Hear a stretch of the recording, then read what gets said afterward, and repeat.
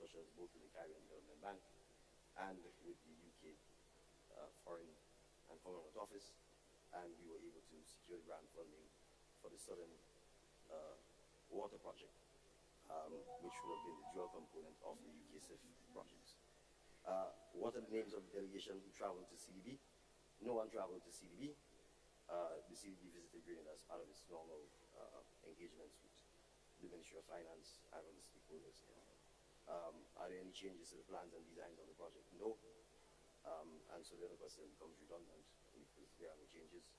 And who are the service providers? The service providers who we met and who were contracted by the prior administration, Beston Consulting Limited, Design Consultants, FBL Consulting Inc. Thank you, Mr. Speaker. Thank you, Honorable Prime Minister. The leader of the opposition. Yes, Mr. Speaker, I have a follow-up question, if you allow me. There's a minister indicating that the original consultant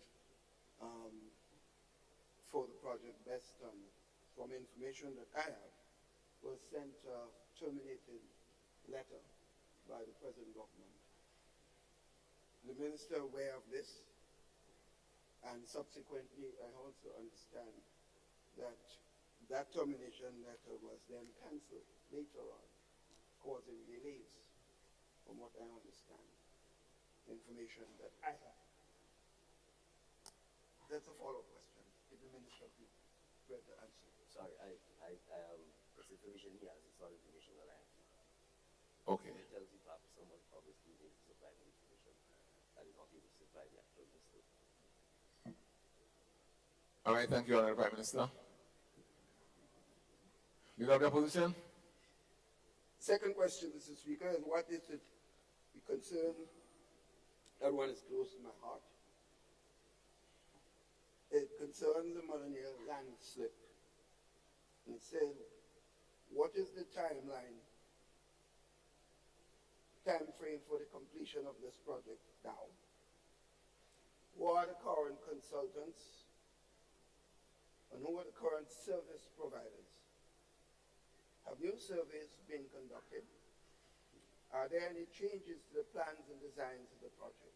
And if yes, what are these changes? All right,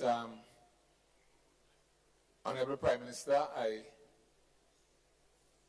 I suggest that you provide written answers to the leader of the opposition, because it's only 3 questions, oral questions, that are allowed. We require oral answers. So I don't want a continuation of questions and oral answers. I'll be guided, Mr. Speaker, but given the discourse that went before me, I thought we'd be happy to have the public know the answers to the questions. Yeah, we have to stay within the standing orders as far as possible. Right? Honorable Prime Minister.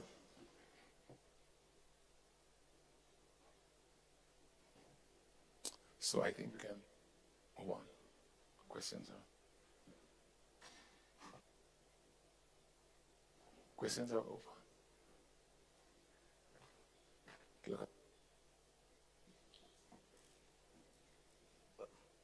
Sorry, Mr. Speaker, I want to be clear because... No, the Prime Minister, the leader of the opposition, stood and asked a couple more questions.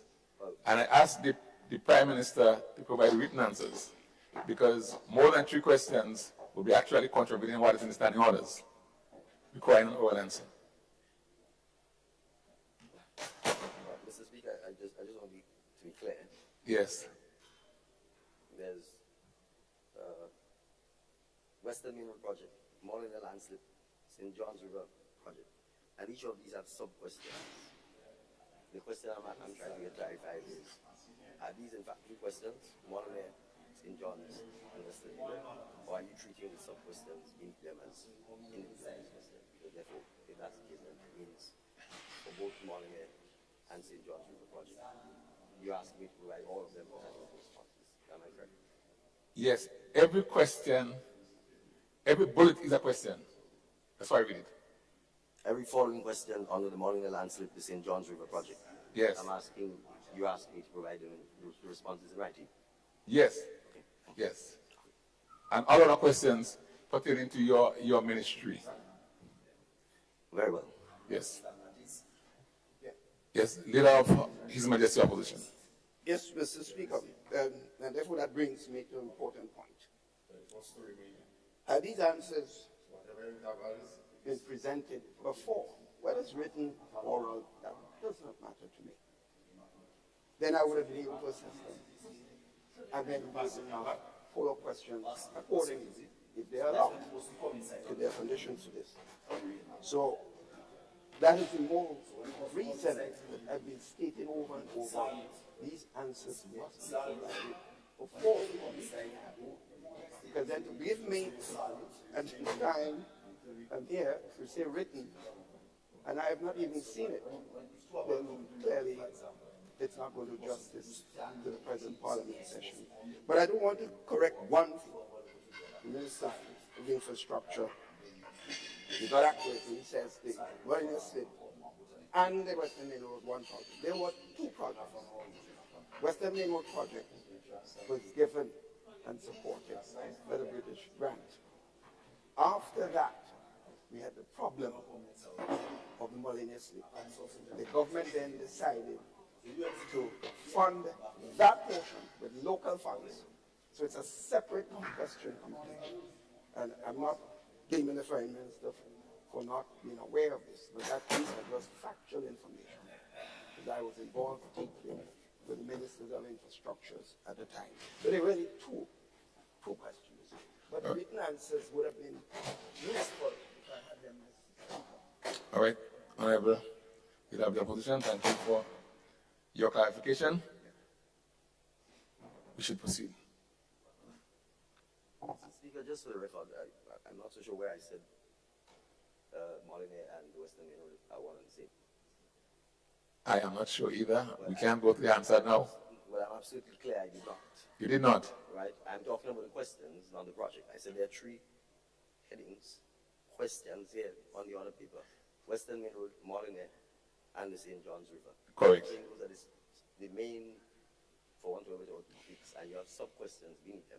Yes. And all I was asking to have clarified is whether you wanted me to provide, in light of your comments about 3 oral questions, 3 oral responses, Yes. written responses to all of them. Yes. I'm happy to provide the written responses. I just did not want to come here and say I will provide them at the next sitting because I have the responses. So I'm happy to send them.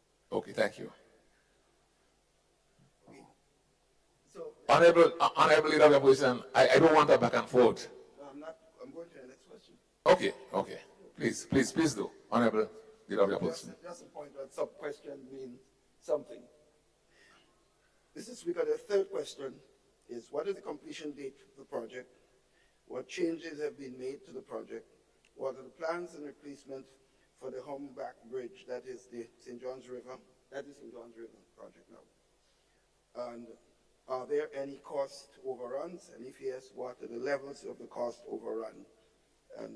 So I assume the written answers will be provided and give me an opportunity next time we meet and make the comments accordingly. All right, thank you.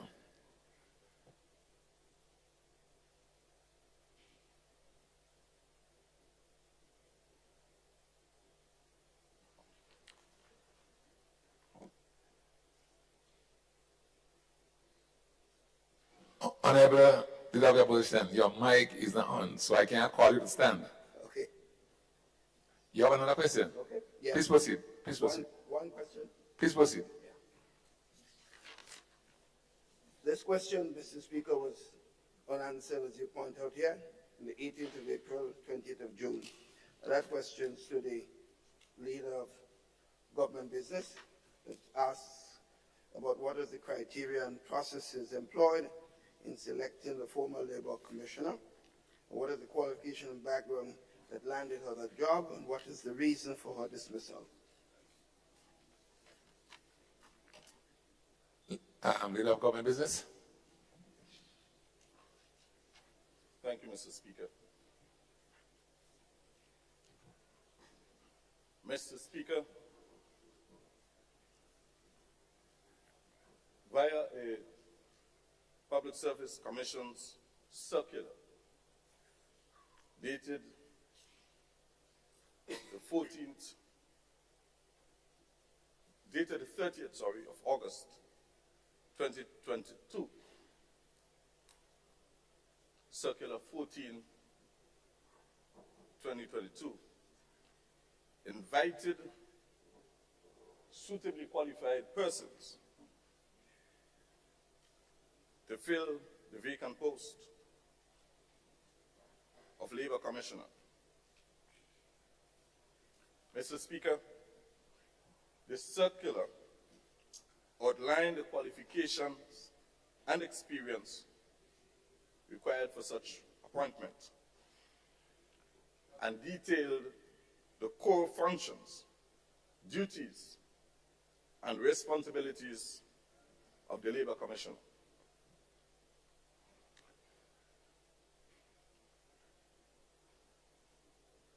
Applications, Mr. Speaker, were to be submitted to the Chief Personnel Officer no later than the 30th of September 2022.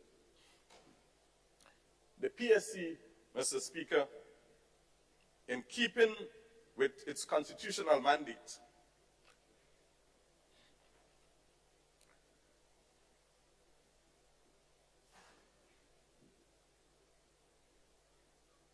established a committee and a set of criteria for the assessment of suitably qualified candidates for the position. And I emphasize, Mr. Speaker, that the Commission establishes its own procedures for its review of applications.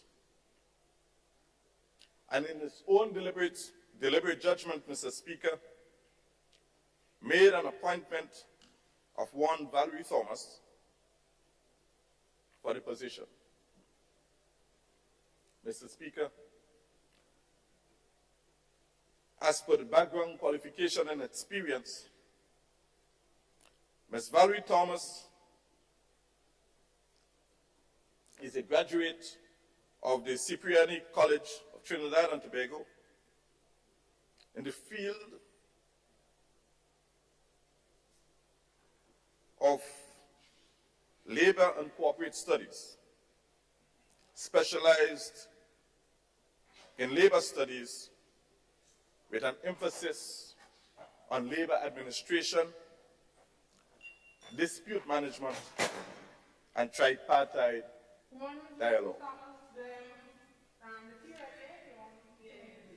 Mr. Speaker, prior to assuming this responsibility here in Grenada, she worked for 8 years, one of the largest trade unions in Trinidad and Tobago.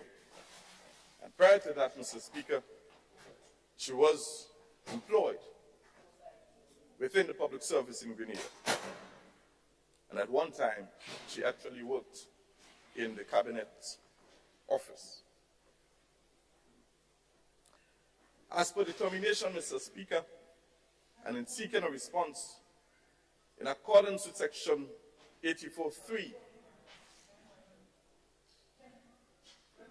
termination is within the purview of the Public Service Commission. And in trying to obtain a reason or a justification, Mr. Speaker, I did not get permission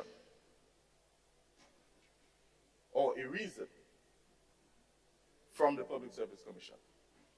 Thank you, Mr. Speaker.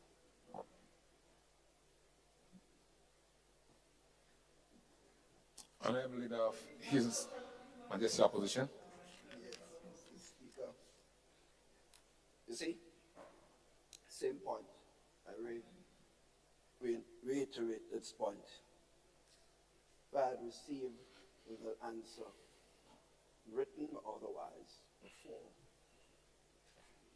then it'd be easy for me to comment, because I do have comments, but I would want to see that those statements in writing as you in fact indicated that it will be given. So I look forward to receiving it because clearly there are a lot of concerns with some of the points that were raised, but I would not make it a contentious issue at this sitting. Okay? All right, thank you, Leader of Government Business, and thank you, Leader of the Opposition. You should proceed. Item 11, urgent questions on the provisions of Standing Order Number 20, subsection 1, notice of questions. Item 12, statement by ministers.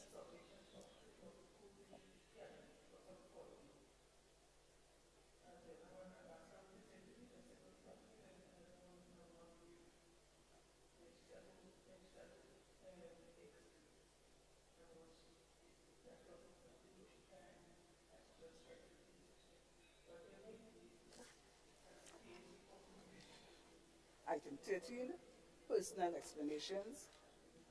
Item 14, Leader of His Majesty Opposition. Yes, Mr. Speaker. I stand here this morning on an item that concerns me seriously by one person.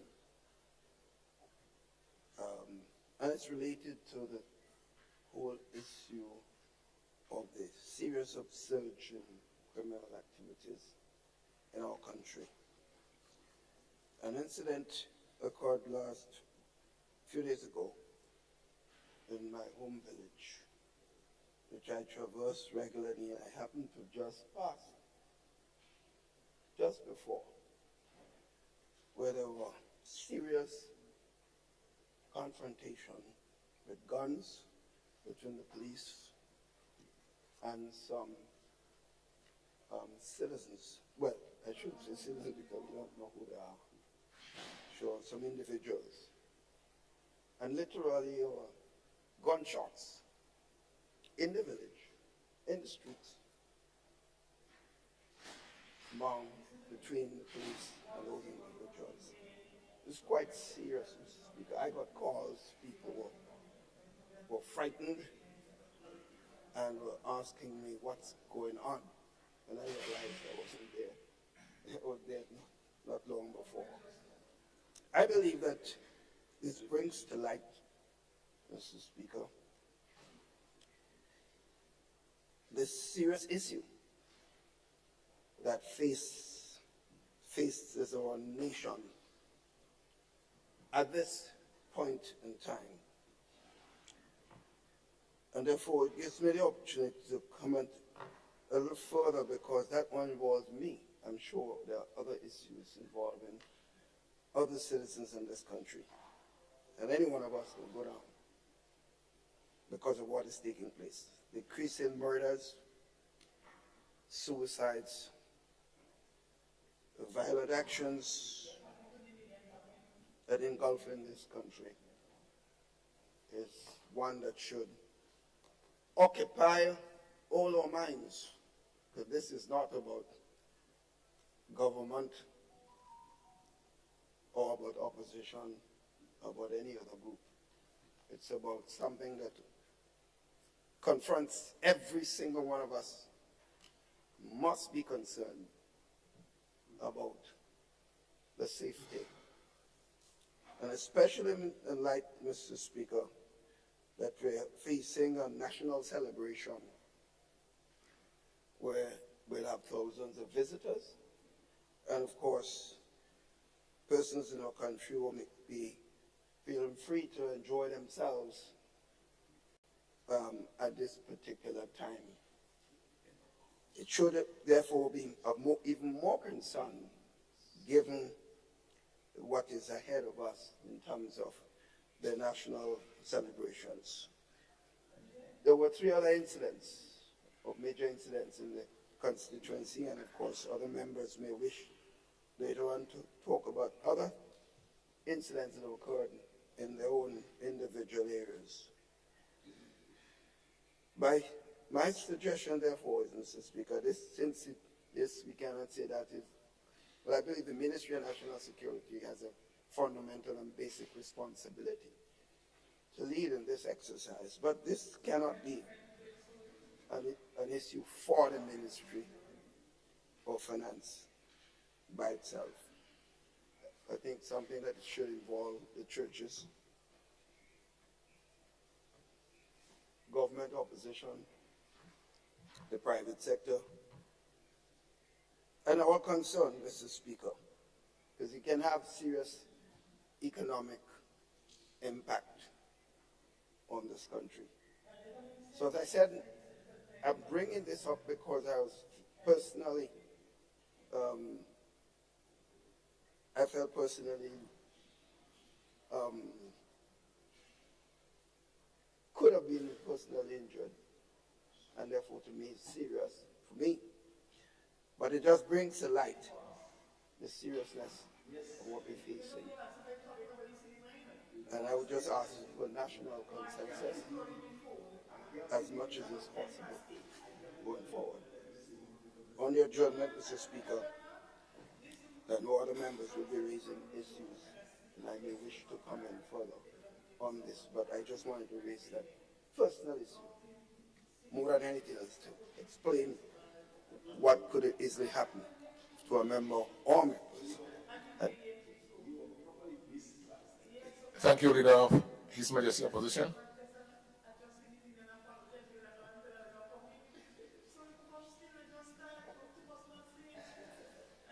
Item 14, motions. Item 15, bills. Leader of Government Business. Mr. Speaker, I beg to move the second reading for a bill shortly entitled National Insurance Amendment Number 2, Bill 2023. Honourable members, the question is that the bill be read a second time. Leader of Government Business.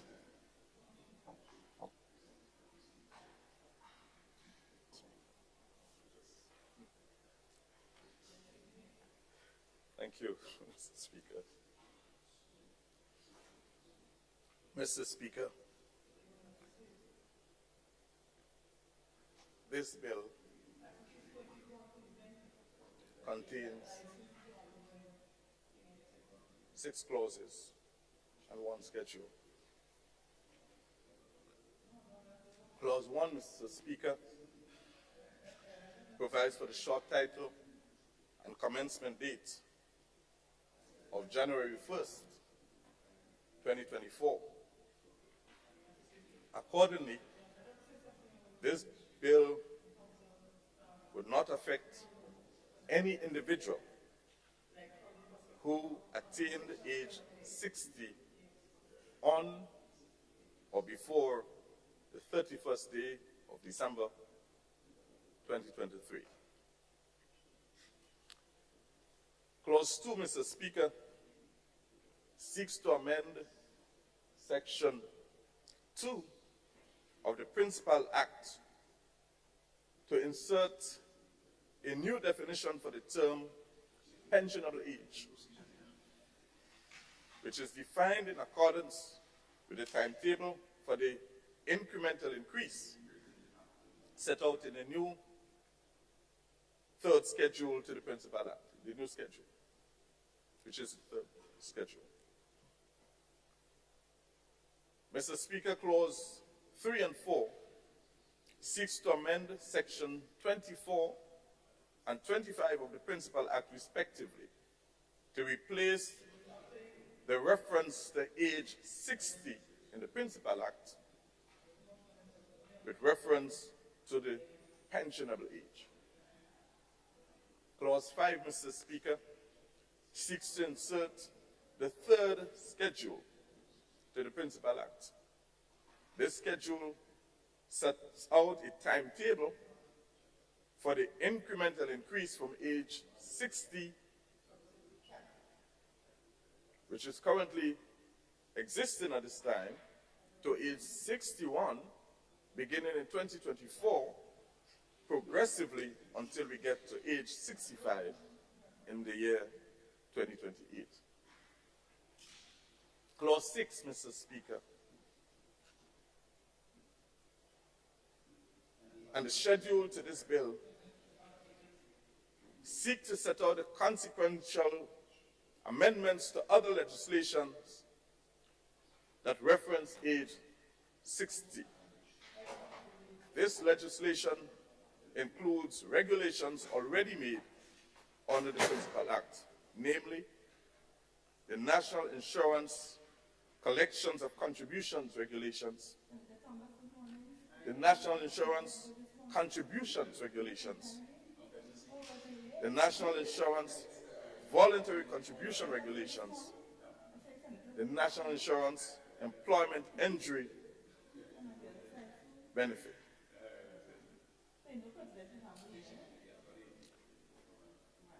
Mr. Speaker,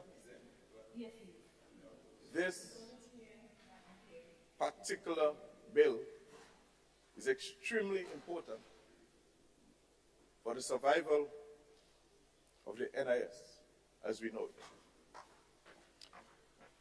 Underscoring this reality, Mr. Speaker, we recognize this morning the management of the NIS here with us.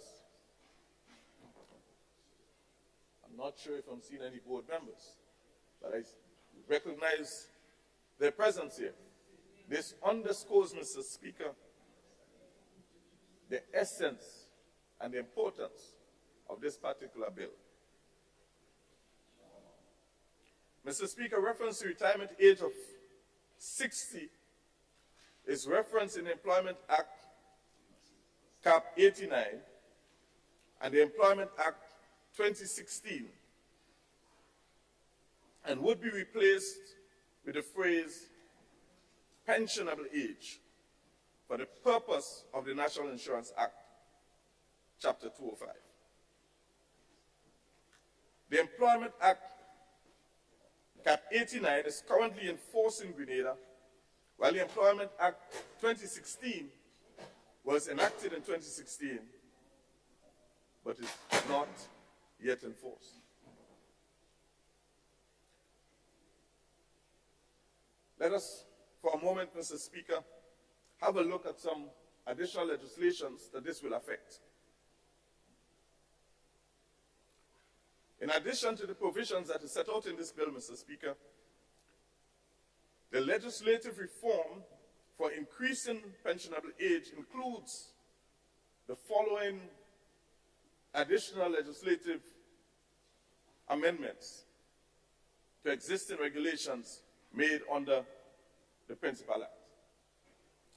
The National Insurance Benefit Amendment number 2 regulation of 2023, as well as the National Insurance Employment Injury Benefit Amendment number 2 regulation 2023.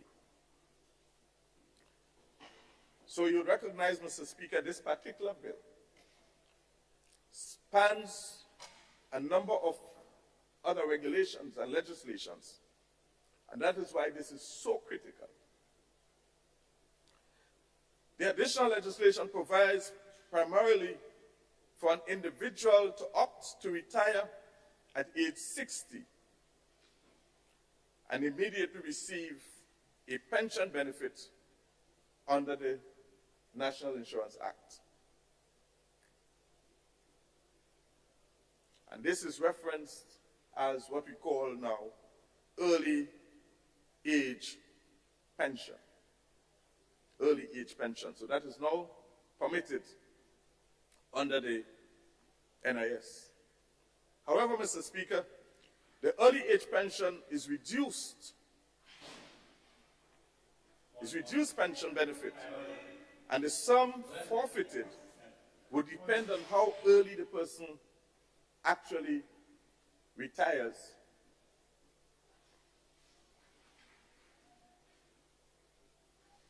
And how many additional years or months as required by that individual to attain pensionable age.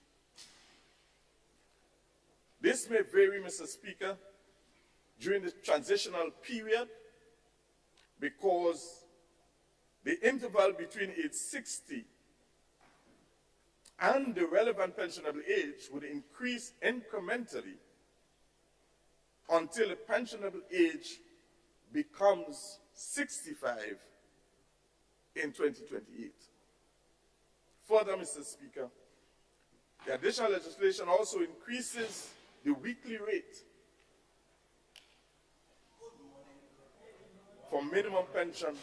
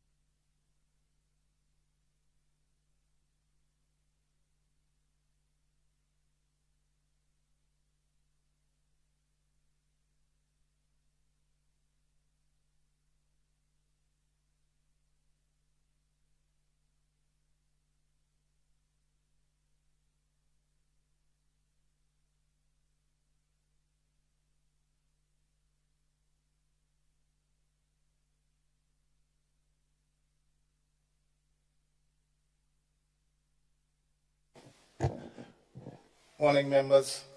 Let's pray. God, we beseech thee, Almighty God, members of the Senate, that they may wisely deliberate for the good of this country and for the glory of thy holy name. Amen. Honorable members, please join me in the Lord's Prayer. Our Father, who art in heaven, hallowed be thy name. Thy kingdom come, thy will be done on earth as it is in heaven. Give us this day our daily bread, and forgive us our trespasses, as we forgive those who trespass against us. And lead us not into temptation, but deliver us from evil. For thine is the kingdom, the power, and the glory, forever and ever. Amen. Prayer be seated.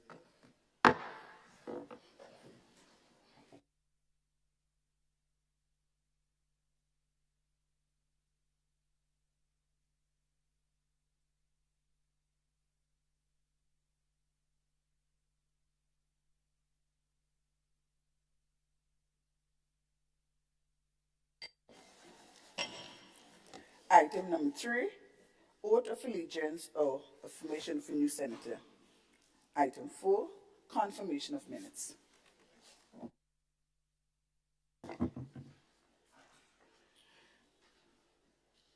Mr. Deputy, Leader of Government Business. thank you very much. This is my humble apology. Mr. Deputy President, I beg to move the motion that the minutes of the proceedings of the sitting of the Senate held at the Parliament Chamber, Mount Weldale, St. George, on Tuesday, June the 6th, 2023, at 9 a.m. be taken as read. The question before this Honorable House is that the minutes of the proceedings of the sitting of the Senate held at the Parliament Chamber, Mount Weldale, St. George's, on Tuesday, the 6th of June, 2023, at 9 a.m. be taken as read. All those who are in favor, please say aye.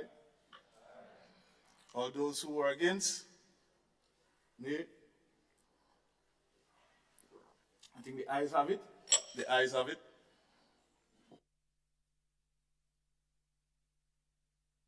Mr. Deputy President, Mr. Leader of Government Business. Thank you very much, Mr. Deputy President. I beg to move the motion that the minutes of the proceedings of the sitting of the Senate held at the Parliament Chamber, Mount Weldale, St. George, on Tuesday, June the 6th, 2023, at 9 a.m. be confirmed.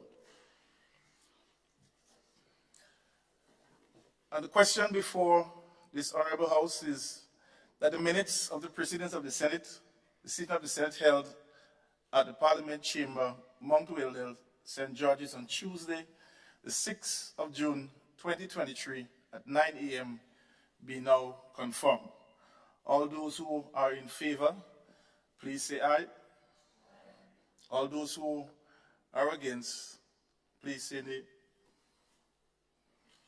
I think the ayes have it. The ayes do have it. This confirms the minutes of this sitting on June the 6th, 2023.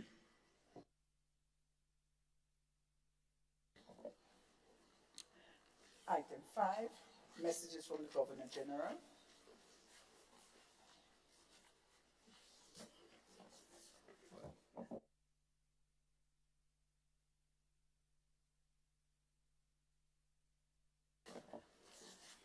Item 6, announcement by Mr. Deputy President. Thank you very much. Honorable members, it is with regret I wish to inform this Honorable House that our Madam President is not in the best of health and has sent her regards for today's proceedings.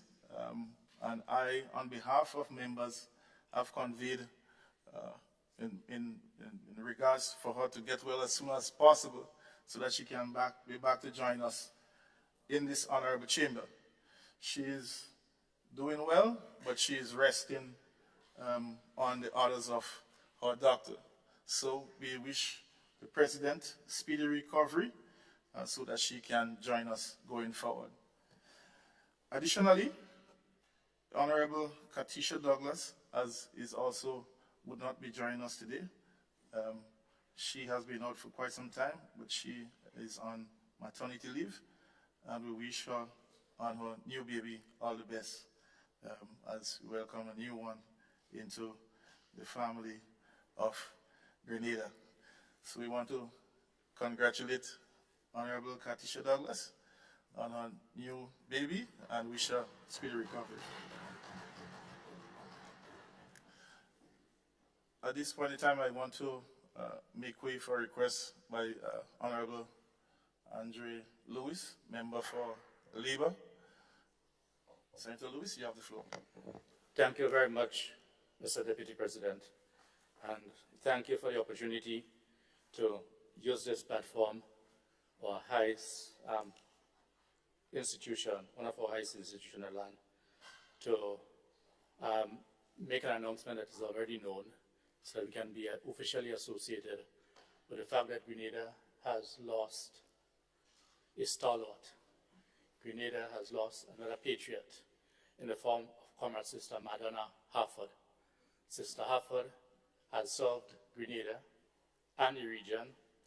As a matter of fact, she was a president of the Caribbean Public Service Association, president of the Grenada Public Workers Union, president of the Grenada Trades Union Council, and one of the vice presidents of the Caribbean Congress of Labour.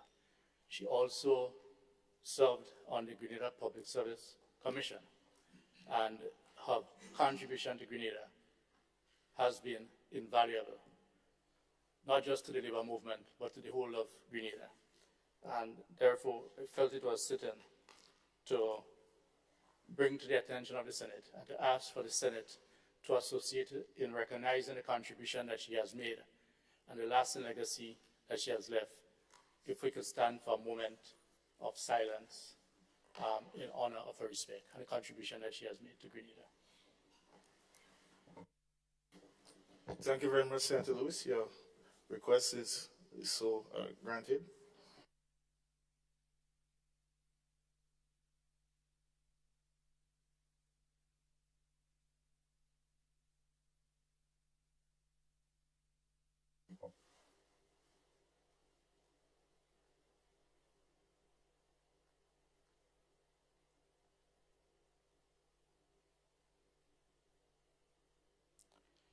May her soul rest in peace.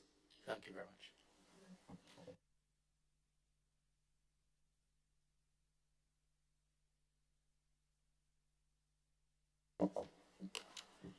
Item 7, ministerial statements.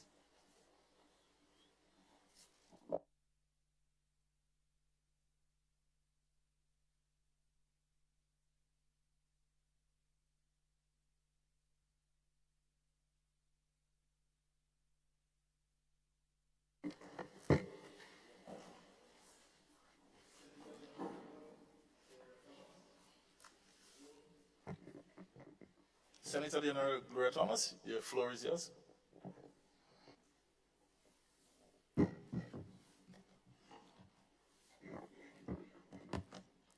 Thank you, Mr. Deputy Speaker.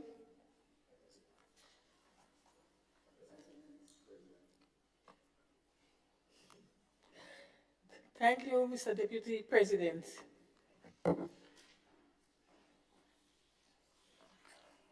Mr. President, members of the Senate, I rise to make this ministerial statement as Minister for Responsibility for Social Development and Gender Affairs within the Ministry of Social and Community Development, Housing and Gender Affairs. At the Ministry of Social Development, a number of approaches have been made to help young people find their way and be positive. We recently held training to support reconciliation and the restorative justice practices through mediation for youth in conflict with the law. We conducted this training with teachers, and we are prepared to roll out this training to all schools and to all teachers. Training of mentors and community members in the restorative process will also be rolled out. So we are not only targeting teachers who deal with students on a daily basis, but we will also target community people. Restorative practices, justice, are critical in reducing crime for the following reasons.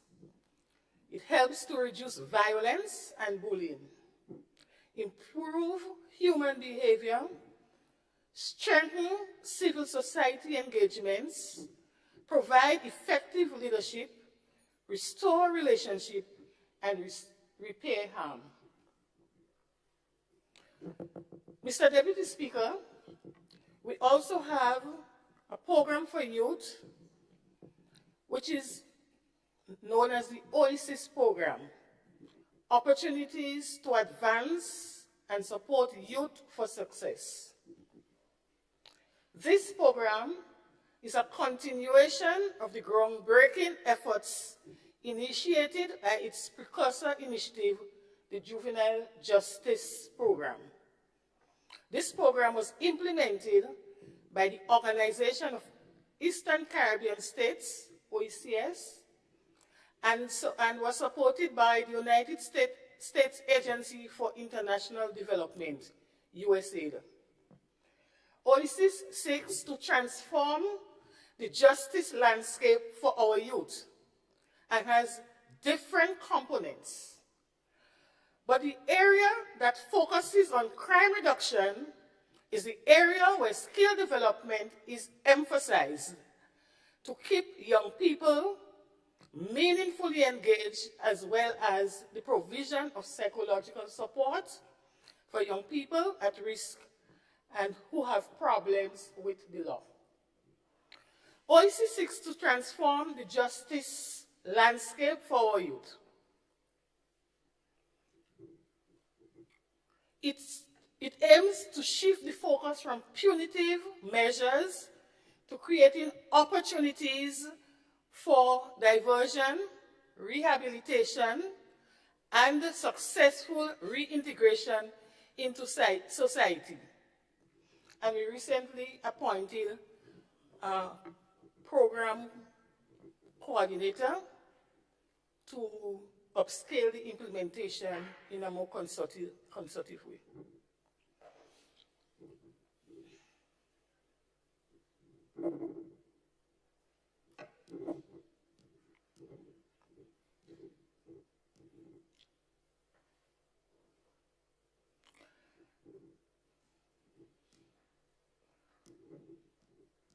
Parenting is one of the main approaches used to help young people to grow up positive and productive. Proper parenting strategies can help reduce delinquency and deviance in society. And so we continue to implement parenting sessions. Last week, the parenting training was concluded in Carriacou. Under the probation unit, we have a summer program that is currently being conducted. It started on Monday the 24th this week. The program targets young people in conflict with the law. The program will be conducted 3 times weekly for 1 month. Parents will be joining their children for some of these sessions. We believe that this is necessary to give parents the opportunity to hear how the children think and feel, as well as to grasp the opportunity to get some valuable parenting tips and strategies. We believe in parenting, and we think parenting is a proactive approach. And if we have effective parenting programs around the island, as we are currently doing, we think that delinquency will be reduced and crime ultimately. At the prison, the No Turning Back initiative continues, where the probation unit visit to work with young offenders, helping them to set goals and giving them tips on how to walk away from crime and violence. At the Bacolet Rehabilitation and Treatment Center, we have recently instituted a Reach and Teach program. This program ensures that young people leaving Bacolet Rehabilitation and Treatment Center will be walking into some meaningful engagements, like jobs or apprenticeship or entrepreneurship. Mr. Deputy President, they are currently engaged in craft making. They're in craft, making vases from waste paper. I was privy to some of the photos of the work that has been happening over the last week or so. We also have the WIRI program, which is Youth Resilience, Inclusion, and Empowerment Program. This program was launched March 2023 with support from USAID and it involves conducting social research on youth challenges and resilience. The findings from this research will be used to better understand what adjustments to programs and services are needed to ensure youth in Grenada are supported effectively in the future. So we just don't want to do programs for young people, but we want to have informed data so that we can be guided accordingly. The findings will guide the development of strategies and programs to address factors that place young people at risk of involvement in crime and violence and strengthen their resilience. And so, Mr. Deputy President, these are some of the initiatives that the Ministry of Social and Community Development, Housing and Gender Affairs has undertaken to ensure that our young people are on the right track. Mr. Deputy President, we need the involvement of all, not only as critics, but as active partners to work together to make Grenada a better place for all. Thank you.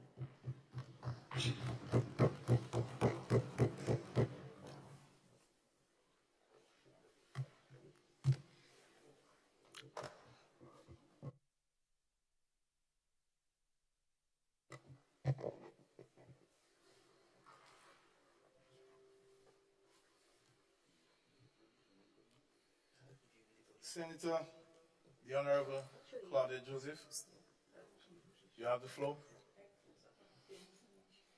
And just to remind members on the other side, you do have an opportunity in terms of, based on the ministerial statements that are presented, if you want some clarity on something directly relating to what is presented, you can feel free to do so with a follow-up question. Not to ensue any debate of any kind, but just for clarity purposes. So we guide it accordingly. Thank you. Senator, you may proceed. Thank you, Mr. Deputy President, and good morning to you and my colleague members of this honorable House. Mr. Deputy President, I rise to make some brief statements on matters pertaining to my ministerial portfolio, specifically in relation to the labor portfolio. Mr. Deputy President, I will make statements relating specifically to the recently ended industrial dispute between the Republic Bank, Grenada Limited, and the Bank and General Workers Union, the bargaining agent for just about 188 workers of the Republic Bank. And also, just to update the nation on the progress of the minimum wages advisory committee and the work they have been doing with regard to reviewing and ultimately amending the minimum wages order. But before I speak to these two matters, Mr. Deputy President, I crave your indulgence to associate myself with the comments made by my colleague representative of Labour recently in relation to the sad loss of a stalwart trade unionist, a model public servant, and a female trailblazer in the person of Mrs. Madana Harford. And I join with my colleague and with the rest of government in expressing heartfelt and sincerest condolences to Mrs. Harford's children, her grandchildren, her other close family members, relatives, and friends, and I extend specific condolences to the labor movement, all of the participants and members of the labor movement in Grenada. I got to know Mrs. Harford and her late husband, Basil, when I was a struggling student looking for financial support to pursue my university studies. And Mr. Harford at the time was heading the scholarship desk. They were somewhere on Church Street, if I remember well, near to Heinze School. And Mrs. Harford was one of the top public servants. She was already young and I think already a permanent secretary. And I interacted a lot, particularly with Mr. Harford, and in his efforts to try to assist me with obtaining a scholarship. Back in those days, the government policy was that they were not sourcing or awarding scholarships for certain disciplines, including law and medicine. So one had to work magic to obtain scholarship support. He tried his best, but was not successful in helping me obtain a scholarship. But we became quite close from that experience, and both him and his wife were always sources of encouragement and support. I got to know her better when two of her daughters, Luan and Dana, we were members of the same classical choir, crescendo choir. So we did a lot together. And Dana was also, together with me, a member of the RKD Theatre Company. So in that context, members of both groups, we became close friends and got to know the extended families of each other. Miss Harford, from all reports, everyone who knew her speak to what an exemplary public servant she was, how intelligent, knowledgeable, courageous, firm, ethical, and carried herself with a great degree of dignity and class. One of the things my colleague didn't mention was that both Miss Harford and her husband were some of the early victims of political victimization that ensued after the 1995 general elections and continued and in fact became a feature of the administration once led by the person who became Prime Minister in 1995. And they both were permanent secretaries at the time, and they both were forced to retire at quite youthful ages when they still had quite a number of years to give at the top level of the public service. And they joined companies such as Richard Duncan, who was only in his 30s when he was forced to retire. He wrote a book about his experience walking the straight and narrow, and I commend that book to our younger members of this honorable house and to the younger Grenadians in general to understand our true political history in relation to what political victimization looks like. And I distinctly remember during the 2003 general election campaign, there was an in-studio town hall, perhaps one of the first of its kind. It was the first election, I think, that kind of model of campaigning was engaged in Grenada. And Community Channel 6 hosted a political leaders debate, I think it was, and there was an opportunity for interaction with the in-studio audience at the time.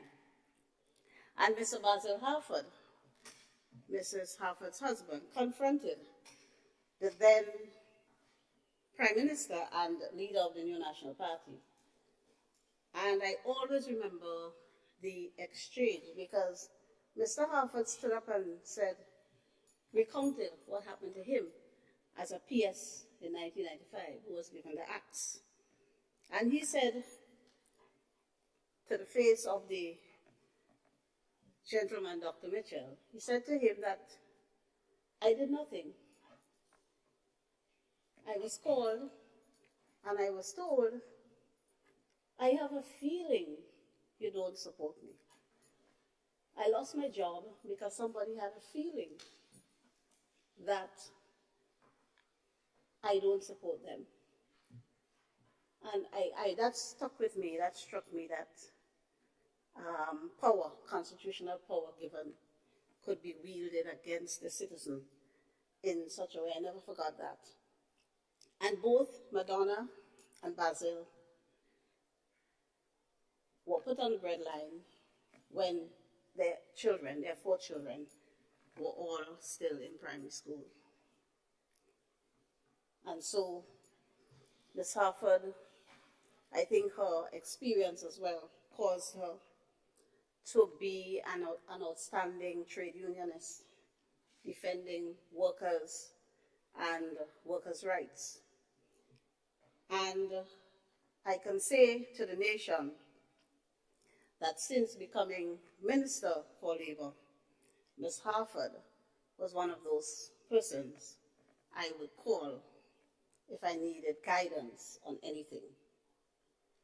And even in her sick state, she would always answer the phone and assist me with my queries and questions and offer guidance. So I will definitely miss that. She was very optimistic, and when I last spoke to her and she said she was traveling for further treatment, I really thought she would pull through because she was quite positive. And so I asked the Eternal Father to grant her rest and to embrace her and welcome her into his kingdom. And I hope one day to see her and my good friend Mr. Harford on the other side. May her soul rest in eternal peace. Senator, just before you proceed, I think it is also important to note that Mrs. Harford is from the island of Pidimar. Oh, indeed. I do humbly apologize. I do humbly apologize. From the island of Pidimar, which is a stone throw away from Carriacou. Yes. I do humbly apologize to you, Mr. I think it's a great loss for the people of Pidimar as well. As you know, Carriacou close by, there are families that both islands share families, so it's a great loss for the families of Mrs. Harford and what she represents. I know that they are proud of what she had able to do in terms of raising her family and being in Grenada for most of her adult years. Yes. Serving this nation. So I think it's important that we put it on record. Yes. Yes. That is quite an honor, Mr. Deputy President. She was indeed of the Bethel clan from Petit Martinique, and they're quite a big group of people and extended related, I think, to the Clements and the Olivers and so. So condolences to the people of Petit Martinique, and she raised some quite outstanding daughters doing quite well on the international scene. Luan is serving at the level of the United Nations, and Dana is a top engineer in Germany. So they're all doing quite well. So, Mr. Deputy President, I think it prudent at this time to update the nation on the impasse just ended between Republic Bank, Grenada Limited, and the Bank and General Workers Union. And the impasse arose out of negotiations for a new collective bargaining agreement that would have covered the period past 2019 to 2022. Normally the collective agreements would be negotiated in advance, but based on what the parties indicated, COVID intervened to prevent them from negotiating in advance, so they found themselves negotiating for a period past. And there were a few matters in relation to which they could not reach agreement in bilateral negotiations. In fact, they settled on most matters between themselves.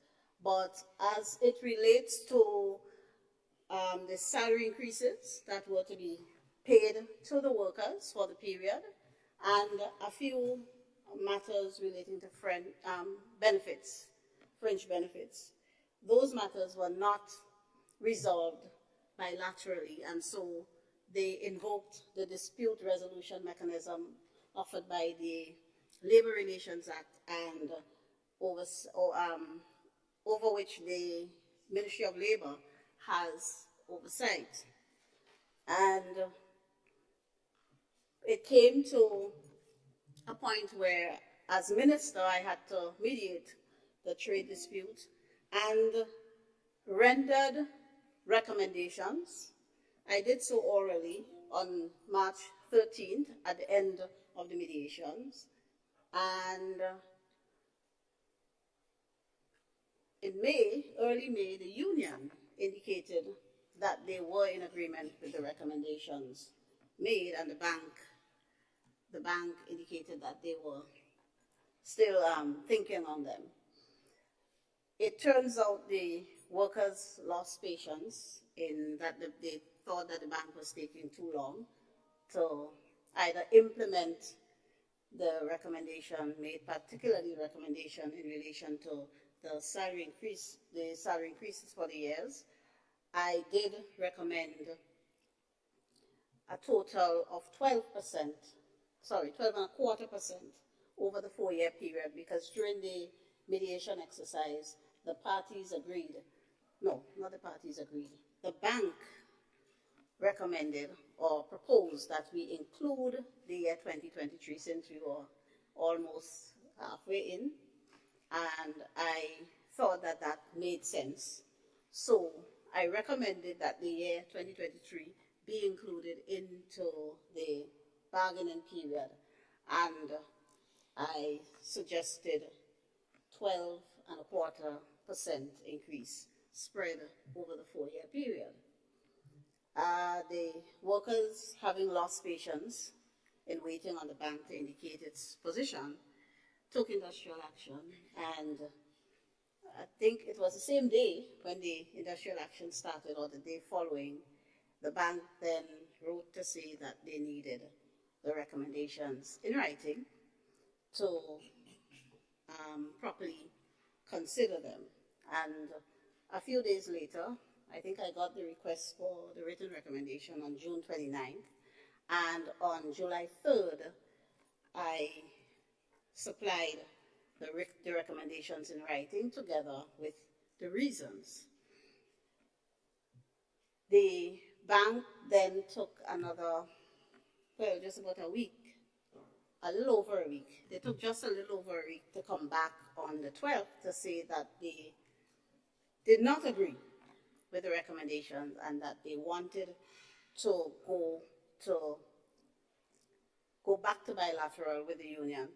What I found startling, it wasn't so much that they did not agree with the recommended increase, but that they also indicated that the matters which we all thought were settled at the mediation, the additional matters, they indicated they want to reopen negotiations in relation to those matters as well.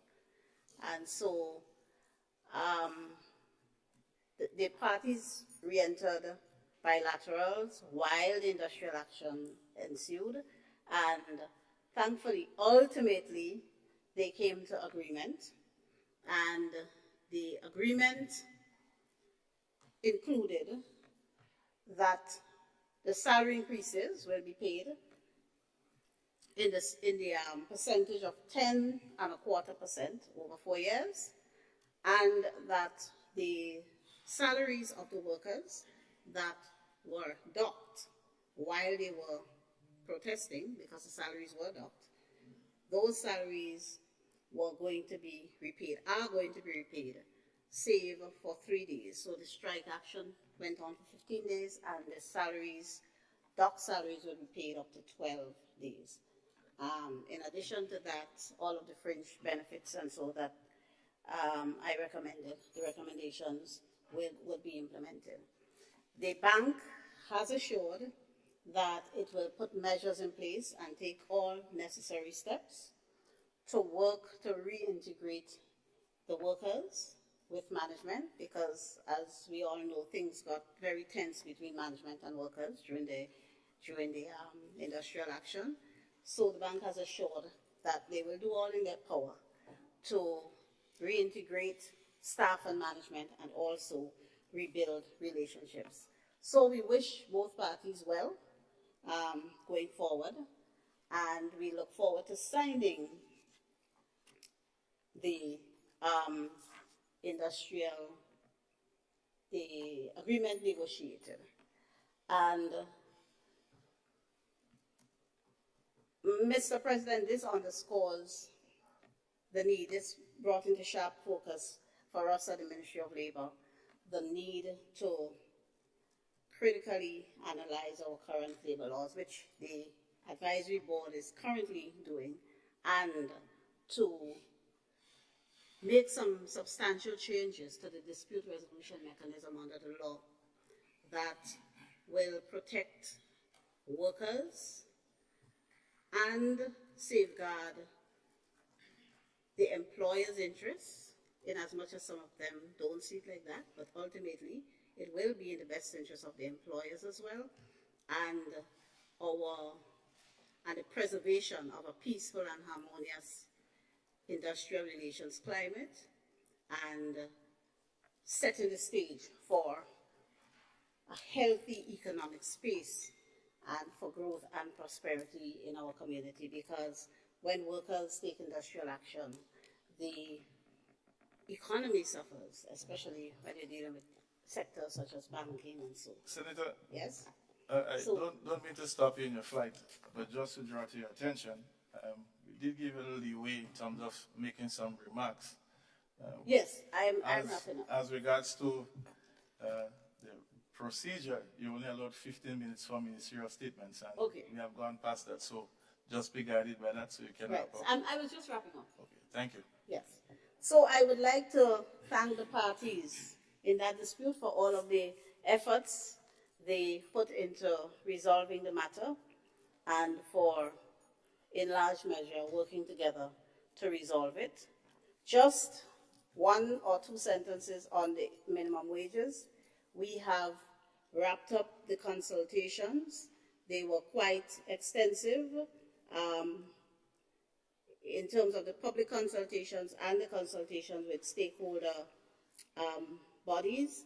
We had consultations between April 5th and May 16th throughout all the parishes of Grenada, and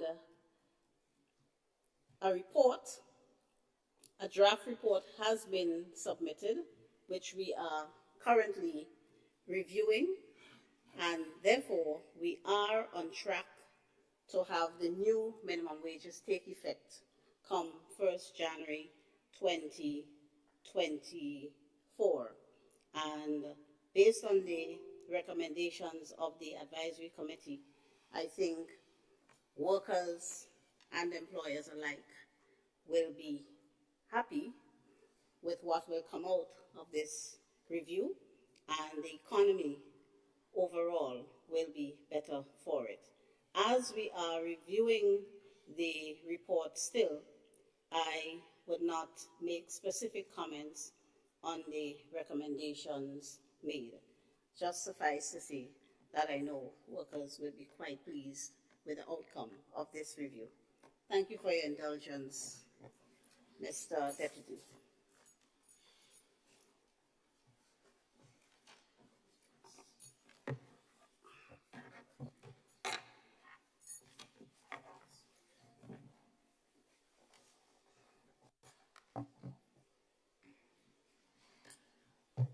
Senator, the Honorable David Andrew, you have the floor.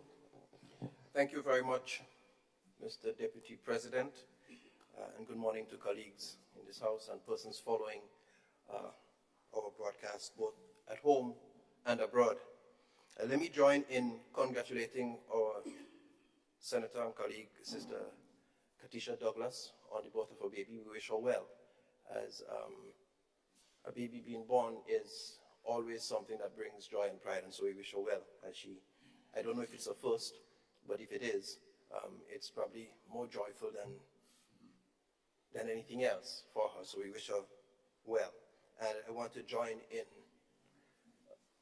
acknowledging the tremendous contribution of Sister Madonna Harford as a stalwart public officer, trade unionist, advocate for workers' rights and the like. So I share the sentiments echoed both by Senator Andrew Lewis and my own colleague here, Senator Claudette Joseph. Mr. Deputy President, I want to briefly bring a few remarks from the Ministry of Education. At the last sitting, we declared as a ministry and as a government that we were moving to universal secondary education, and we placed all students in secondary schools, being aware that there was going to be a percentage of students who probably fell beneath the 50% mark. And we committed to putting in place a summer program for those students with commitment to formulate continuous support even after. So I quickly want to report that we have done that first section, that first element. We are still committed to universal secondary education.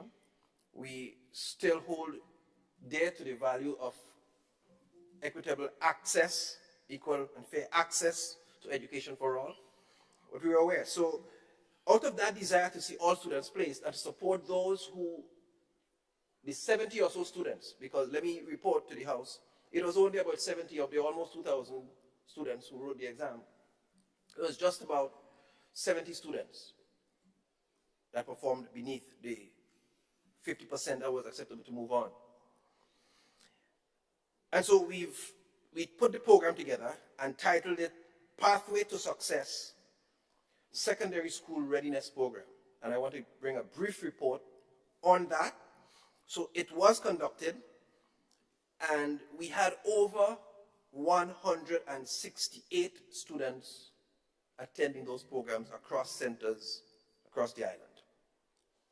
We did include, we made it accessible and available for persons performing with 60% or less. So not only did we cater for the 50% persons and below, we made it for beneath 60%. So we opened it up for persons who felt they wanted to benefit. And so we had centers across the entire island: MacDonald College, St. Joseph's Convent, Grenville, Grenville Secondary School, St. David's Catholic Secondary, Westerhall Secondary, the Anglican High School, Wesley College, St. Rose Modern Secondary, St. Mark Secondary. During a 2-week period from the Monday 10th July to Friday 21st July 2023. And usually the days went from 9 to 12. And so we had over 168 students attending those sessions. We are happy to report that. Of those students, we even had that completed in Carriacou and Petite Martinique, led by our district education officer there.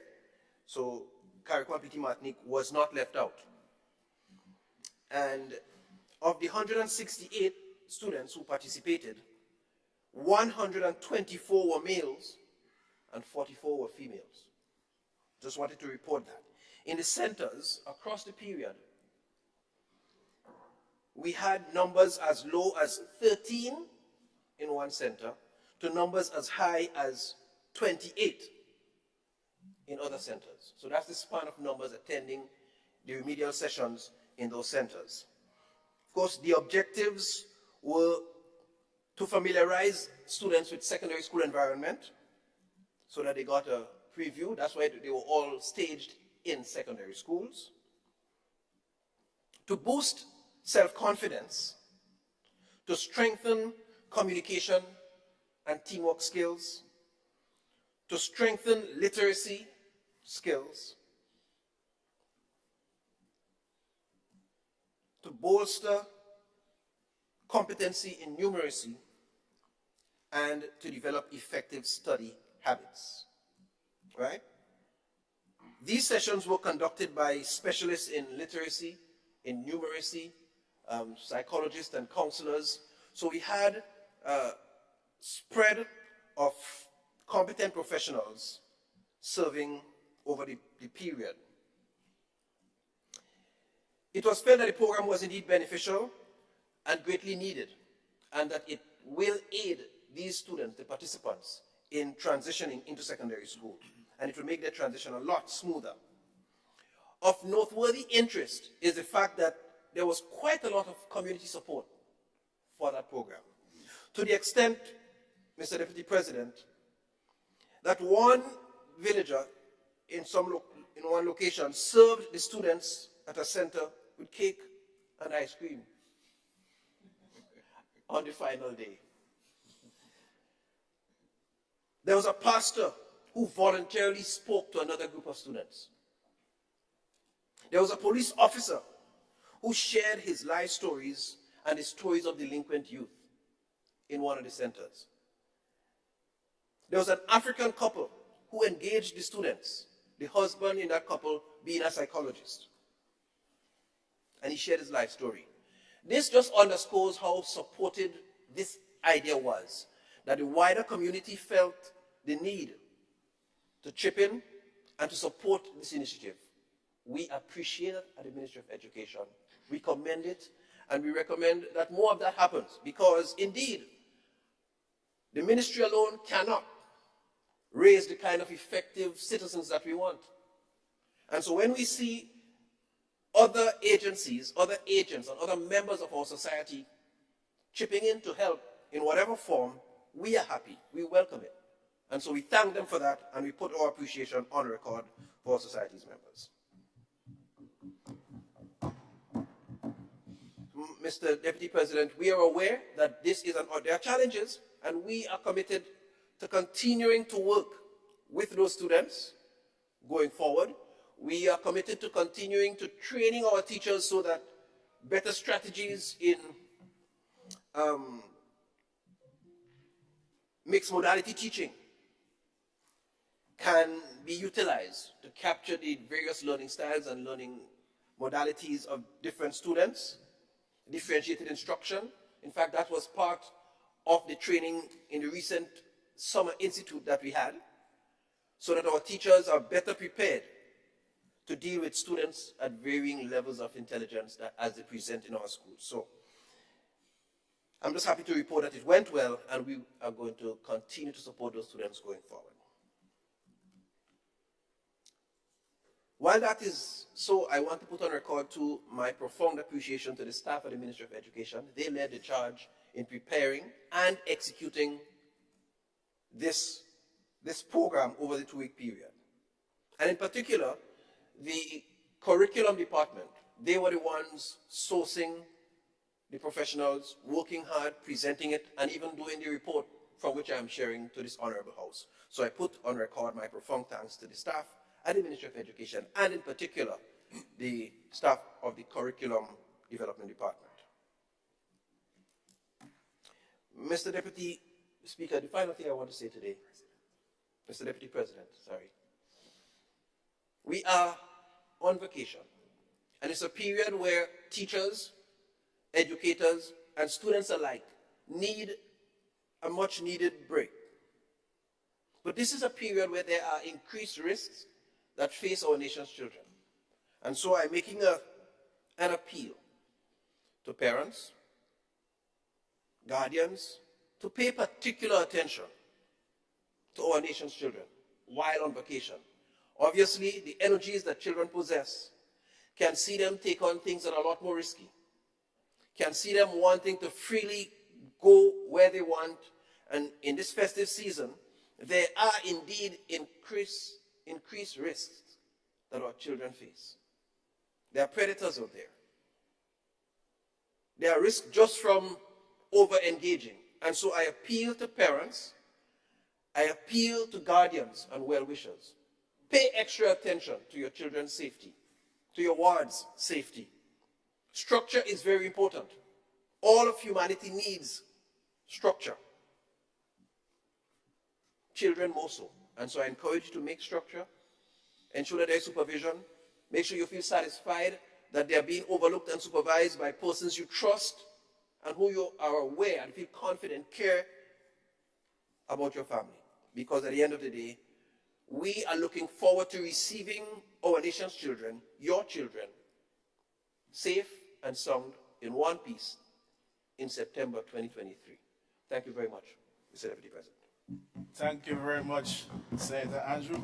Just to a little light moment, I thought that the Minister for Health might interject, but I'll probably do that for him. After the utterances of the cake and ice cream, I thought that the Minister for Health would have said something. I'll guide you accordingly and advise you maybe to get some better snacks next time. But all in all, we want to thank the villagers who contributed in some way. Thank you very much, Senator Andrew. No. With your permission, if I could extend, there's a difference. It was ice cream and cake, not cake and ice cream.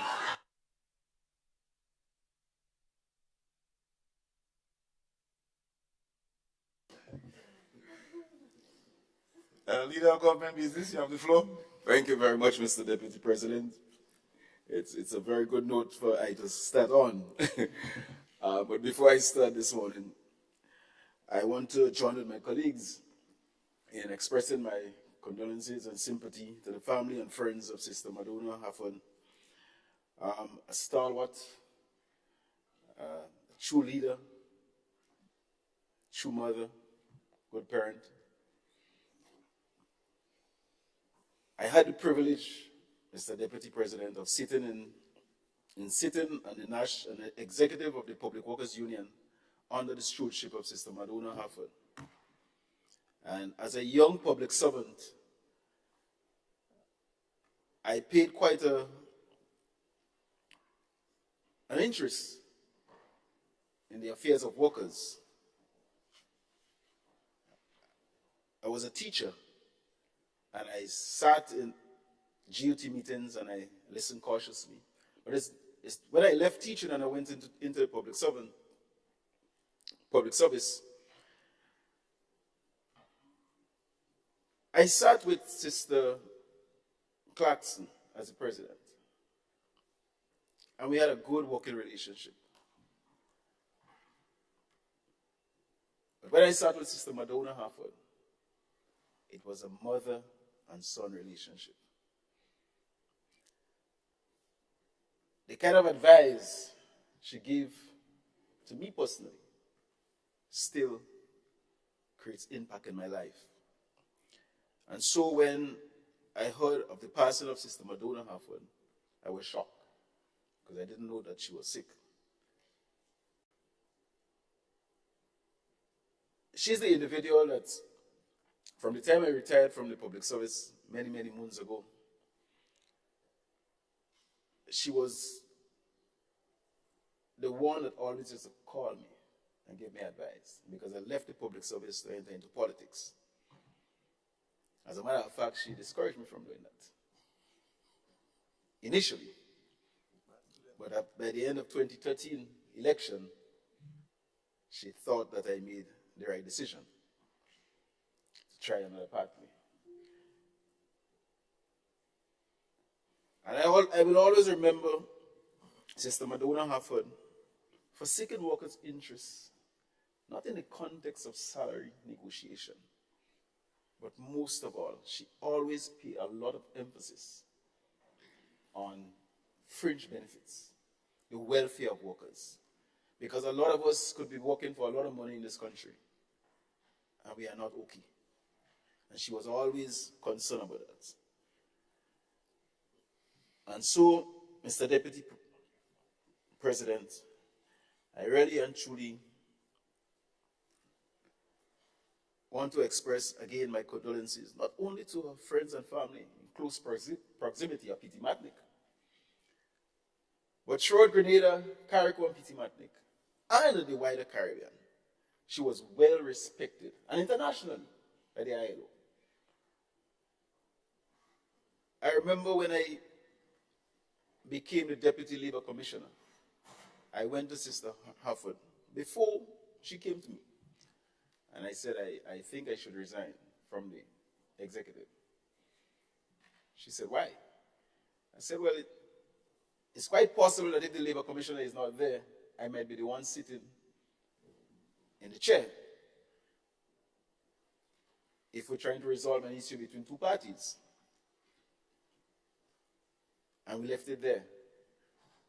In 4 hours' time, she called me. She said to me, I think you're making the right decision. And I resigned forthwith. And I remember those kind of advice that Sister Madonna Harford gave to me, and many other people. So, Mr. Deputy President, I stand here really and truly express my condolences to all. And I will be attending the funeral tomorrow at the cathedral. I also want to, Mr. Deputy President, wish Madam President of the Senate all the best, speedy recovery, and I look forward to the day when she will get back on her feet, and will continue the process of doing the nation's business. I want to join with my colleagues in wishing Senator Keisha Douglas all the best. Katisha, on her baby boy, girl, I don't know. A boy, well, she's a lucky lady, with due respect. And I look forward to she getting back as quick as possible into the Senate so that we can continue the nation's business. Mr. Deputy President, I rise also to make a very quick statement on the distribution of planting material for the year 2023 as part of the annual program from the Ministry of Agriculture. Tomorrow, Thursday, we'll be launching the sale of plants at the Maribo Propagation Station.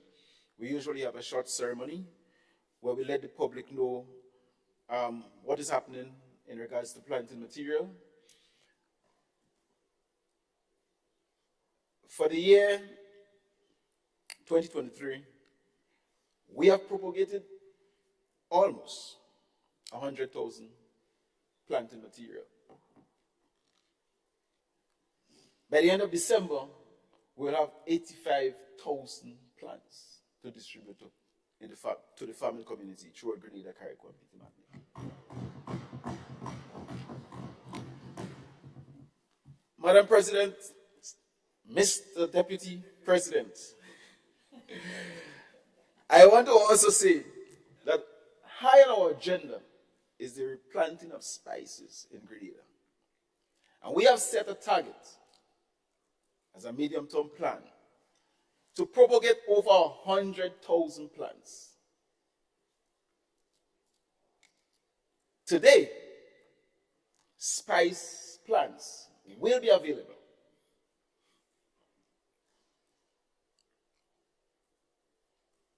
over 65,000. And by the end of December,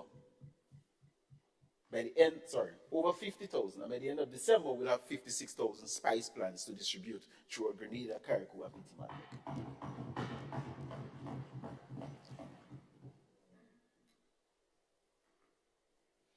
Mr. Deputy President,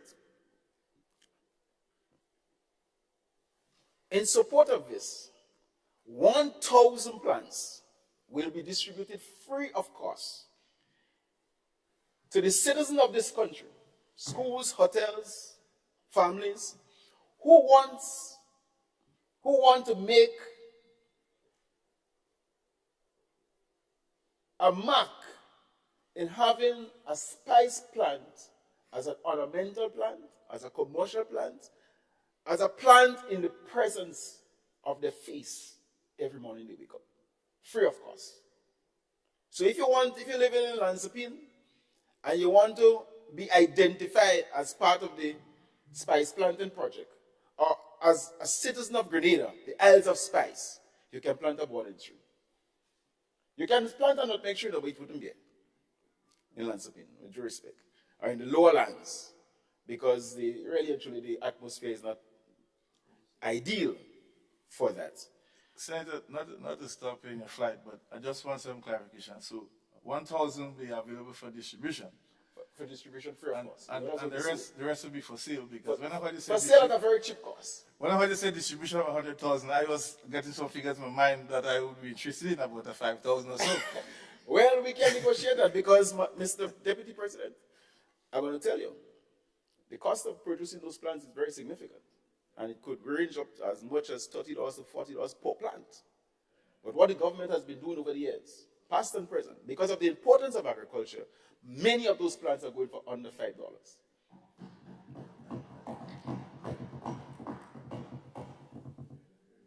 But with the cost of production, maybe we'll have to review that in the next 12 months.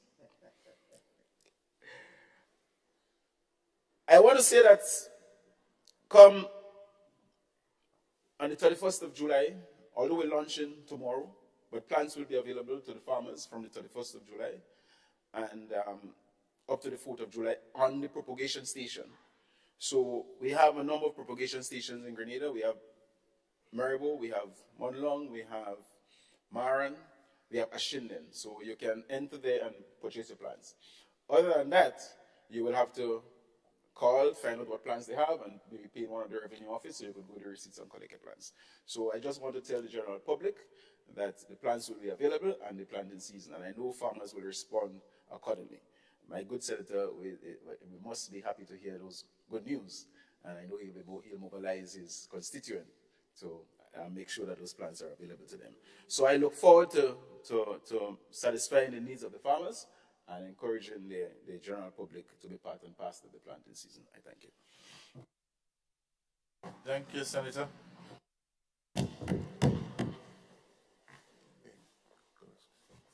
Just a question to the honorable member. Morning to everyone. Senator Sinclair. Yeah, good morning, Mr. Deputy President. Okay, let's get it right. Deputy President, and good morning to everyone in the House and those listening on the outside. Just for clarification, you're just... Yeah, it's yeah. And I thought maybe you would have raised it because you seem to be making sure that Carriacou is covered. Senator, I cannot participate in the activity on the floor, unfortunately. Yeah. In terms of the plans, because that is an issue from the Carriacou folks. I know, for example, the Carriacou Farmers Association normally would have to make some special arrangements, which are facilitated by the Ministry of Agriculture here in Grenada. In some cases, I intervene, well, they ask me to intervene and to facilitate. But that is just to the association. But in terms of maybe, say, the Department of Agriculture in Carriacou and how that is facilitated, I think that this is something that would need to be addressed. Notwithstanding Carriacou in itself, it's also doing its own nursery production there. So there might be certain plants that is here that is not up in Carriacou. So I trust that we find some mechanism to ensure that that is available. So that is the call. Just for clarification, so you're asking the Minister for Agriculture whether or not allocations are made to facilitate for Carriacou? Yeah, to facilitate Carriacou in a structured way. Yeah. Okay.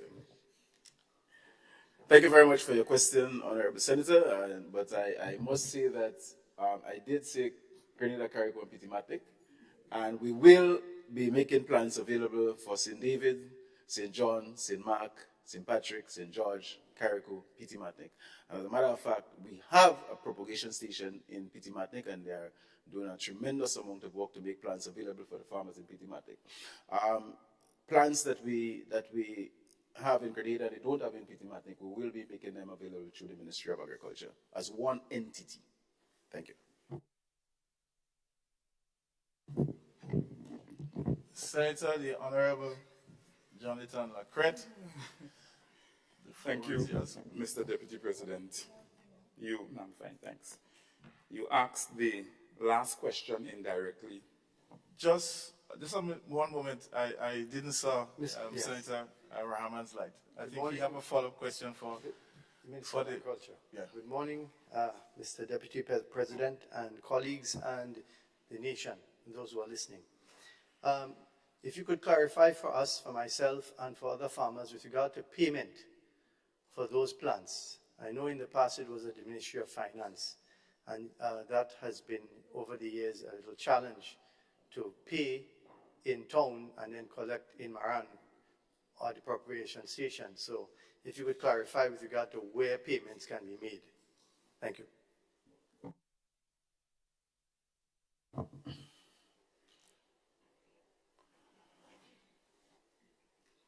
Right. Thank you very much, Mr. Deputy President. Maribor Station from July the 31st, as long as plants are available for sale. Right? We're going right through.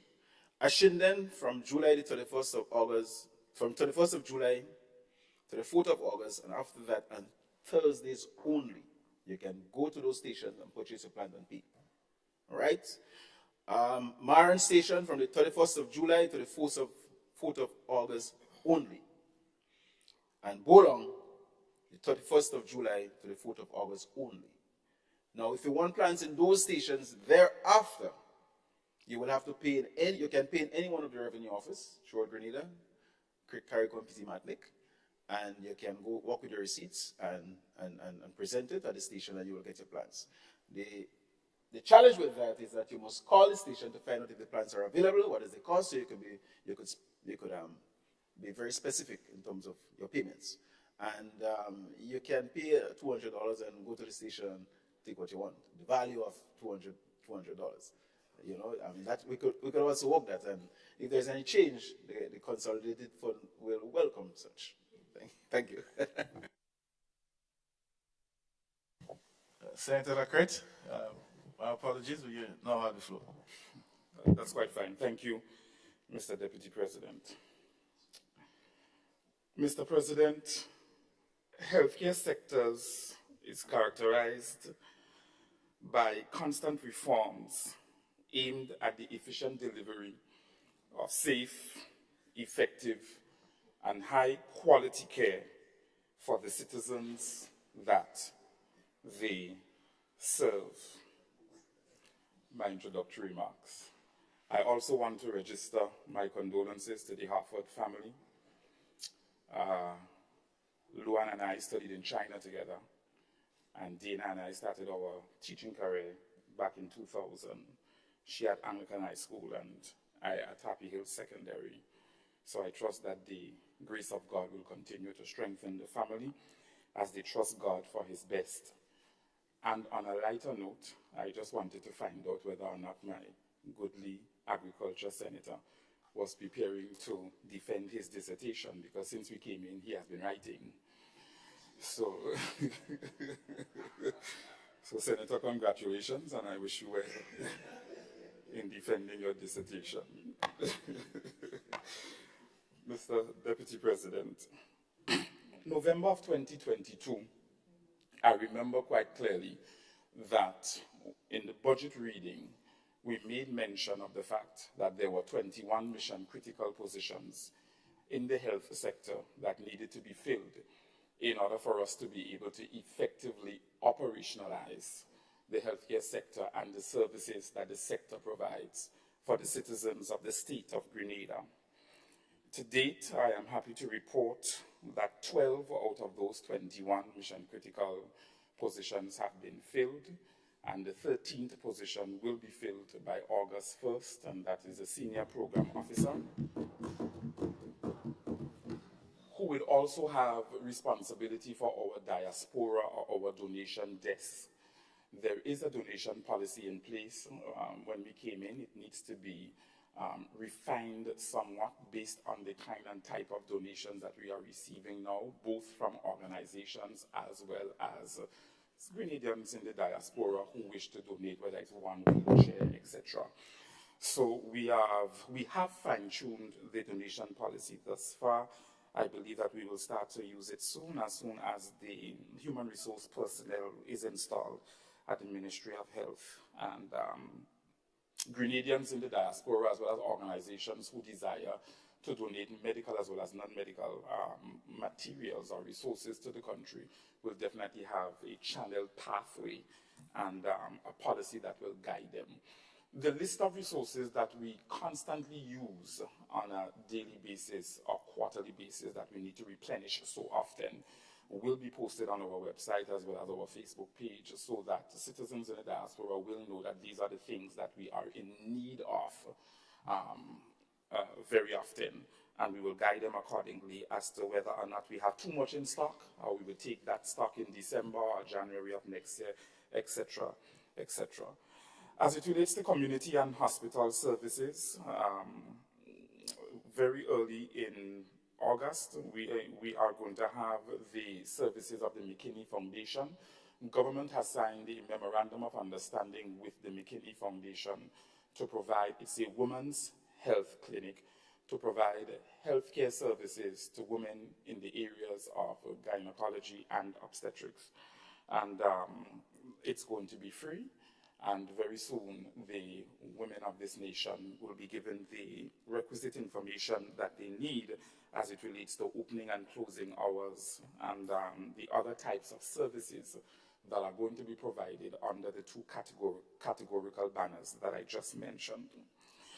Apart from us being able to smart 6 of our medical stations over the last year, I also want to report that we were able to retrofit and refurbish in some regards the 5 theaters at the General Hospital and to bring them up to WHO and the PAHO standard.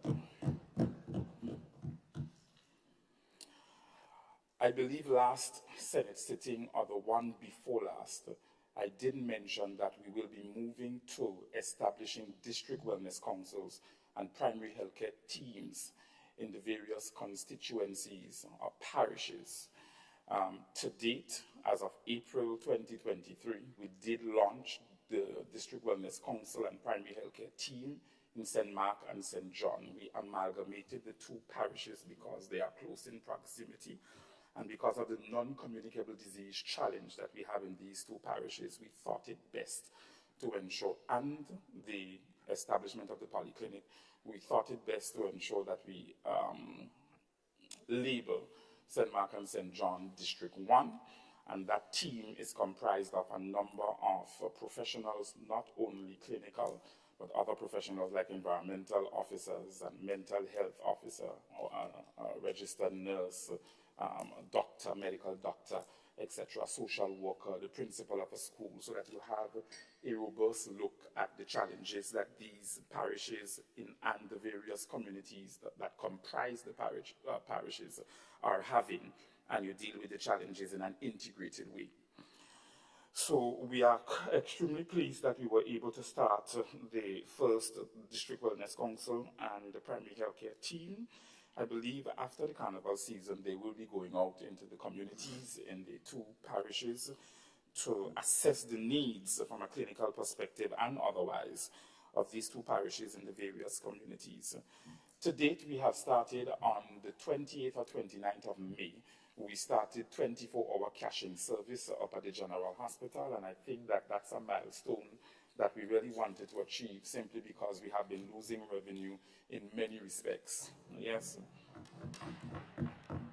So we had to do the hiring of a number of cashiers, which we have done thus far, and they have been installed over 2 months now, and they are working 24 hours around the clock. I also want to update the nation on the relocation of our A&E unit, as well as our outpatient clinic and our laundry services, in particular our A&E unit and our outpatient clinic to the new hospital wing. Yes. If any one of you have had the opportunity to tour the wing and to see how integrated the services are, I did express in one of my previous engagements with the media that we wanted to register our appreciation and thanks to the former administration for the, and there's no shame in that, Mr. Deputy President, to the former administration for the vision that they had to construct such a building. Yes, and we thank them for the opportunity, for giving us the opportunity to commission the building in the next few weeks in September, into September. The building, will be commissioned. So I think, sir, your administration can take a bow for doing so. Yes. We continue to be very strategic at the Ministry of Health, Wellness and Religious Affairs, especially in the area of mental health. We as a nation have been privy to the slate of suicides that have been occurring over the past 2 or 3 weeks. While my colleague ministers focus on a community stakeholder development approach as it relates to crime and violence, and rightly so, we want to ensure that we remain clinically focused at the ministry as it relates to building out the right kind of legislation that will speak to a national strategic suicide prevention plan, as well as a national strategic wellness framework for the country. So those two line items are going to be included in the National Mental Health and Wellness Act. Currently, the act is being reviewed. I did mention on one of my social media presentations a few days ago that PAHO has already received our draft legislative outline for the act. They have reciprocated with their feedback. Excuse me. And as a result, we're going to be moving forward with the national consultations on the Mental Health Act in September. God's willing, the nation will be apprised as to the parish that we're starting with, and the date and time, etc. And we expect the ministry is definitely going to be mobilizing persons within the various parishes to come out and to add their concerns and their opinions to what they think the Mental Health Act should comprise moving forward, based on what we're dealing with now as a nation.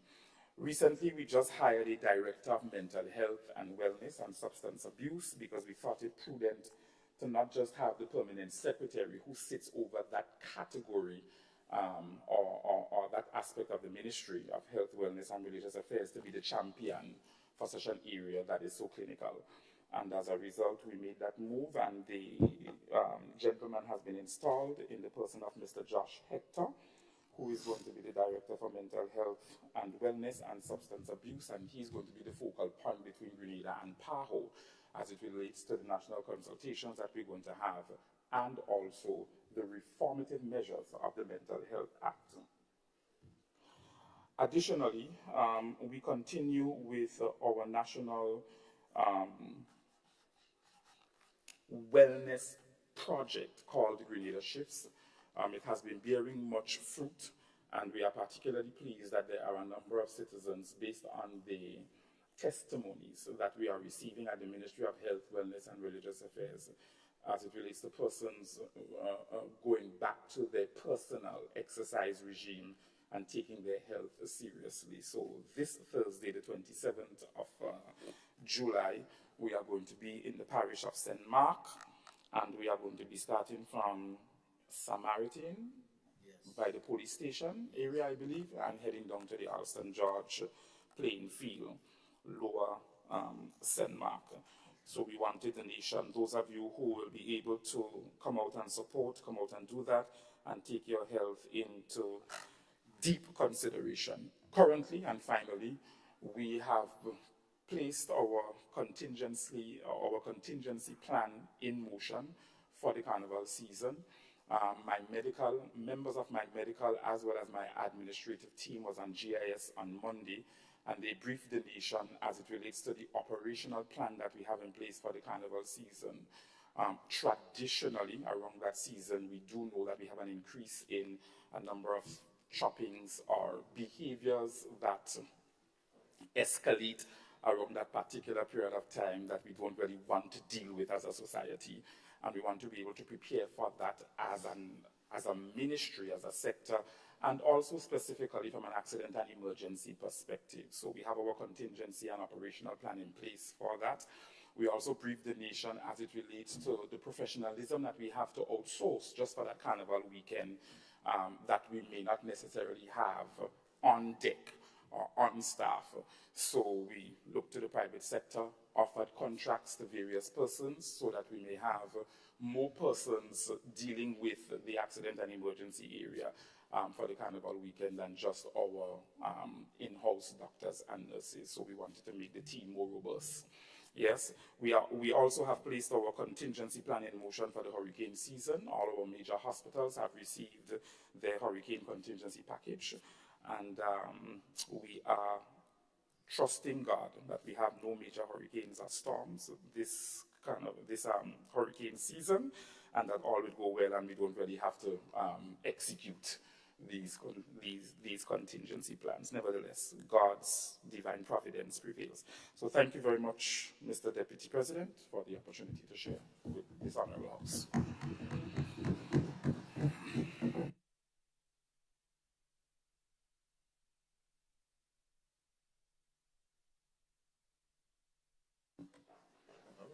Question. Senator Sinclair? Thank you, Mr. Deputy President. I have a little query for our honorable member on the other side responsible for health. And I'm very happy to hear of this 24 hours collecting monies for service. As was mentioned, at least you could collect the monies. The question is, if at 11 o'clock I can pay for service, so I can pay to cashier, would the service so paid for be available within that space of time, or would they have to wait till the next morning to receive the service?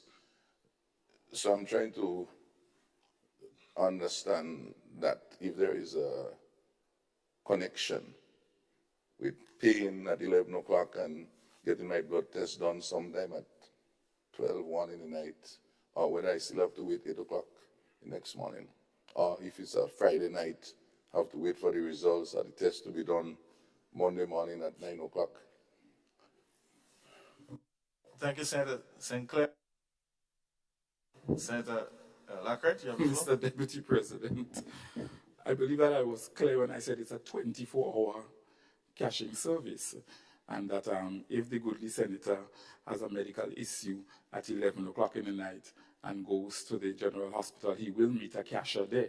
Yes, as it relates to when the various operational areas of the hospital is open, the clinic where we draw blood, Mr. President, is going to be closed. Yes, but the blood will be drawn, and the president and the goodly senator can pay, but he will get his results in the morning. Senator, so you get your answer.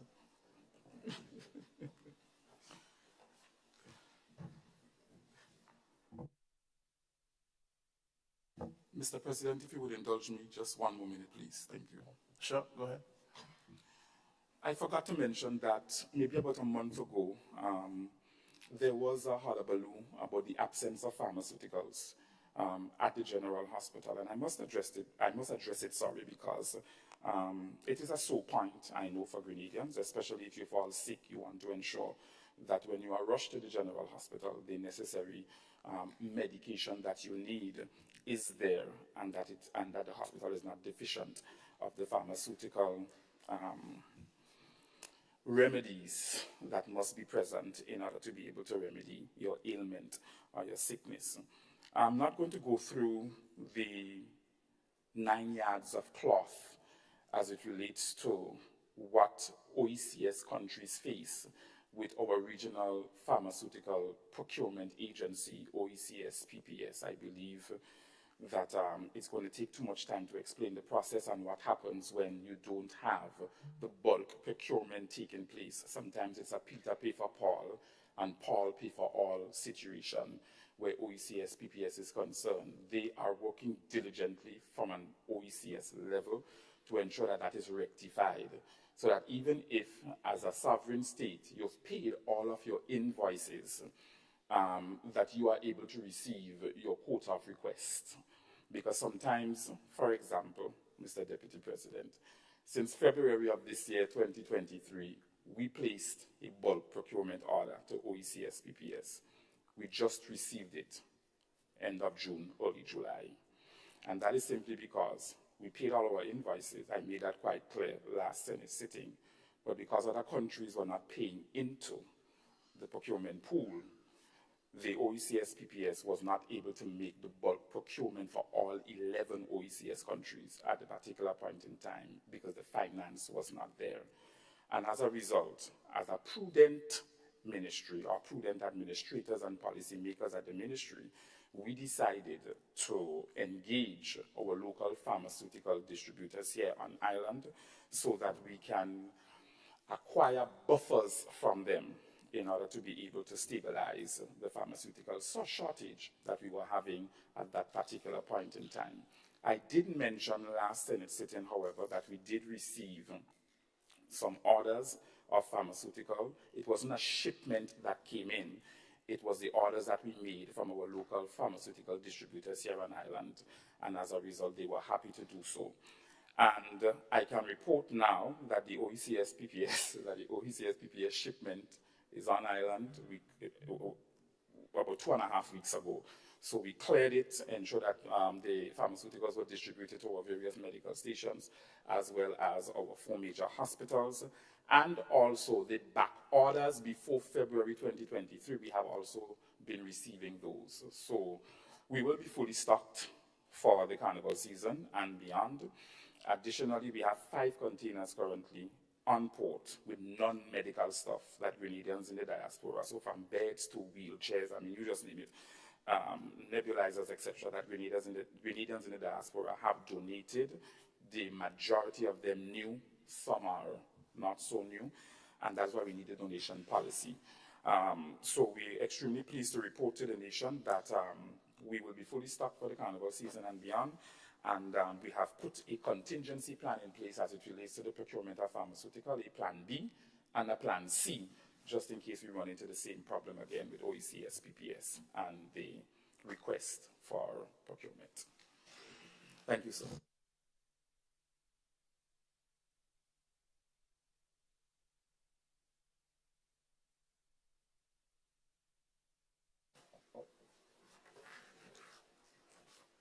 Item 8, presentation of papers and reports from select committees. Item 9, petitions. Item 10, government notices. Item 11, unofficial notices. Item 12, questions. Item 13, personal explanations. Sorry. Good morning again. Senator Sinclair, you have the floor. Thank you, Mr. Deputy President. So, Deputy President, I stand here and I will say it would be remiss of me to not speak on a very important matter. The issue of... Regarding to which item, may I ask? Pardon me? Which item? The item on Predia Lassini. It may sound like... Just a moment. And which item are the other people? Is it questions? No, it's under personal explanation. I think that's where we are. Item 13. Right. Go ahead. Yeah. I say this to say that I'm not standing here to defend myself, but to say what is happening, what I'm encountering. You know, only last Friday, I met a farmer, vegetable farmer, actually up from my residential area. I went to actually get a bacon and smoked herring from my favorite shop in Grenville. So I was coming out and he confronted me and he said, "What's going on?" He said, "I'm fed up." I said, "Oh, you're fed up?" He said, "Right now I don't even want to go in my lands on my own." "What you doing?" I said, "Well, all these things I'm doing, there's different discussions taking place. There's different lobbying. You yourself as farmers are speaking." He said he's free to go in his farm alone. He said that he's free to bend down because he don't know what will happen to him. I said to him, only this morning I was encountering another farmer on his land, and the same issue. The farmer said, "Well, they're afraid to give me a gun." I said, "Well, the truth is, you shouldn't need a gun." So, I say all this to say that at the end of the day, I had to do something more. And so, over the weekend, I would have sent a communique to the law enforcement, the head of the law enforcement, seeking some audience on behalf of the entire farming community. Of course, only Friday again, evening, I had to almost avoid a call from a farmer who been saying, "We need to meet with the commissioner, we need to meet with the commissioner." So I had to write because I don't want to be seen as doing nothing. So I penned a letter, and acknowledgement has been given that the letter is received, and as such, I await further communique on this matter. And before I sit, it was funny. A few days this week, I saw some individuals walking in green that looks like what the Predia Lassini force normally wears. I'm so happy. I was with joy. I said, "Look at Predia." So I stop and I say, "Predia Lassini, this is good." They laughed at me. They say, "We are cadets." So the point is, Mr. Deputy President, I wanted to raise this issue at this point to create more validity for this. And I could go more, but I may say more later. You know, as some people say to me, "Well, there is nothing. I guess from the song, I think a popular calypso, but there is nothing. But for us, attending to this matter is something. It's important. And when we come to discuss the NIS component, I would speak some more in that connection at that stage, but we need to do something. You know, something need to be done.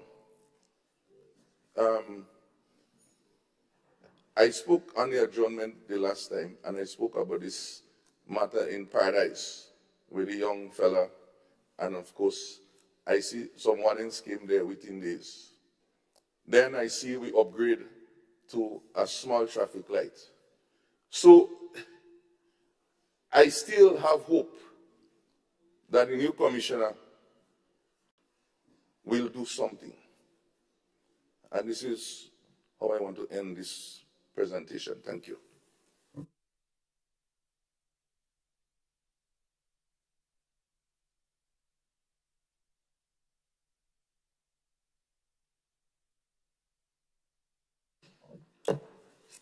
Item 14, motions. Item 15, bills. Leader of Government Business, Senator Thomas.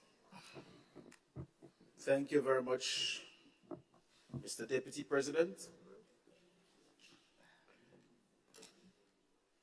Mr. Deputy President, I beg to introduce for the first reading a bill for an act shortly entitled National Insurance Amendment Bill 2023.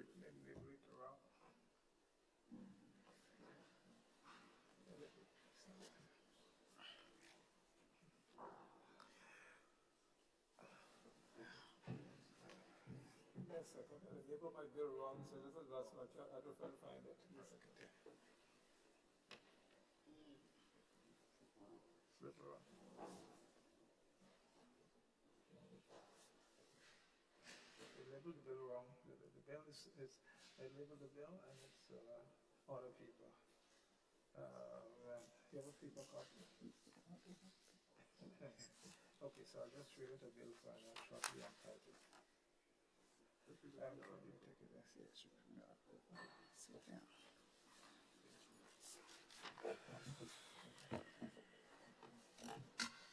A bill for an act shortly entitled National Insurance Amendment Bill 2023.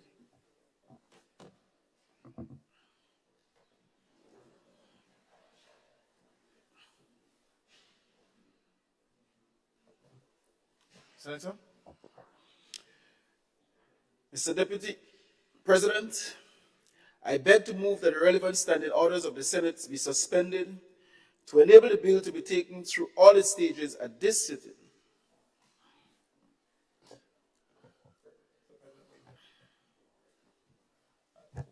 Senator Lewis? I'm just seeking some guidance as to, okay, there are two documents related to the NS. Which one are we dealing with? And more than that, I am not able to, and my other colleagues are not able to access number one. We're able to access number two, not number one.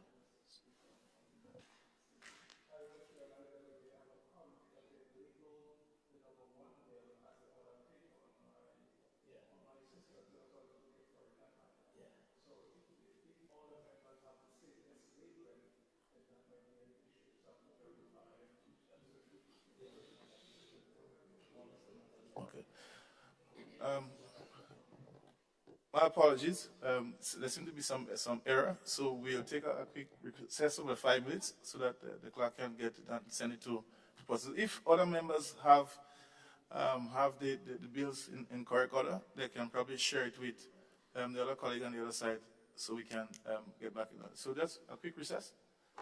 Yeah, 5 minutes. Yeah. Cool.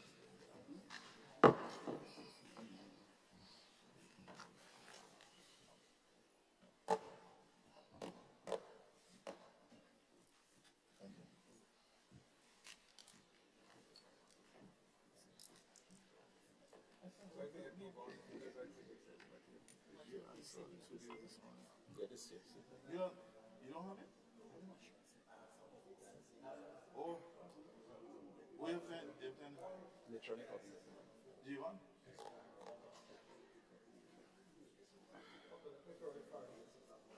But I click on mine. You're not it? I have it in hard copy. Okay. When I click on my system for the bill, the order paper is coming up. That's what. Oh. So there's a bit of mislabeling. So I just wanted. Yeah, go ahead. You want.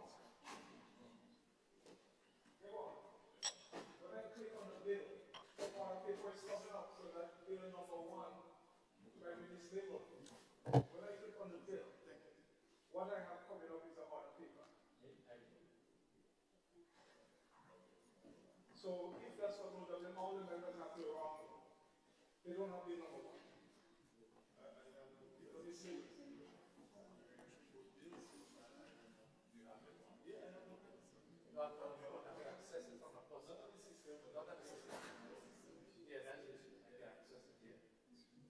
So what we're making to do is print paper copies. We print paper copies.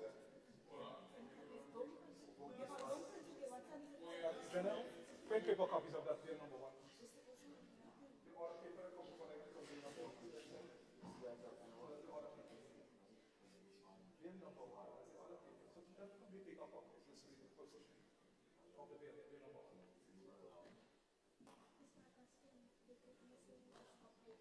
Yeah, mislabel. What is that?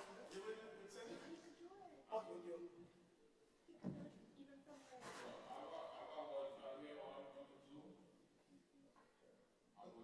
It's not there. No.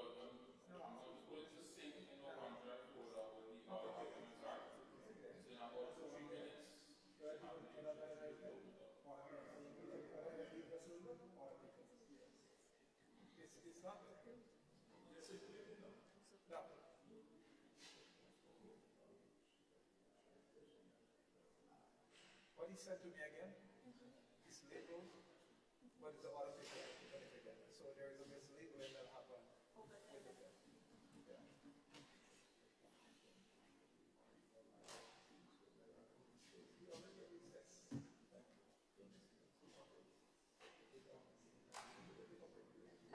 Let's get this up.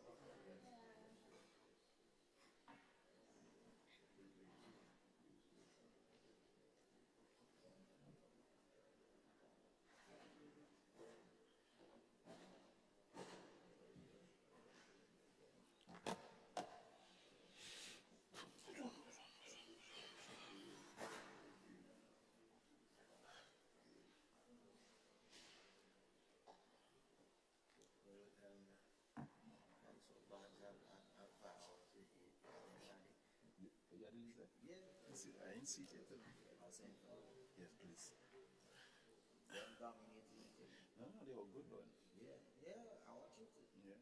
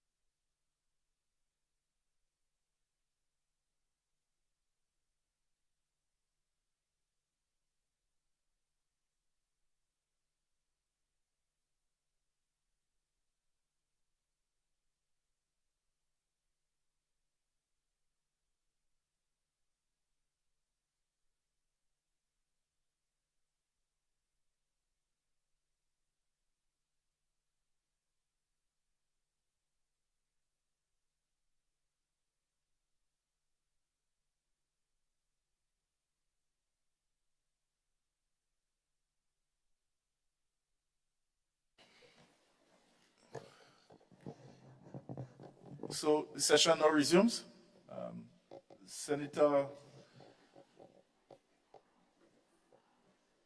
Thomas, Leader of Government Business, the floor is yours. Thank you, Mr. Deputy President. I beg to move that the relevant standing orders of the Senate be suspended to enable the bill to be taken through all its stages at this sitting. Honorable members, the question is that the relevant standing orders of the Senate be suspended to enable the bill to be taken through all its stages at this sitting. All those who are in favor of that opinion, say aye. Those contrary to that opinion, say no. I think the ayes have it. The ayes do have it. Senator Thomas? Mr. Deputy President, I beg to move that the second reading of the bill be taken. Honorable members, the question proposed is that the bill be read a second time.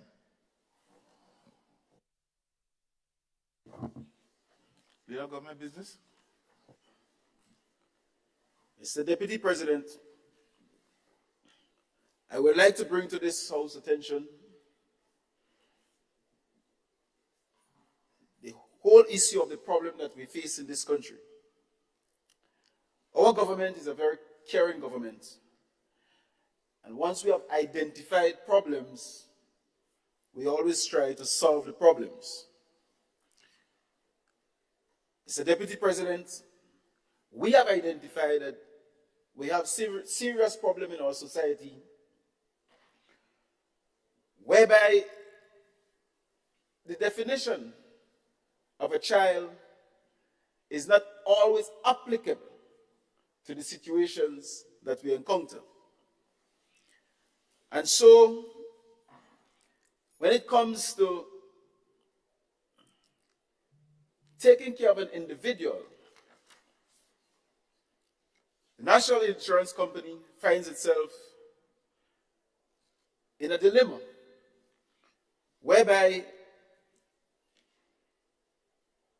the definition of a child, as it stands now, puts doubts in the mind of the National Insurance Scheme in regards to paying or to maintaining an individual.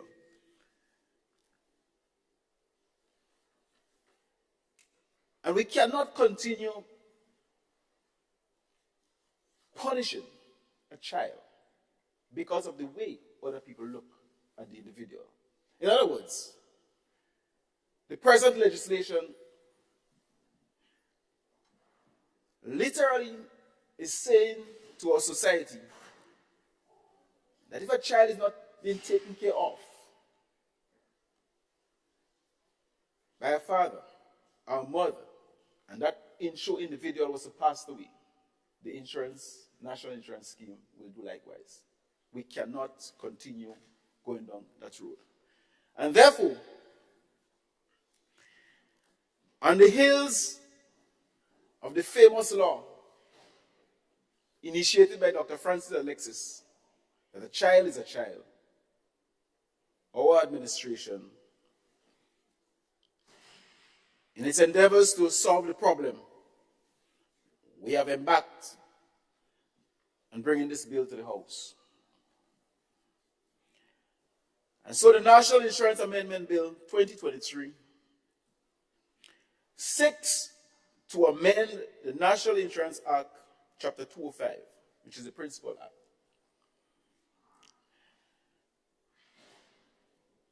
The amendment, Mr. Deputy President, intends to preempt and bolster pending amendments to the National Insurance Benefit Regulations and National Employment Injury Benefit Regulations to improve the benefits available to children of insured persons. This bill, Mr. Deputy President, contains 5 clauses.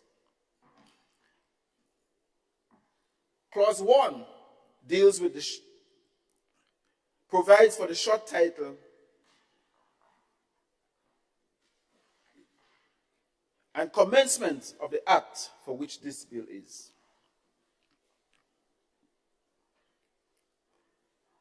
Our intention is to commence and put this bill into effect on the 1st of August 2023. And also, the related regulations will come into effect on that particular date, 1st of August 2023. These amendments, regulations, relate to benefits available to spouse and children upon the death of an insured person. Clause 2, Mr. Deputy President,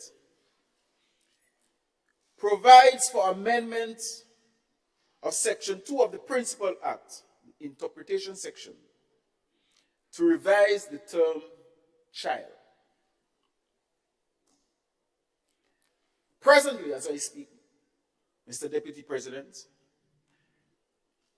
child in relation to an insured person includes stepchild, an adopted child, and any other child, whether born in or out of wedlock under the age of 16, of an insured person and wholly or partially maintained by him or her. I repeat those words.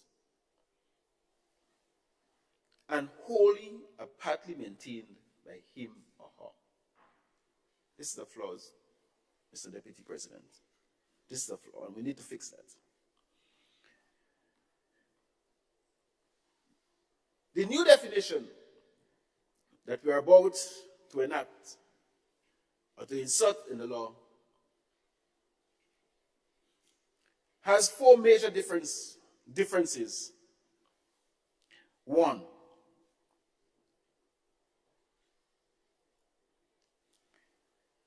the current definition set out an expansive list through the word includes. The new definition sets out an exhaustive list through the word means. Number two, the current definition provides for a child under the age of 16. But the new definition we are about to insert will extend that. So, Deputy President, the new definition seeks to provide a child under the age of 18. And this obviously will synchronize well with the policy put forward by the Ministry of Education in relation to education. Number three, Mr. Deputy President,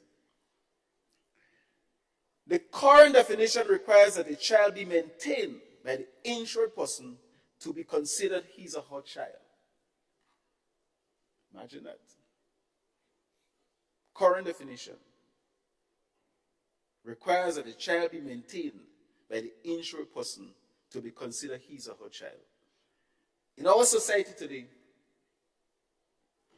every corner you pass, with due respect, it's quite possible you may find somebody who is not being maintained by the father or the mother.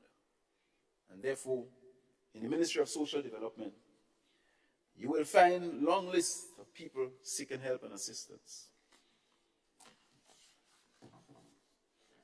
This requirement seemingly also applies to biological children, stepchildren, and adopted children.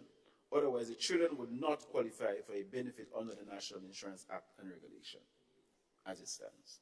The new definition seeks to remove this requirement completely. So whether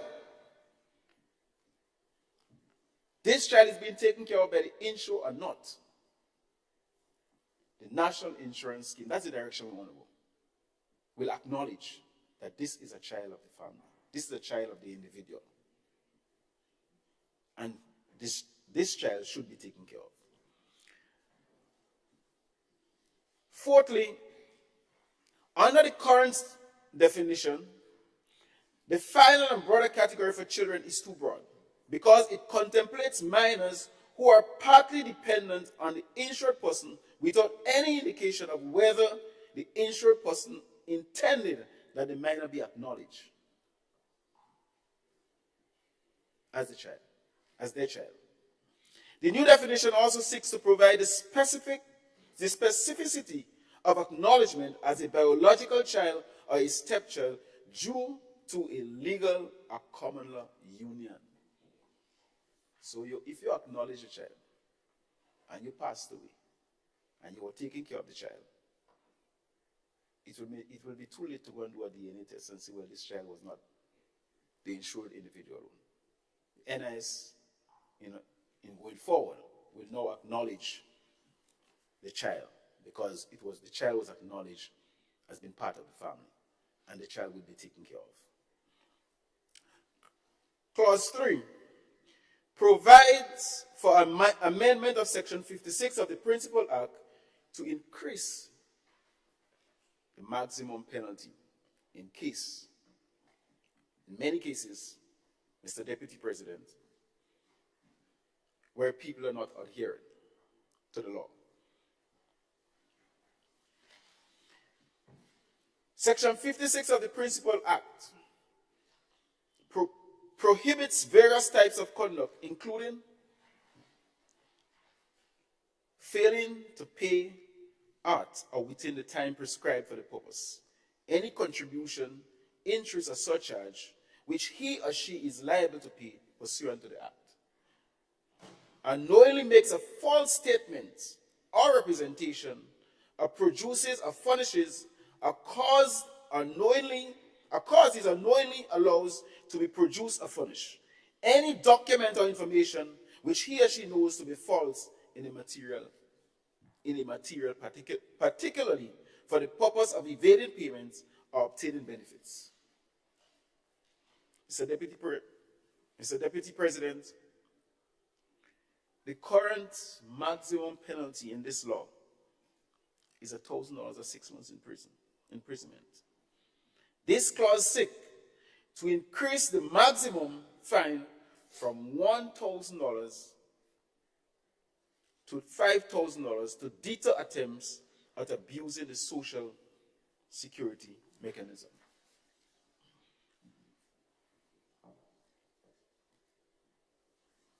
A law without this kind of penalty is a law without teeth. And therefore, it's very important that we give the legislation, the courthouse, the necessary legislation to ensure that the law can be applied and implemented efficiently. The fourth clause, Mr. Deputy President, provides for an amendment of Section 64 of the Principal Act to increase the maximum penalty that the minister may prescribe by regulations. The minister has that power. And therefore, at present, the penalties cannot exceed $500 and 3 months in prison.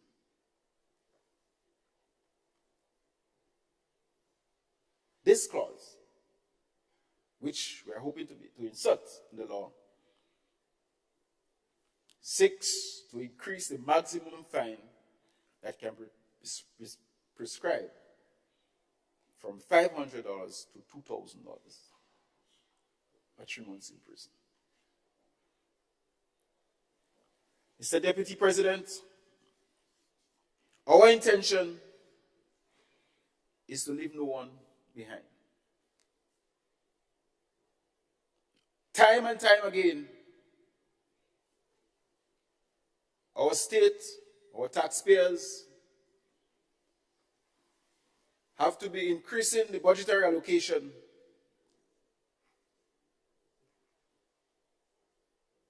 to support some of our social programs. And sometimes ultimately, building more juvenile centers, increasing the capacity of our prisons. We want to put all measures in place, not to find remedial solutions,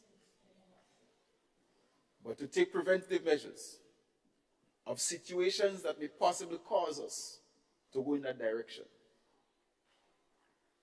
And this is those are the reasons why we are taking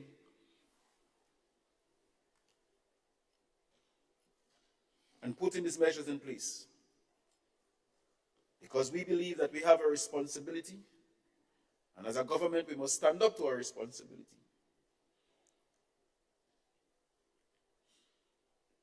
Transformation is not only about infrastructure. It's about our entire society, especially the human resource. The child that is abandoned today could be the cornerstone in the next 20 years of our nation. Many of us who are standing here today, when we speak of the problems and the difficulties and the tribulation we went through, and the contribution we can now make to society, there might be many like us who were not fortunate to be rescued, and they have gone way beyond. So, Mr. Deputy President, I stand here to ask this Honorable House to support this bill so that we can make life for our citizens much better, especially before under the age of 18 years, which is so crucial in your life. This is the foundation. What you are before your 18 years could well be what you will be at 18.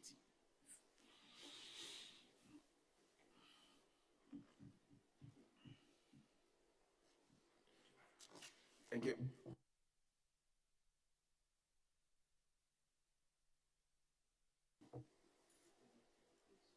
Senator, the Honorable Claudia Joseph, the floor is yours. Thank you, Mr. President. I rise to lend my support to the bill now tabled, the National Insurance Amendment Bill 2023. It is a very short bill, Mr. Deputy President, but with far-reaching impact for the people and for the application of the Act by the National Insurance Scheme. As indicated by my colleague, Leader of Government Business, there are three main amendments proposed to the NIS Act, the substantive act being Chapter 205 of the current laws of Grenada.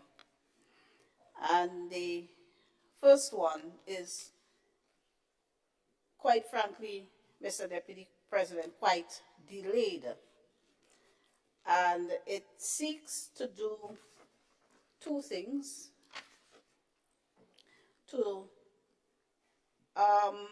The first thing it seeks to do is to give some precision and clarity to the definition of a child under the legislation. Because the current definition, if I could expand this, the current definition speaks to a child as including a stepchild, adopted child, or any other child, whether born in or out of wedlock, under the age of 16 years. Normally, when legislation says includes, it means that this is not an exhaustive description. And so some degree of ambiguity is created.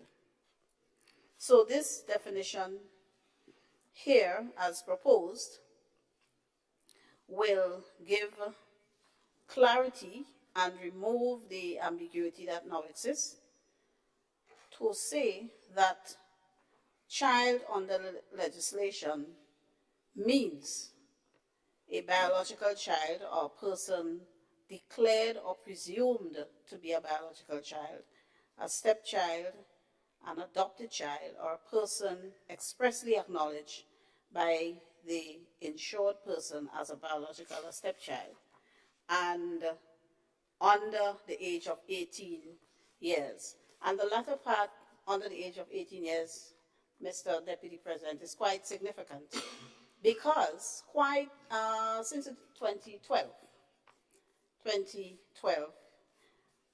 in fact, I was then the Vice President of the Bar Association and actively involved in the bar, leading the effort to have the Age of Civil Legal Responsibility Act passed in Parliament. From my recollection, the bar went as far as drafting the legislation and sending it to the then AG's office. And the mischief that was sought to be addressed in that legislation is to have the age of majority in Grenada to be declared as 18, because in different bits of legislation, the age of majority differed. In some instances, say like in the Marriage Act, it was 21. To vote, Representation of the People Act, it was 18. The NIS Act, we still seen it as 16 up to today. Sexual consent, 16. Right? And so, to enter into contracts and so at the time it was 21. So you could vote, but you couldn't enter into a binding contract. So the Bar Association was trying to help the government in regularizing across the board the age of majority. And we are in 2023, and the NIS Act is one of those bits of legislation that lagged behind in making the age of majority 18. So that this amendment here now, apart from bringing precision and clarity to the actual definition of a child, it also brings the age of majority in line with the rest of, well, most legislation have now caught up. So this is very significant. It also is in step with government's policy to ensure that our children remain in school and be educated and treated as children up to the age of 18. But I am sure when my colleague addresses this honorable house, are you addressing? He would speak to that some more. And so under the NIS Act, in terms of the benefits that children would be entitled to, it is now 18, so that allows them to stay in school comfortably in the event that one of their parents passes and that parent was an insured person under the Act. And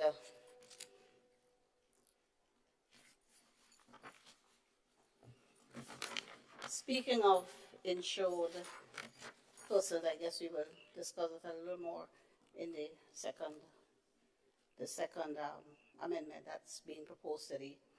But the other two amendments, again, Mr. Deputy President, that is proposed under this is to section 56 and 64(2), and those really seek to ensure that offenses that are committed under the Act, in the case of section 56, offenses mainly relating to a refusal or a failure to pay the contributions into the NIS, and that applies to employers mainly, because usually the employees' contributions, that's deducted, and the employer is to remit the whole to the NIS. Some we know are quite delinquent in complying with this aspect, and the employees suffer at the end of the day when they seek to claim benefits.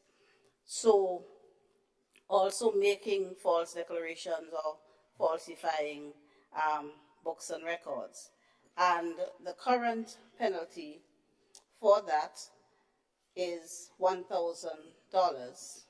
The bill here proposes to increase the penalty to $5,000.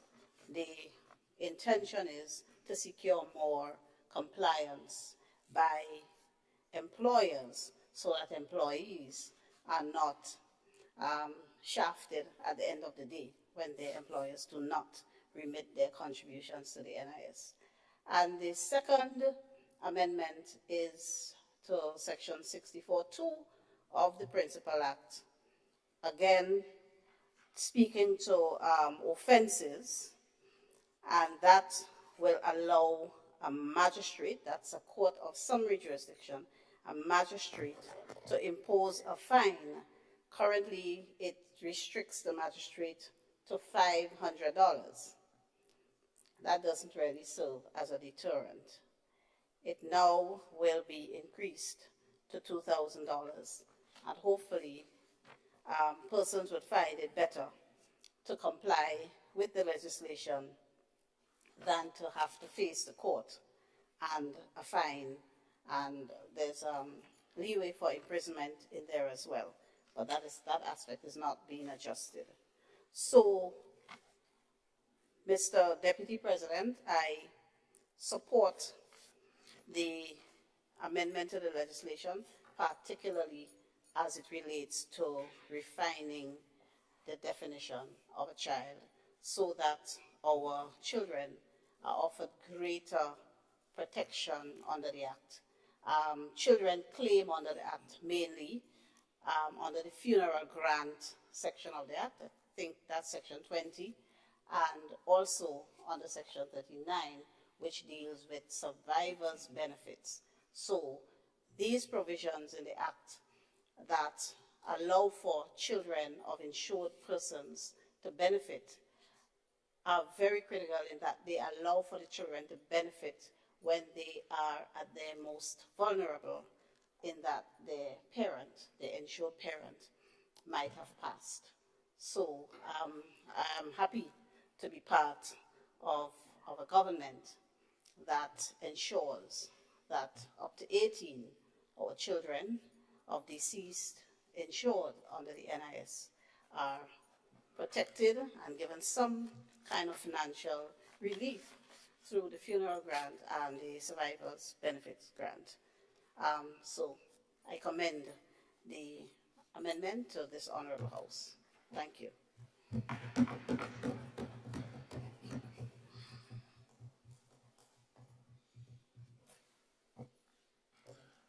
Senator Rahman, you have the floor. Thank you, Mr. Deputy President. With reference to amendment of Section 2 of the Principal Act as it reads, as the revision reads, child in relation to an insured person means A, biological child, or a person declared or presumed to be a biological child. B, a stepchild. C, an adopted child. Or D, a person expressly acknowledged by the insured person as a biological child or stepchild. This does not address what we call a ward. And the definition of a ward is a person, especially a child, who is legally put under the protection of a law court or a guardian. So I'm a guardian of, well, he's not a minor anymore. But when he was a minor, his grandparents, his both parents, he was an orphan. And his both parents asked if I could be his guardian, his grandparents, rather. And his both grandparents passed away while he was still a child. So as a guardian, If something were to happen to me, there is no benefit for him, and I'm his legal guardian. So I see that there is a defect, or there needs to be an inclusion of maybe E, which would cater for a child of a guardian. Even though that child, similar, you have an adopted child, you have a ward, which is a child that may not be yours, but is legally under your care. I submit that for consideration. Thank you.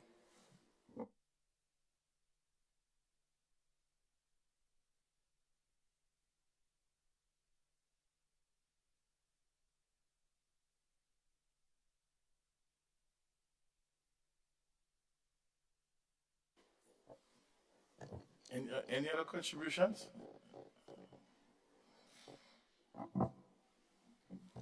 Senator Andrew? Thank you very much, Mr. Deputy President. I rise to give unequivocal support to those amendments.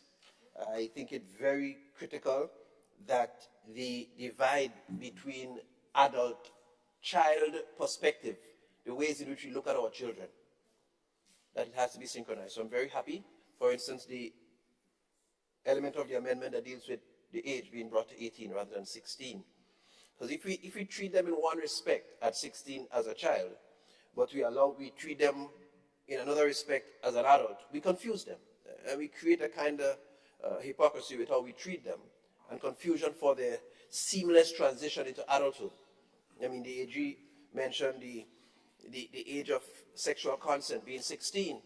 And we see that as a society as an adult undertaking. But it's the law that they're allowed to do that. And yet we tell them they can't do this, they can't own a license, they can't do the other things at age 18. They're not entitled to support if they're between 16 and 18. So we treat them as an adult there, and we treat them as children elsewhere. So I'm happy that the age is being addressed. And the issue of the child of the insured having to be cared for and upkept by the person, I'm glad that's being addressed too, given the realities of our society, where we find so many persons needing to go to the court to get an order for child maintenance and those kinds of occurrences. So I'm happy that we are responding to some of the trends. Sad that it has had to come this far, and that we don't naturally feel the moral and ethical obligation to address those things before it gets there. But nonetheless, I'm happy that we are going in that direction, and I commend this bill to all of us. Thank you, sir.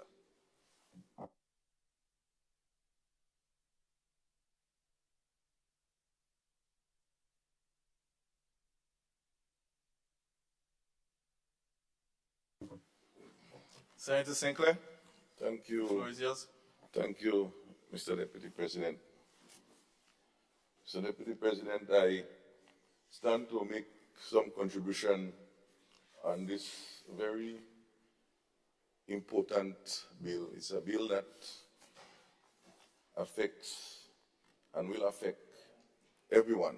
As the goodly leader of government business says, at 18 to 80, what happens at 18 lays the foundation for 80, or even those who do 100 and 405, which we do have in our society.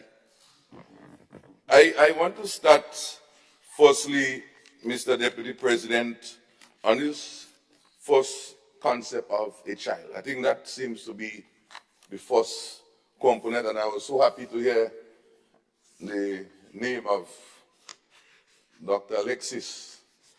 You know, Dr. Alexis and myself go back long time when I was teaching. And he came to the school, I guess, through consultations, looking at this whole issue of local governments, and a child is a child. So me and him had lengthy debates. Although some persons say I should study law, but I don't think I make out for that. And surprisingly, and it's a joke, we always, every time I see him, like about a month after, I saw this van that time I was teaching at the St. Andrews Anglican Secondary School, this vehicle, I think it was Ministry of Social, whatever it is, Labor, etc., showed up in the school. and this big brown envelope with all the different laws about child is a child, local government. He sent that for me to be able to read and study based on the discourse we had during his consultation with us. So I can't remember if I remember everything from that discussion with him. But on the issue of a child, it's good that this age issue has been addressed. And I always trust that it's done in good faith. Because when we look at the other bill that we will speak about in terms of the age movement, we also need to bear in mind that sometimes things come in different forms. But I must say, let's be honest to ourselves. There is something called the United Nations, which was established many years ago. Grenada, of course, I know, is a member of the United Nations. We are signatories to many conventions. And there is some convention that speak to the rights of the child. And if we look at the definition of what a child is, it was interesting. And that's public document, so I don't need to give you a reference. But it speaks about a child is a person under 18 years of age. So, of course, this matter of a child should have been addressed years ago. Years ago. Not necessarily for the convenience of now. But further to that, which I think we'd all agree, is that according to the United Nations Convention on the Rights of the Child, it says that the role of the parents, the family, but it also speaks about the country, the institutional government, the country, to be able to maintain and secure and to ensure the interests of the child is catered for, because that's the new generation. So in this context, this is very relevant, appropriate, and in good order. Of course, I note the concern of my good friend, Brother Hammond, because when you look at the original bill, what we want to modify, and this is why sometimes we need to look at the two pieces. On the issue of child, and I like the idea of not leaving things include because you could swing around. But of course, we know the law need to have room such that when the judge operates, there is leeway to make a final judgment. Otherwise, maybe you don't need a judge because it's very specific. But in the original definition, interpretation, section 2, under the same definition, the last part of that definition speaks about 16 years, we agree, 18 years, under 18 years, we're fine with that. It says, and living at the home of the insured and wholly or partly maintained by him or her. So I see it could be as, maybe outside of even saying around, and somebody, they grow up within the family and so on. And I think that leader of government business clearly said those are indicated that I heard that from him, which is correct. But I'm not seeing it manifested in the text. And maybe it's there, because I'm not a lawyer. But, these things supposed to be simple enough that the average public should be able to interpret.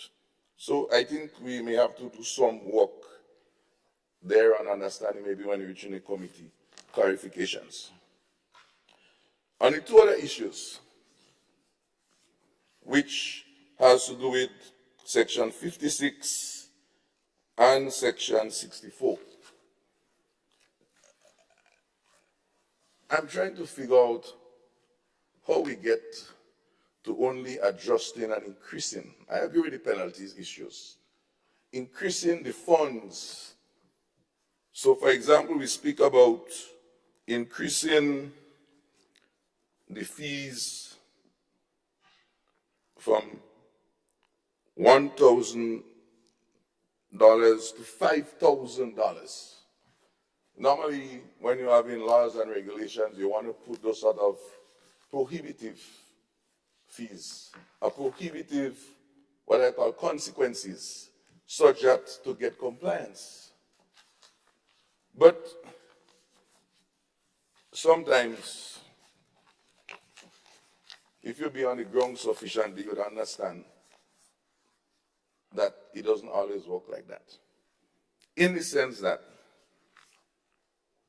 we are asking us to increase the penalties in the case of Section 56 from $1,000 to $5,000.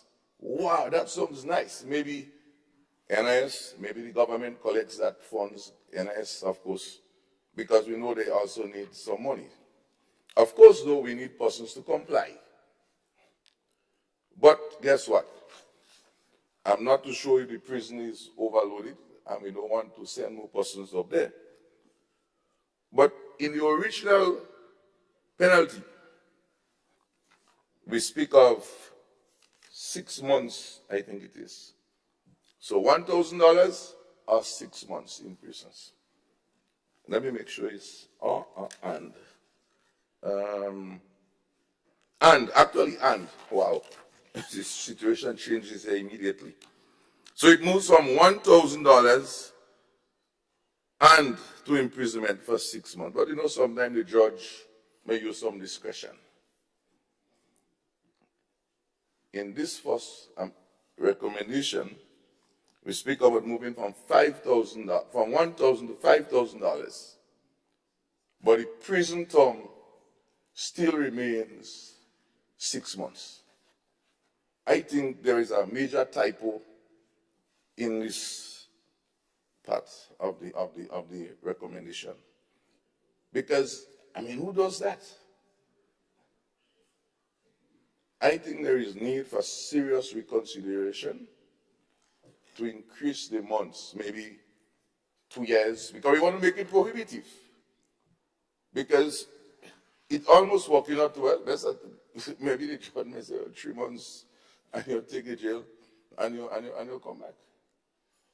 I think that there is room to increase that. Because we're speaking about compliance. And a similar thing goes for Section 64, which speaks about increasing the fines from $500 to $2,000. And of course, it has been suggested that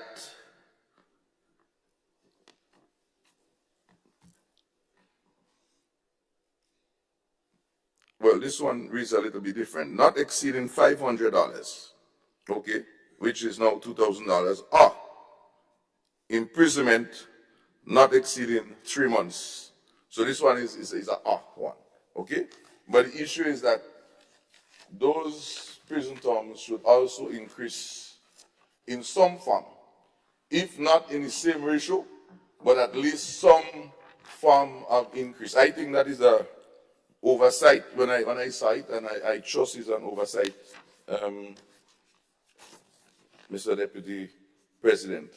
Other than that, those comments, I think it's in good order to secure the interests of the younger ones. And this is why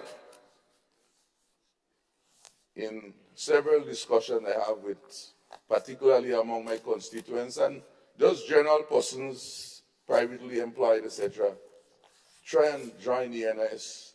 Not for you, forget you, you're gone. But for your spouse, the children, other persons, I always advocate that because I believe that this is something that is good. And so expanding that range in age, I think, give us even more purpose to move on that drive. But we need to fix, I think, a few little things as we try to move forward. Thank you.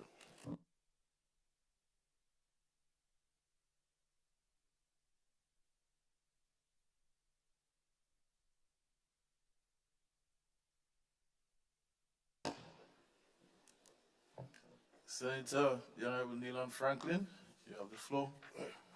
Thank you, Mr. Deputy President. Mr. Deputy President, I rise to share briefly some comments on the proposed amendment. The Honorable Senator St. Clair, the farmers' representative, made some points that I would briefly mention but not expound as he did. The first amendment to redefine the child, in an attempt to dispel the ambiguity that the AG, the Honorable AG, mentioned, and allow for some level of inclusivity going forward. There were some scenarios that were not considered, and I think the private sector representative and the agriculture representative mentioned those too. I have no general opposition to the amendment because, like I said before, I believe it does allow some level of inclusivity when it comes to a child. Moving to the amendments proposed to Section 56 of the Principal Act, and again, the farmers' representative mentioned that in particular. You have in the Principal Act a fine of $1,000, and the proposed amendment is to move from a fine of $1,000 to a fine of $5,000.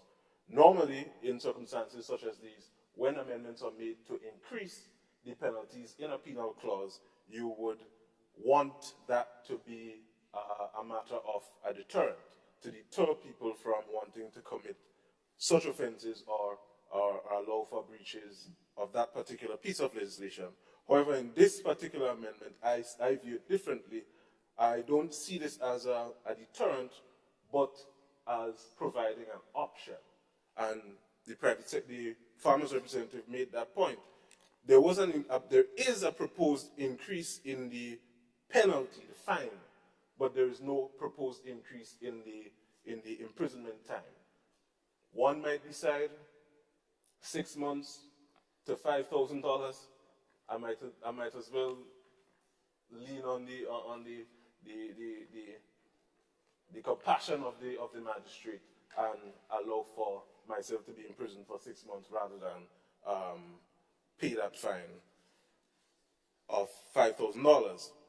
Similarly, in the proposed amendment for Section 64, a fine not exceeding $500, or up to 3 months in prison.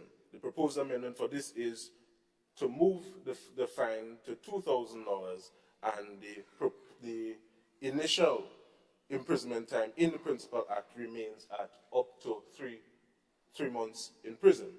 Again, this, in my view, provides an option and not necessarily a deterrent to breaches. And the section itself outlines a number of important issues that should be considered serious offenses, failure to pay any prescribed contributions, making any false statement, knowingly making any false statement or representation.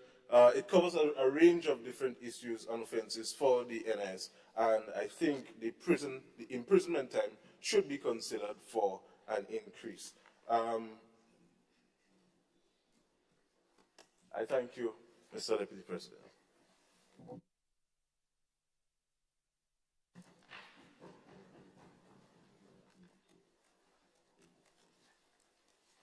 Senator Andrew Lewis. Thanks. Just let me lend my support to the intention of the amendments and to ask our colleagues on the other side to give serious consideration to the points raised by the private sector representative. We, just on reflection, unless some other reason is advanced, I think it broadens the objective that the intention of the bill was seeking to do. and unless there is some compelling arguments as to why it should not be done, which may defeat the overall objective, I think serious consideration should be given. I am interested in hearing the argument. I support the 18, but the AG, in prodding her colleague, sort of indicated that there will be some further explanation given and another discussion in relation to the 18, and I look forward eagerly to hear that, but I support the general principles advanced here.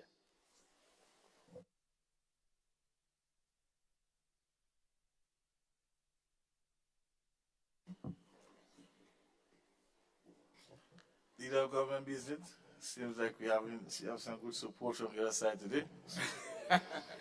Well, I think I must commend that the colleagues on the other side have been very supportive of many of the bills that we have come to the House with. And that's a very good sign of coming together to build a nation. Or maybe it's a sign that I'm not on the floor. Well, I think you're at the highest level when this is happening, so maybe you brought something to the House. Much appreciated. Just to respond to Senator of the representative from the business community, Senator, Mr. Deputy President, I want to inform this House that I grew up with my great-grandmother since I was at the age of, 3 months. I was in the arms of my great-grandmother. She died when I was 13 years. My mother died when I was 4, but my father was still alive. She was my guardian. She's the one that made decisions for me. She's the one that took care of me. She's the one that determined when I moved from short pants to long pants. And she played that role nicely. But my father was still alive and he was still taking care of me to an extent. Although he was not there in the night to cuddle me and tap me before I go to bed. I'm saying that to say that a lot of children who find themselves with their grandparents or great-grandparents not necessarily mean that they have lost the support of their parents. Maybe they died, but if they died and they were insured, despite you have a guardian, that does not mean to say the national insurance scheme will not take care of you.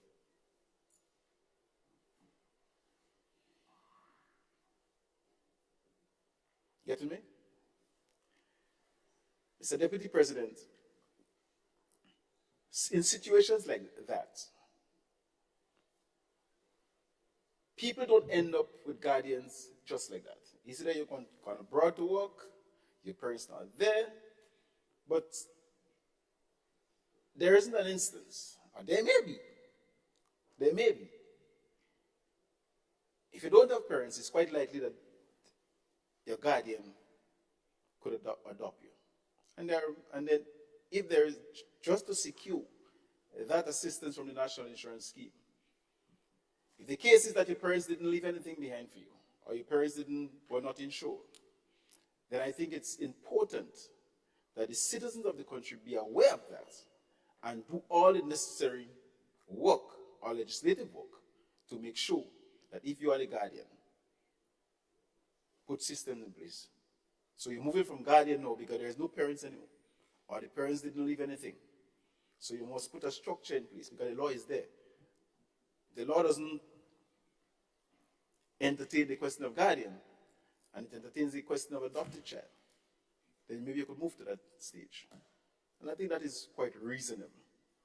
We may not be able to plug every loophole in the law, but a situation like that, it may require that you move to the next stage of being the guardian, to the stage of being the adopted mother or the adopted father.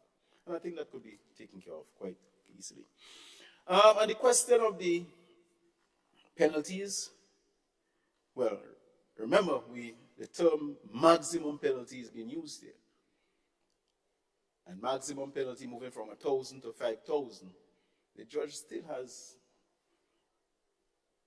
the authority to say, I'm going to charge you $1,000 or $1,001. And you can go up the road based on the magnitude of the case. One can argue that at present, where the law speaks to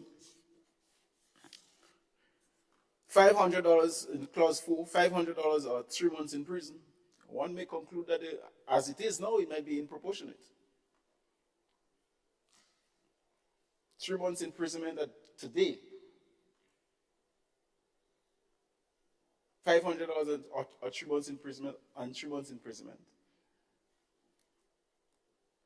might be disproportionate. The ratio may not be, and maybe we need to fix that. One can argue that. $1,000 or 6 months imprisonment in the case of clause number 3.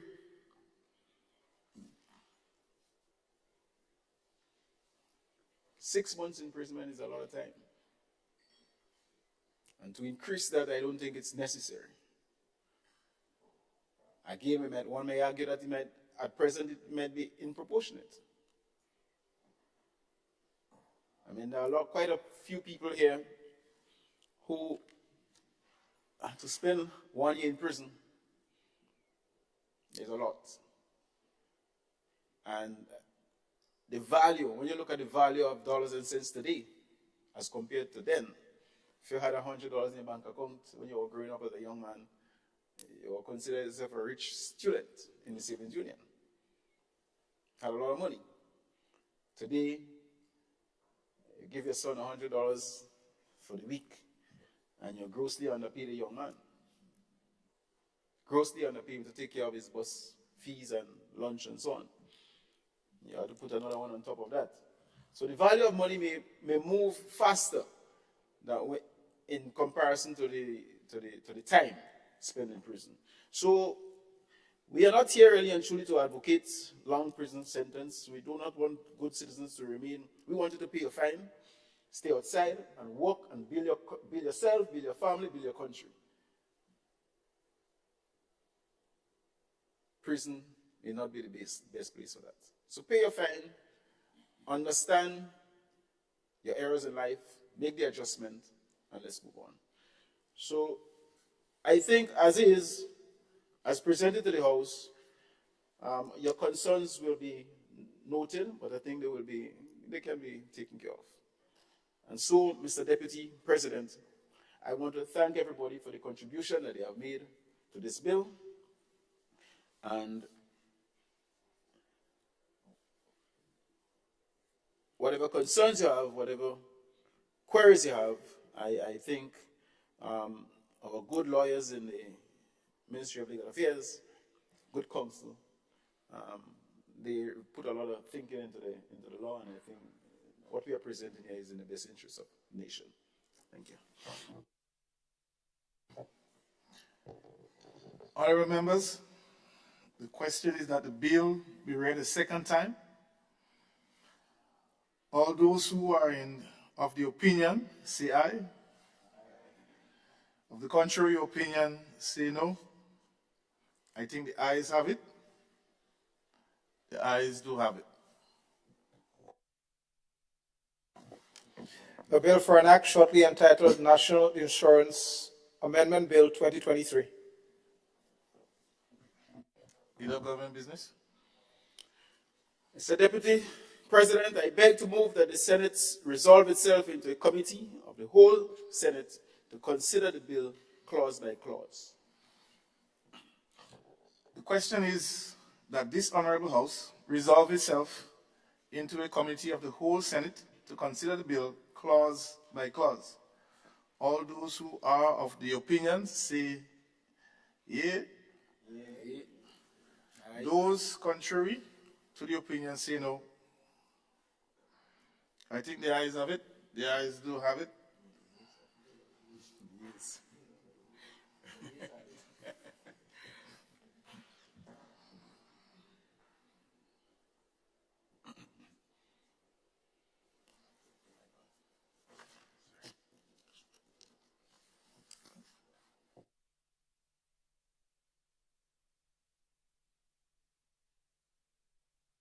So it's now in committee.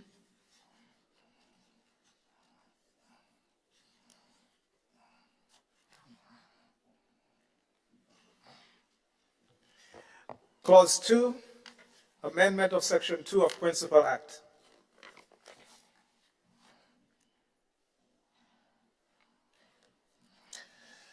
Clause 2 provides, Clause 2 of the question is that Clause 2 forms part of the bill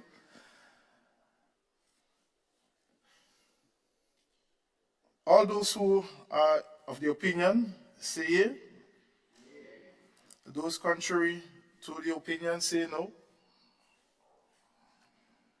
I think the ayes have it. The ayes do have it.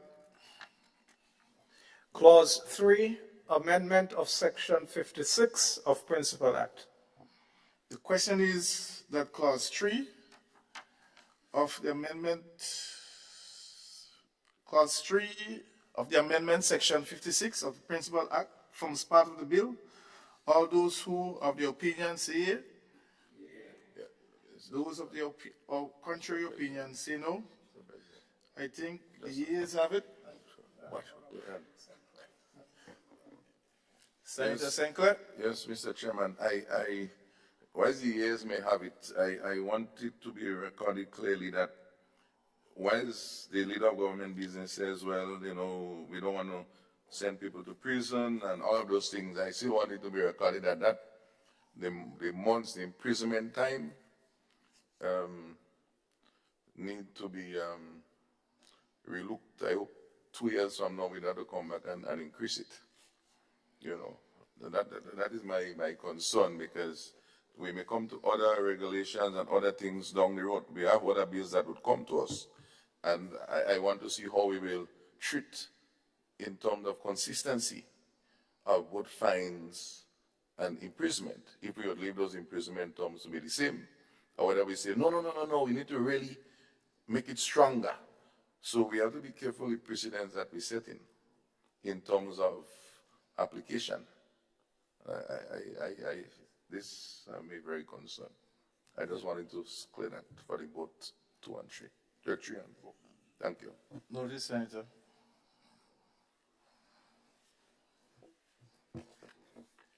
Clause 4, amendment of Section 64 of Principal Act. The question is that Clause 4, amendment of Section 64 of the Principal Act, forms part of the bill. Senator Franklin? Mr. Chair, I would like to record also, similarly to the agriculture representative did for the previous clause, for this clause specifically, in the Principal Act it says, regulations made under this act may provide for the imposition by a court of summary jurisdiction of a fine not exceeding $500 or imprisonment not exceeding 3 months upon conviction of an offense under the regulation. Again, similarly, the prison time here, the rationale given by the leader of government business is a bit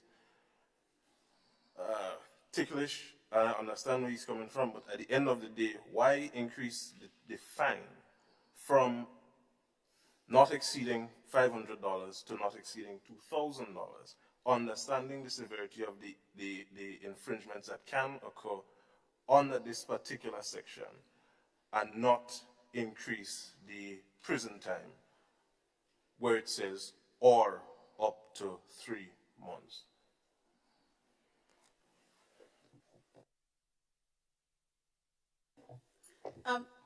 Senator? Yes, Mr. Deputy President. 2 things. The first is that we must remember that the value of $500 in 1983, when the NIS Act was passed, and I don't think it was amended since in terms of the fine. The value of $500 in 1983 is different and way lower than it is today. So the adjustment in the fine is to account for the value of $1 today, so to speak. I want to use the word inflation to account for inflation over time and what $500 is valued today versus 1983. The second reason is that what we are trying to achieve is compliance with payment of remittances and contributions to the NIS, not necessarily incarcerating people for non-payment. You want to cause them to pay, not necessarily to be jailed. So the focus is not so much on custodial punishment as such, but more on getting compliance through payment.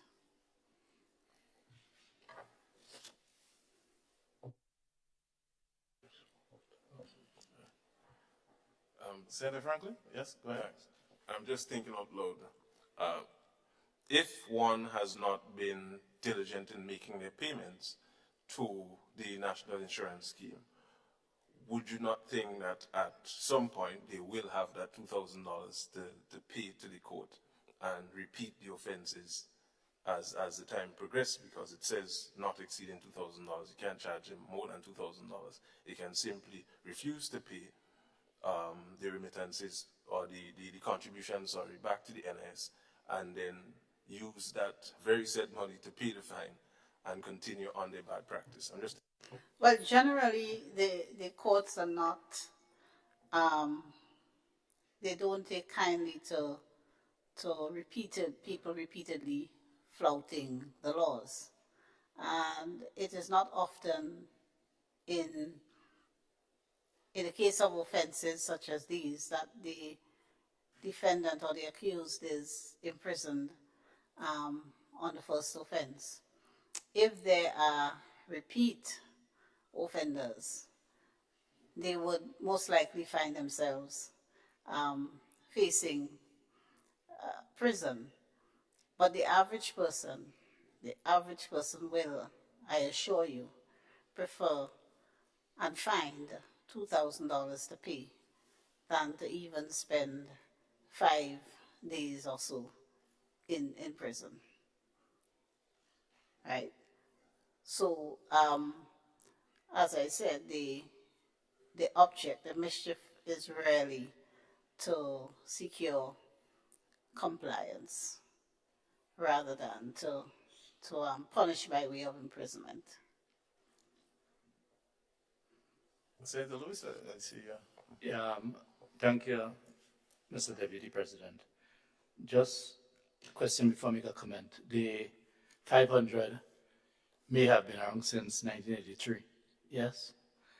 Well, if that is the case, and based on what the Attorney General have said, the Senator Claudette, we can be out of here very early today, because the crop compensation will follow that principle. Just thought I should make that again. Totally different considerations.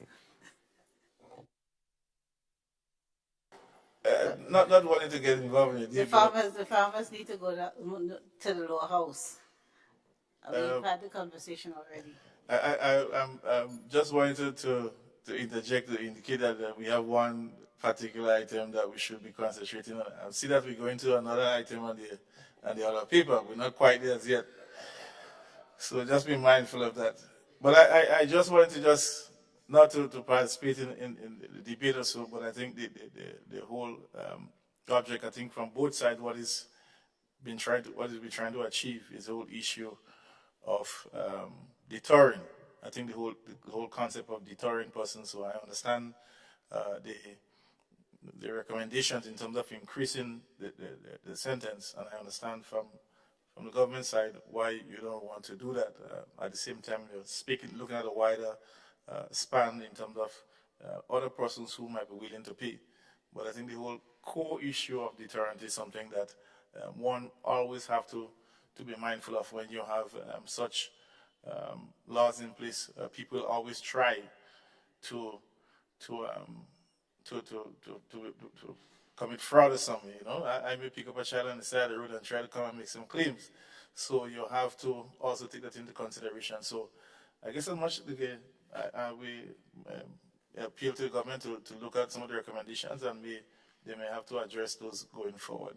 But all in all, I think it's clear that everyone understands what is at hand. So thank you for that.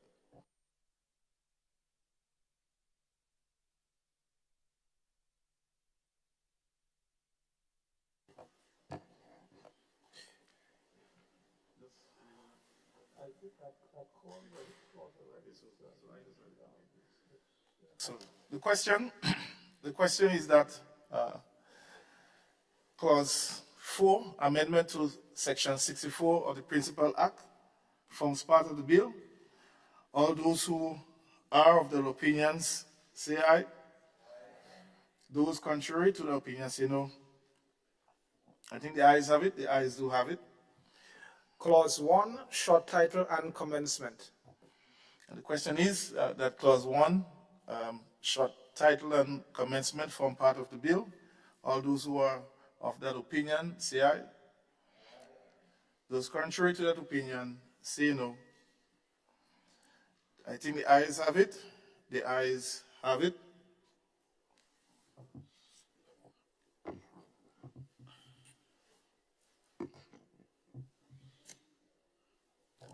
Sorry, sir. Do you have government business? Mr. Deputy President, I beg to move that the Senate resumes and the chair of committee reports progress on the bill.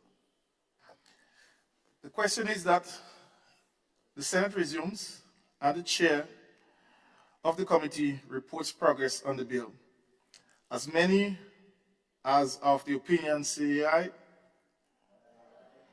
Of the contrary opinion say no. I think the ayes have it. The ayes who have it.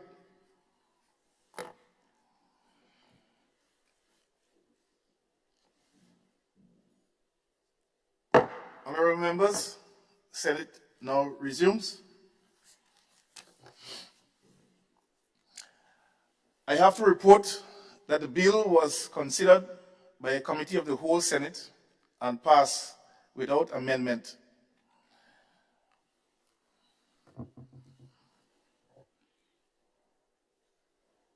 You have government business? Mr. Deputy President, I beg to move that the chair's report be adopted. The question is that the chairman's report be adopted. As many as of the opinion say aye. The contrary opinion say no. I think the ayes have it. The ayes have it. You have government business? Mr. Deputy President, I beg to move that the third reading of the bill be taken. The question is that the bill be read a third time.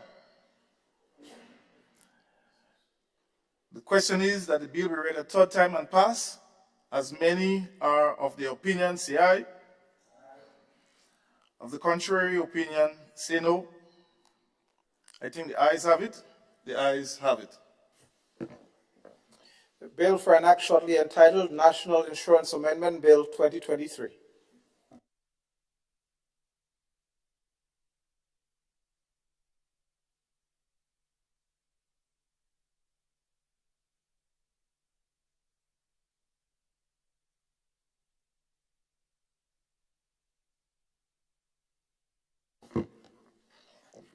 Senator, the Honorable Gloria Thomas. Mr. Deputy President, I beg to introduce for the first reading of a bill for the act shortly entitled the National Insurance Act Number 2.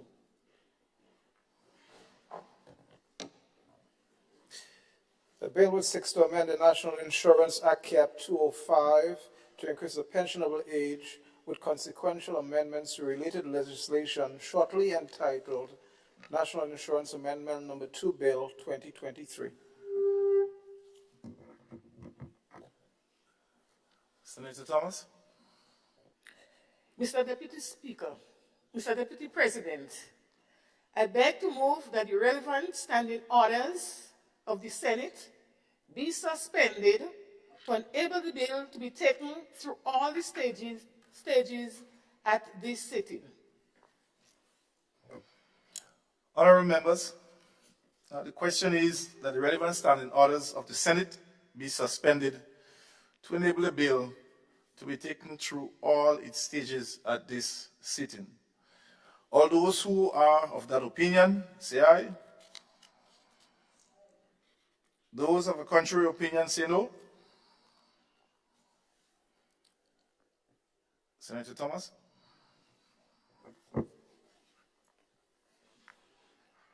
Mr. Deputy President, I beg to move that the second reading of the bill. Honourable members, the question proposed is that the bill be read a second time. Senator Thomas.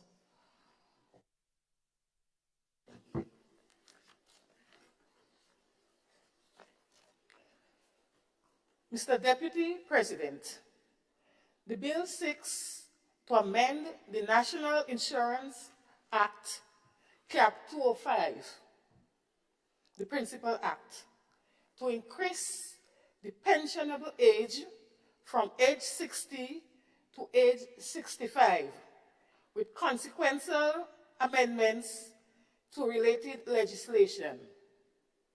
Currently, in the Principal Act, as well as in the Employment Act Cap 89 and the Employment Act 2016, the pensionable age for retirement are stipulated as age 60. Mr. Deputy President, in light of the anticipated financial implication on members of the workforce and employers, the pensionable age and the retirement age will be increased incrementally from 2004 to 2028.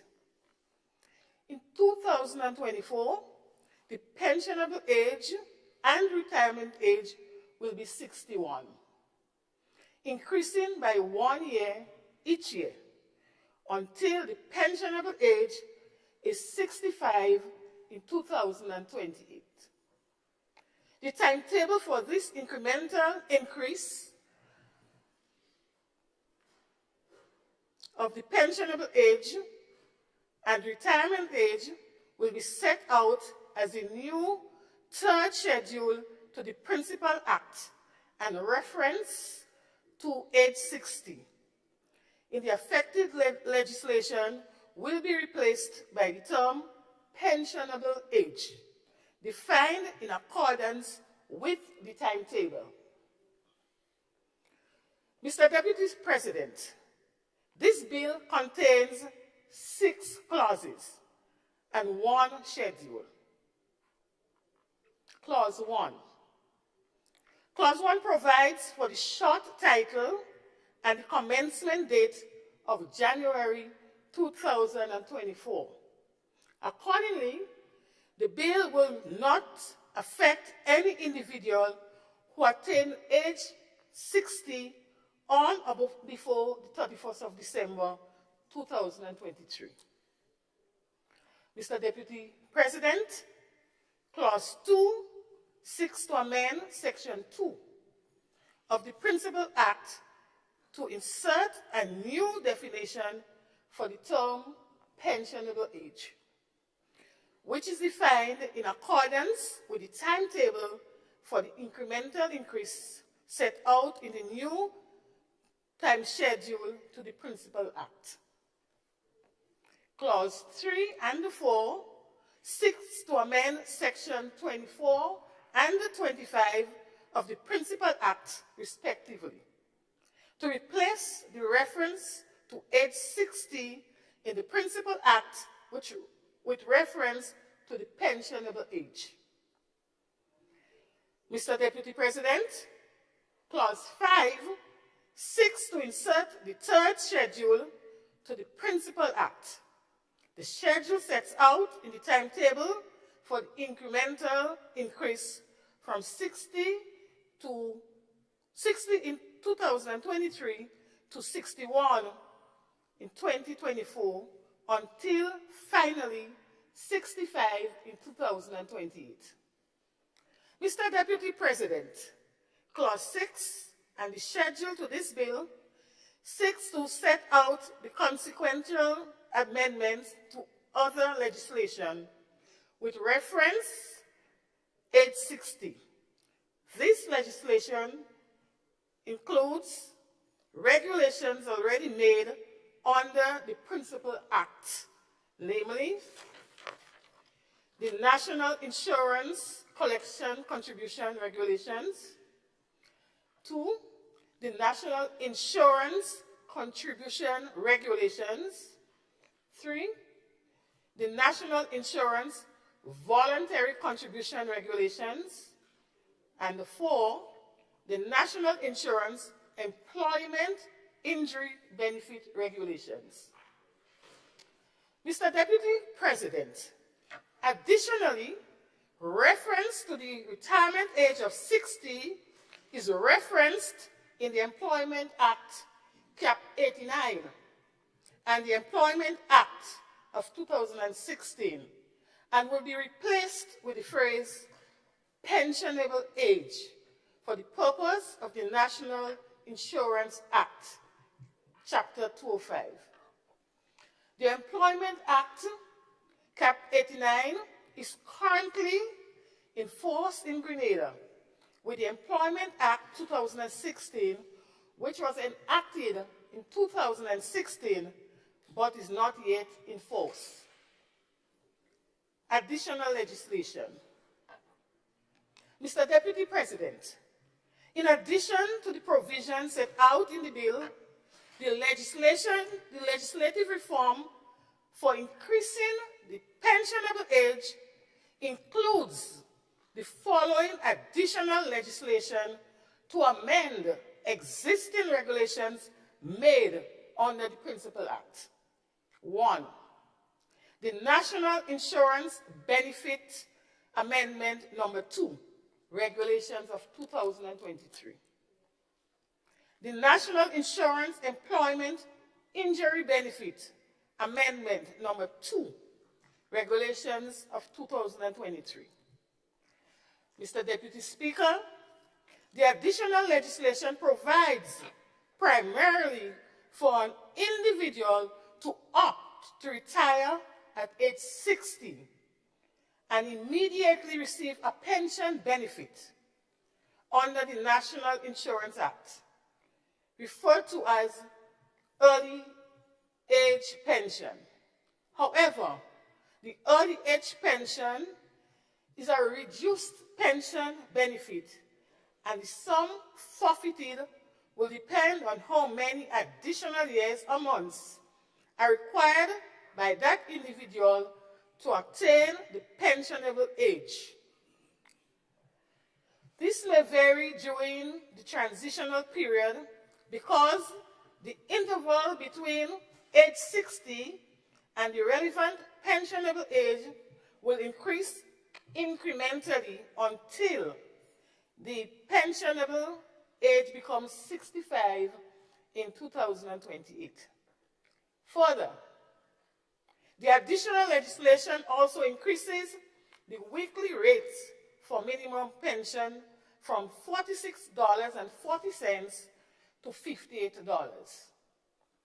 Mr. Deputy President, finally, the additional legislation has always been drafted and will enter into force from January 1, 2024, along with the bill.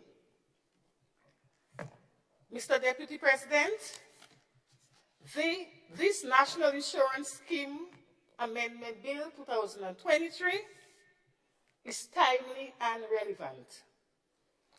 This bill cannot be delayed. I said it was timely. Probably I should have said it is too late. Mr. Deputy President, if we are to save the NIS The decision to extend the retirement age is one of where crucial measures must be taken to assist in this rescue mission. Great leaders take hard decisions in the interest of people, and this decision to move the retirement age to 61 come January 2024 is indeed a hard one.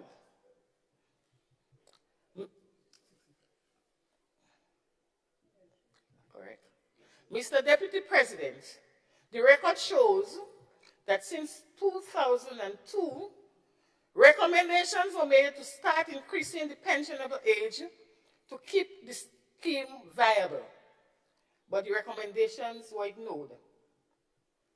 Mr. Deputy President, 21 years later, it took this administration to come forward to amend the legislation to make this possible.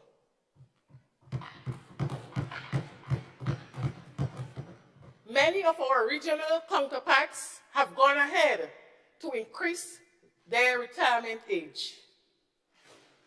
Mr. Deputy President, I ask the question, why have we kept Grenada back on this very important undertaking for so long? Statements from the World Health Organization indicate that longevity has increasingly become. Statements from the World Health Organization, WHO, indicates that longevity is increasing because of the advances in health provisions. Studies indicate working elderly are healthier and more active. Allowing people longer years to work and retire later sustains the supply of labor and gives people a long stream of income. The fiscal burden on government of taking care of older people in the area of healthcare and financial support will be greatly reduced. Mr. Deputy President, working longer provides a better cushion to deal with inflation and uncertainties. It saves individuals from struggles to look for work here, there, and all over the place as necessary funds are needed at the end of the month. Mr. Deputy President, at age 60, many workers still have financial difficulties and would be relieved to learn that they have some additional time to work to bring some additional income before retirement. It is important to state this indispensable fact. We have inherited a situation where succession planning is woefully lacking in the public sector. As a government, we have started addressing this inadequacy. Extending the retirement age will allow for time to correct in part some of these deficiencies in the service. By extending the retirement age, it gives the government opportunity to help address the skill gap where relevant, and to give our knowledgeable and experienced senior workers the opportunity to continue to contribute to our society and to the NIS as well, while younger ones get the opportunity to understudy these experienced workers. Mr. Deputy President, we know that many pensioners, after they retire, are still interested in continuing to work.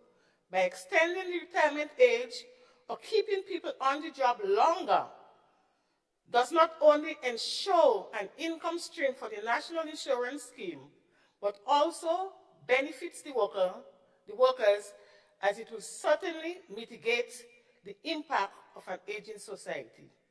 And so, Mr. Deputy President, I urge this House to see this bill as one of urgency that needs to be seriously considered. Thank you. Thank you, Senator.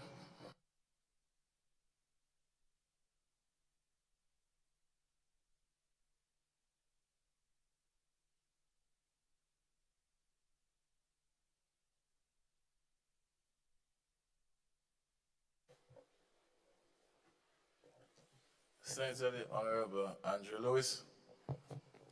Thank you very much, Mr. Deputy President. The labor movement has been in the forefront of calling for these amendments to be made over the years.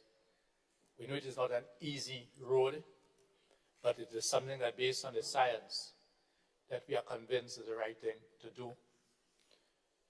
Our objective was, still is, and will always be to see if we can reduce, and it may sound as a contradiction, but I'll explain, the retirement age. Meaning the age when colleagues, the citizens, can say bye-bye to that organized work that requirement of getting up early in the morning and going out to fight to make a living, so that they can retire much earlier, spend time with their grandchildren, or do other things in the enjoyment of their life.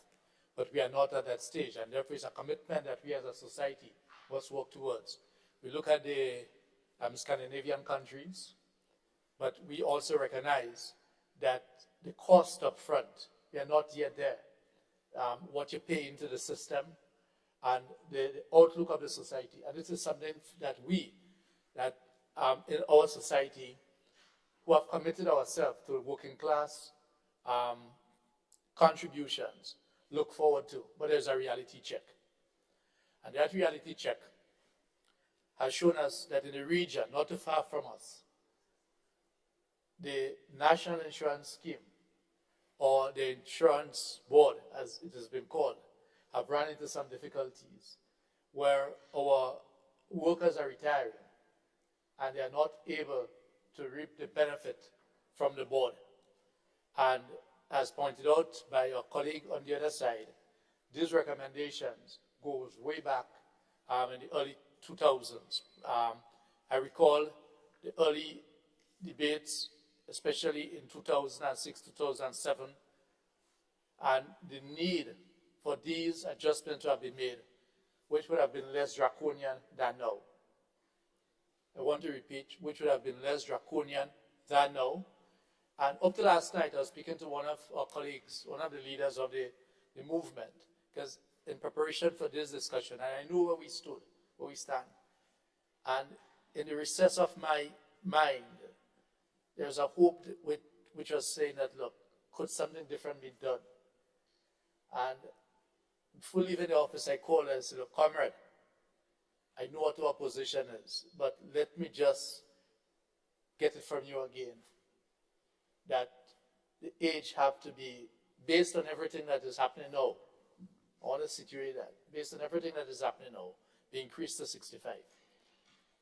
And he said, yes, because if we do not do it now, then moving the contribution to 8%, which will happen in 2031, because there is a 0.25% increase. You may have to now move it to 25% a few years from now. And this is what we are saying since 2007, 2008. And then in 2013, 2014. So, as a matter of fact, the labor movement has spoken out quite clearly on this, to the point where a number of workers have been operating on the basis for the past few years that the retirement age is now 65. And let me say that this is relative to NIS benefits. It's important to know that. That is relative to NIS benefits. So we stand here. It is also important to note that qualifying for NIS benefit under the age 60 would have been achieved after about 9-point-something years of service. Contribution to the NIS. Because you had required to make at least 500 contributions. And because NIS contribution is calculated weekly, and there are 52 weeks in a year, it was just on that 10 years.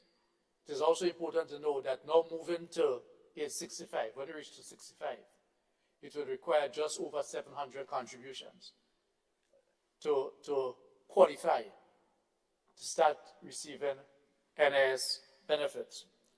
And as the presenter of the bill indicated, these are tough decisions. But tough decisions have to be made. And you can guarantee the labor movement's support for tough decisions when it have to be made and there's this discussions and it's in the interest of the nation and in the interest of workers. We have never shied away. I will never shy away from our support. And therefore, our colleagues on the other side, whatever amendments that we are looking to make, and we continue to discuss in relation to the labor code, be guided by that. And I know I am saying this. I know I am saying this because in this discussion on the labor code, because it is related, because you have spoken about the sections of the labor code, there's also the time will come, and because we see it as a tripartite body, the interest of class, this year we have a total support on this. And we have demonstrated once again our commitment to nation building. Be guided by this, so we give our support. We know it's not easy. There are pros and cons as in everything else. A number of people will like to retire at age 60. It therefore means that if you do not reach age 60 by the 31st of December this year, you will not qualify to get 100% of the NS benefits before 2028. So this is your last chance to get retirement. Yes. No, see why is this important? Because the question will arrive from time to time from workers as to when could I retire. The simplest way to avoid a penalty is to let the workers know, or let the country know, that once the boat sails away from you by the 31st of December this year, you are no longer on that boat. Yes, you can retire, but you will suffer a penalty. And the penalty is designed to prevent people from retiring. Because in order to save the fund, we must be blunt and upfront about it. And that's what we do in discussing with workers. And that is why we are more successful in our industrial actions, because we face and explain to workers the consequences. And this is one such time that I mean, you know, you look at what is happening in France. Look at what is happening in a number of other countries. And we can take an approach which says that, look, let us fight it. Let us say no, even if it's to our detriment, to be popular. But we do not believe that popularity comes at the expense of what is right. Popularity and respect comes through earning that respect by explaining what are the advantages or what are the consequences that by not making certain decisions. We do not want to reach that stage where we tell our members, let us fight against the retirement age increasing, and the government buckles, and it remains at 60. And then 3 years from now or 5 years from now, the NS cannot pay the required benefits. We have looked at all other possibilities. If you increase salaries, and that's a possibility, which you'd always fight for, you increase economic activities, the aspect of the government doing the right thing by getting rid of employees within the state that is making $1,200 a month having to pay their own NIS. And it's not been done because they can't afford it. The government has taken a decision to correct that, and it must be complimented for this. Therefore, more monies will be going into the coffers of NIS, but the workers will be benefiting. And we must do everything to ensure that the people who are expected to pay NIS contributions do that. We also have to step up on the compliance rate. We also have to step up on enforcing the law on the employers that do not contribute to NIS. It is robbery in many instances. The monies have been deducted. But if it's an ordinary man, you see, he go in a land and thief. That's what will be said when an ordinary man go in a farmer's land. We try to fight against this thieving. But here what we do. Here what we do. For the employers that take the money from the worker and do not pay it. 6 months. No. Even before 6 months, we are even calling it thief. Yeah, the language misappropriation. They won't even say embezzlement because it's too strong a bad word. And that is why we have had a concern at the speed at which the government gave up on some of the penalties in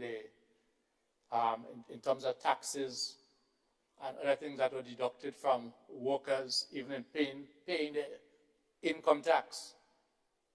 That was thief-free too, you know. That was thief-free too. And that is why those hard conversations are required. So when we raise objection, I'm not looking for acceptance. It is what it is. We have a duty to support policies and positions, hard as they may be. That is in the interest of workers who we represent and the country in the broader context. When we speak about a country, there are different interest groups. And it's not the same yardstick for everyone. Colleagues, this is an important milestone. It has come too late. To be quite frank, it has come too late. And that is why the 65 have had to be rushed into. We have written to different administrations over the years, calling on for them to follow the recommendation of the actuaries. And may I just plug in this here? That is one of the reasons why, again, which it has not been rectified, that we couldn't understand why the government had left us out of the NIS Investment Committee. The tripartite arrangement safeguards our NIS. Tripartite arrangement safeguards our NIS. So, as I've indicated, it has come too long, it has taken too long, but we are where we are. It is the right decision. It is the right decision. It's a hard decision. We know that the administration must have considered what are the possible implications in terms of if there will be any fallout. Would workers turn out and say, well, no, I want to go and you're taking away my chances of going? But we do not see that happening because of the role played by the labor movement.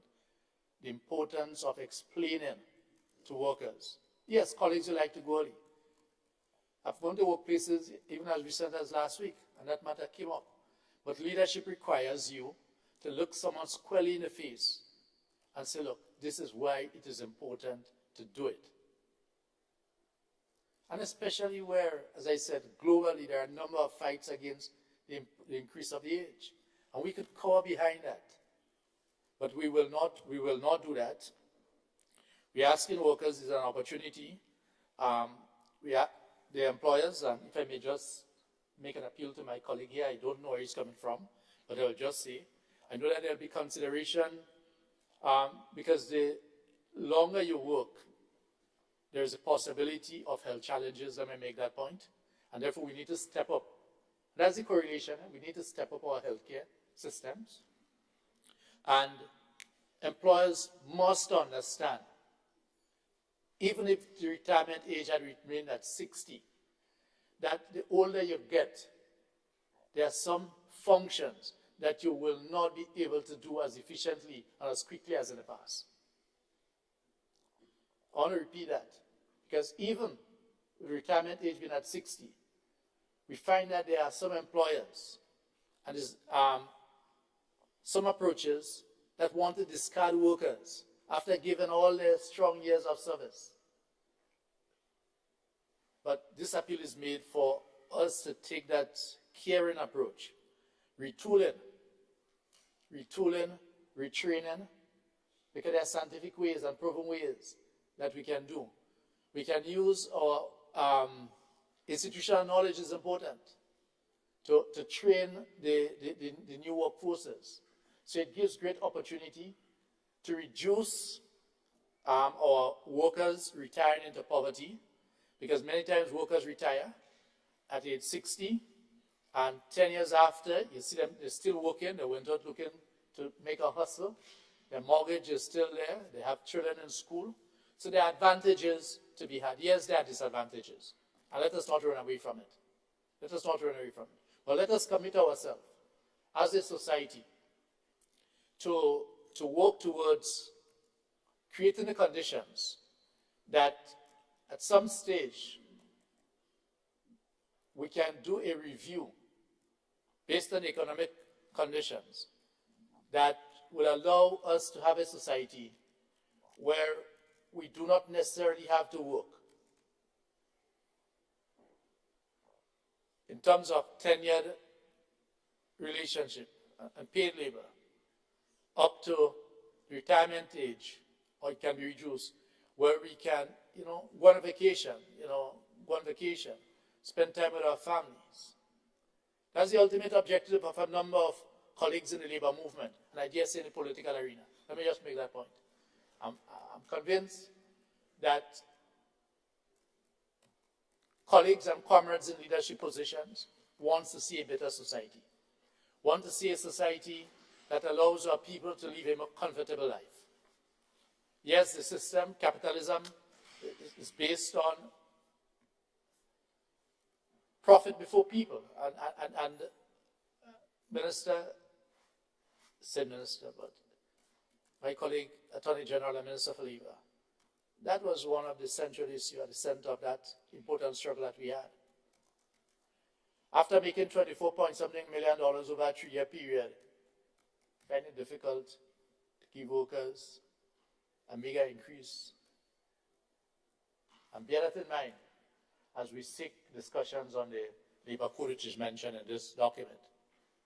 We must not do anything, and we will not accept anything that takes away our right to be able to have us, when the time is right, to do what is necessary, just as we give support to this amendment, just as we have taken the leadership role in this, and we have spoken out even more forcefully than all of the parties concerned.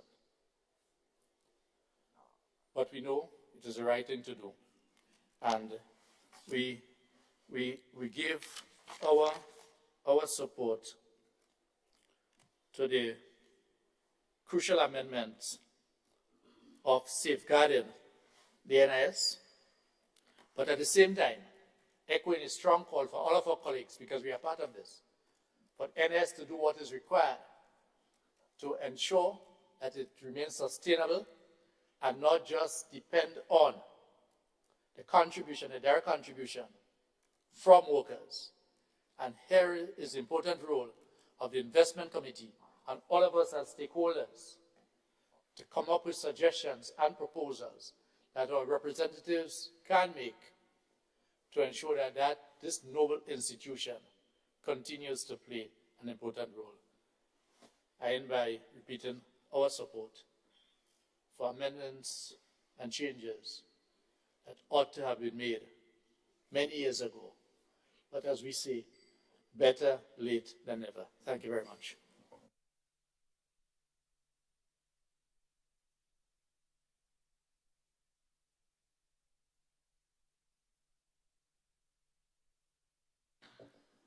Senator Thomas, I see you. I don't think any other contributions. The mover of the motion of the bill that I'm speaking to is Senator Thomas, Gloria.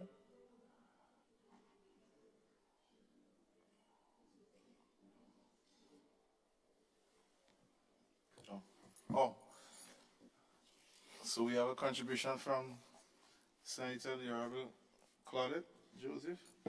Thank you, Mr. Deputy President. Just a brief contribution in support of the proposed amendment to the NIS Act.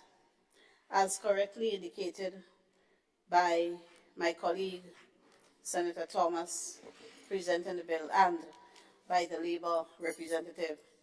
This is long overdue. A recommendation coming from the actuary since 2002. But more than that, in the 2015 actuarial review, the actuary said very plainly that the fund, the NIS fund, will be depleted by 2035 if this matter was not addressed. I want to repeat that for the public. In 2015, the NIS actuarial review said very plainly that if the retirement age or the pensionable age is not reviewed and adjusted upwards, the fund will deplete by 2035. We are in 2023. And the policymakers, the government, for reasons best known to them, did nothing. And my colleague representing the Labour movement is correct. It is tough, a tough measure that we have to take now, but we must do it. And had we heeded the advice of the actuaries before, we might have been able to adopt a more gradual approach and ease the workers of this country into a high retirement age better.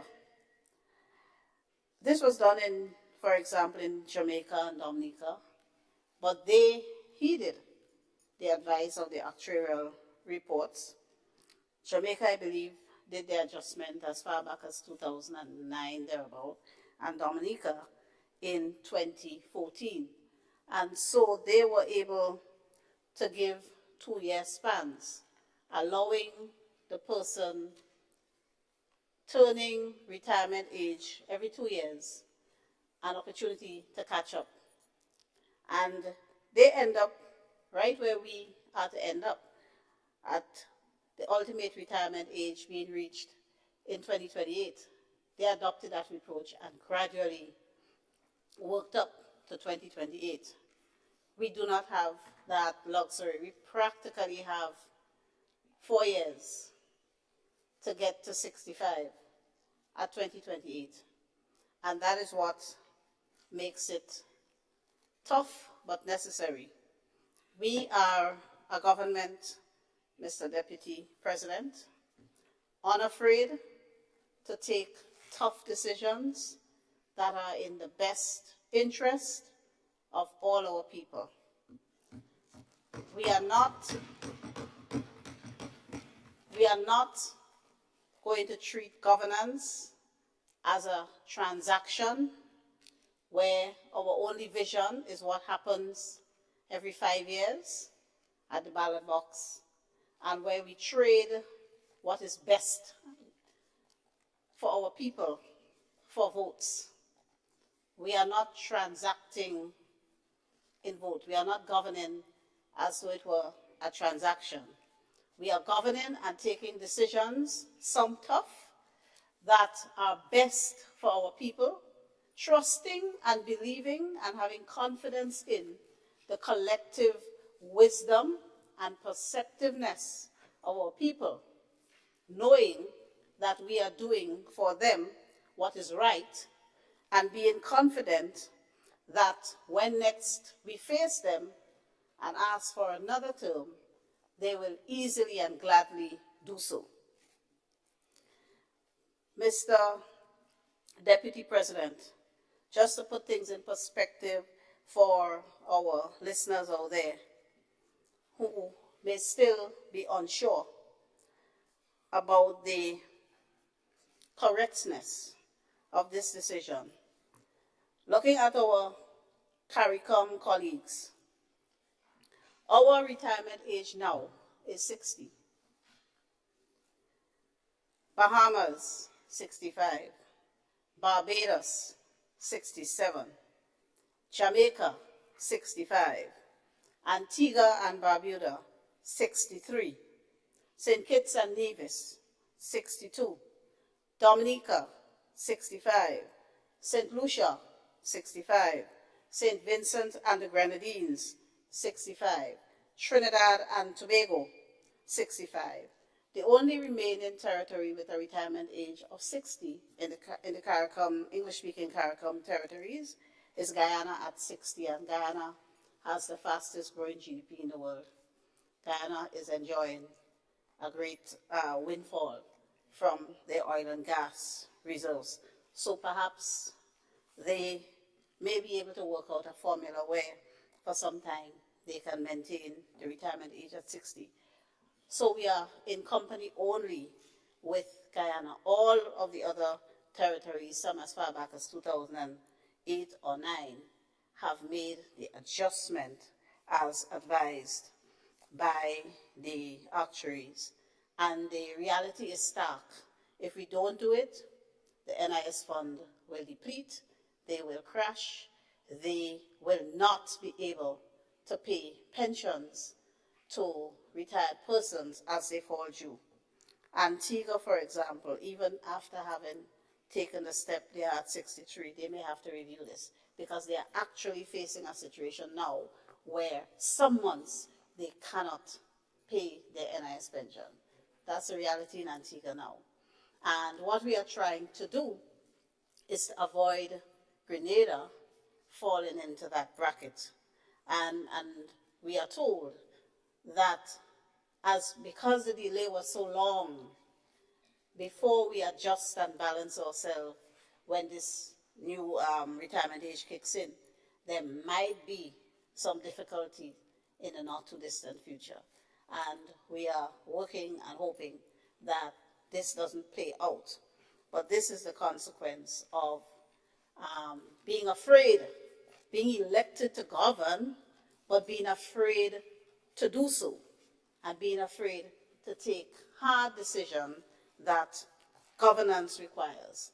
And I would, Mr.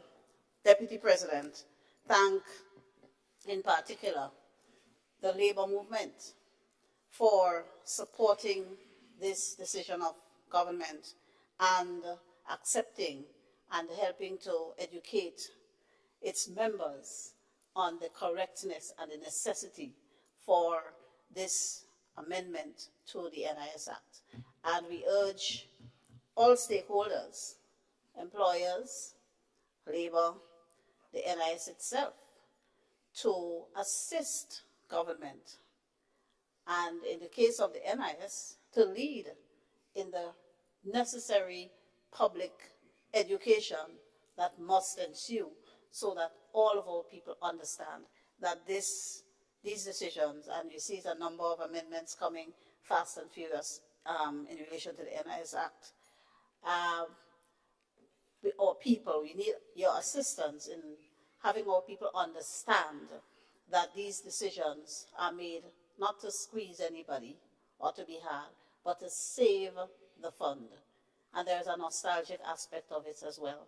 The fund established in '83 is special for Grenadians. It was one of the achievements of the short-lived revolutionary government that did so much for social justice and advancement of our people. So that's another nostalgic reason why we must save the fund. But there's a practical reason. People have contributed, and they must be able to enjoy the benefits of their contributions on retirement. So, Mr. Deputy President, I commend the bill to you, it having my full and unreserved support. Thank you.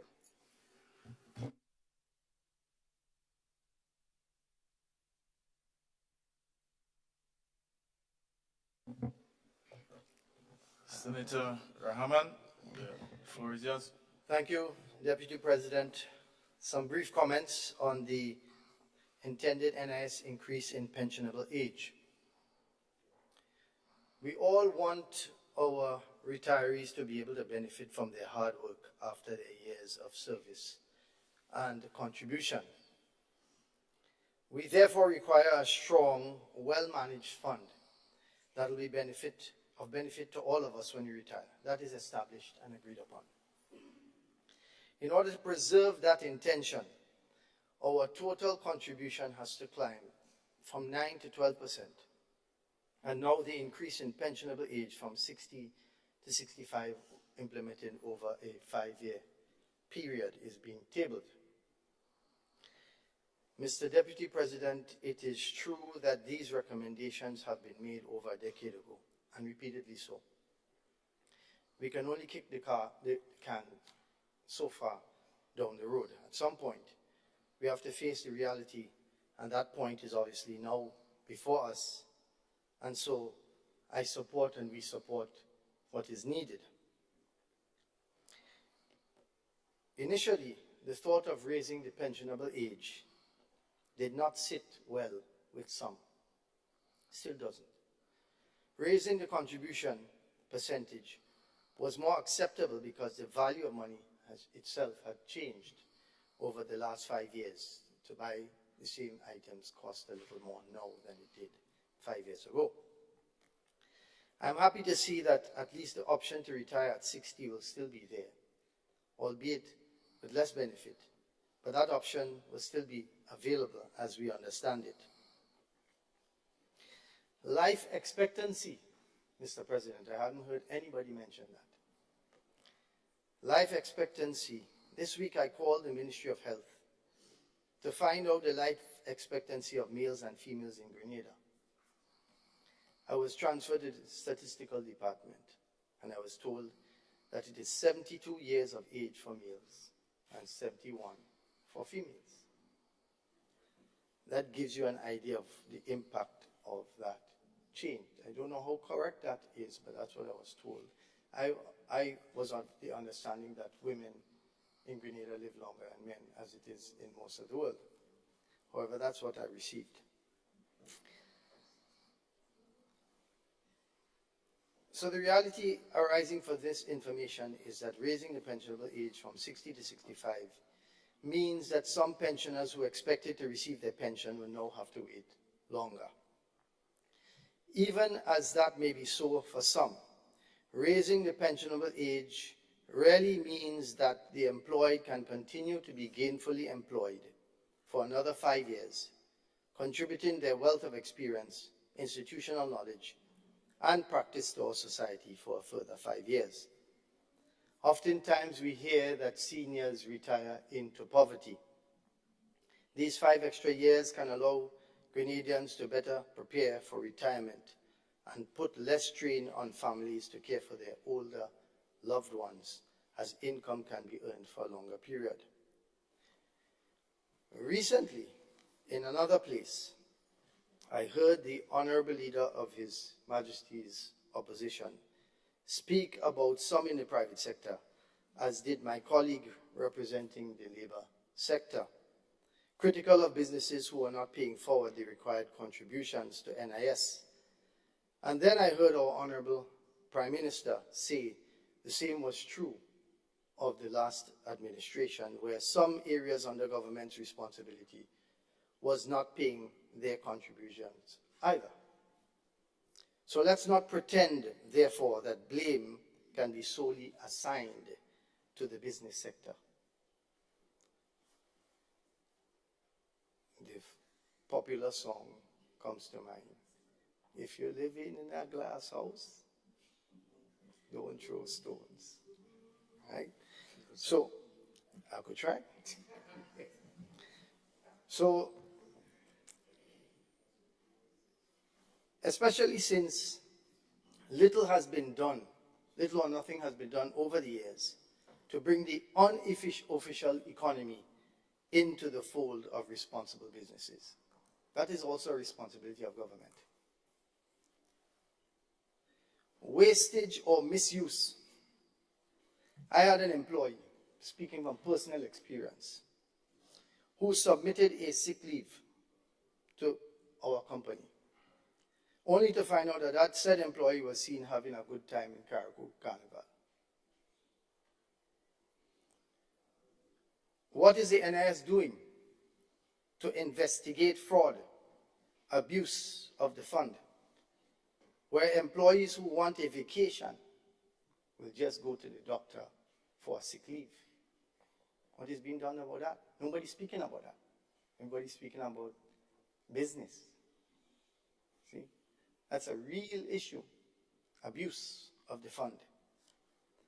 And did they look into perhaps appointing certain doctors that they vet, that are known for being reputable in the industry, even by their peers? Did they do that?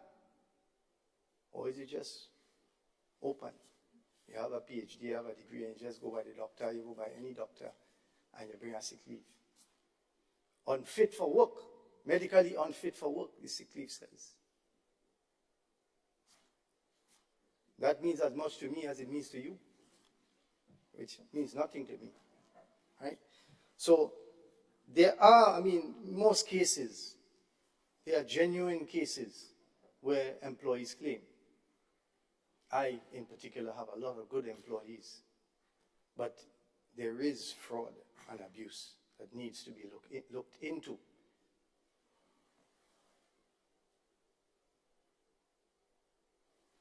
Alternative investments. Mr. Deputy President, we know that the NIS has invested in numerous properties and investments over the years. Several of their property investments remain dormant. I ain't hearing about that either. And not income generating. I would like to see such investments that will cause the NIS not to be so reliant on contribution increases in the future. Such investments that will slow increases from employees and employers alike. Mr. Deputy President, the current contribution of employees is currently at 5.5 for employees and 6.5 for employers.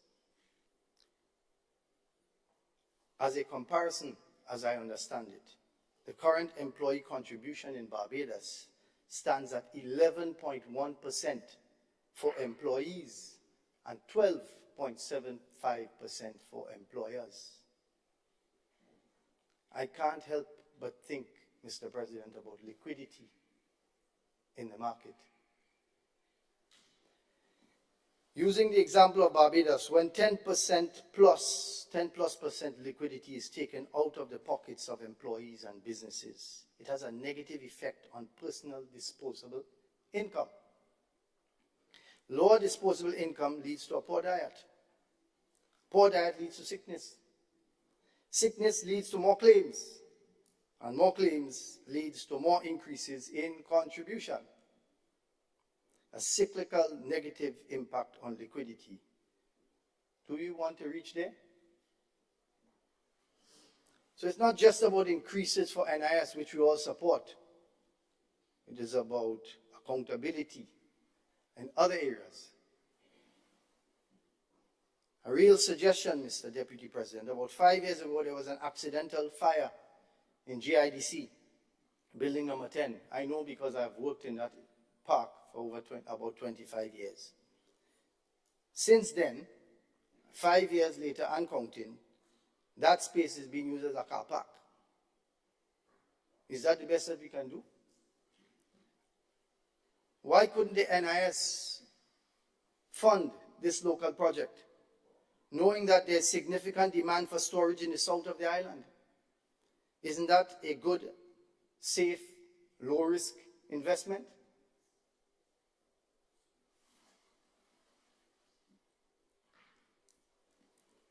With these comments and concerns made clear, I do and we do lend our support to this bill.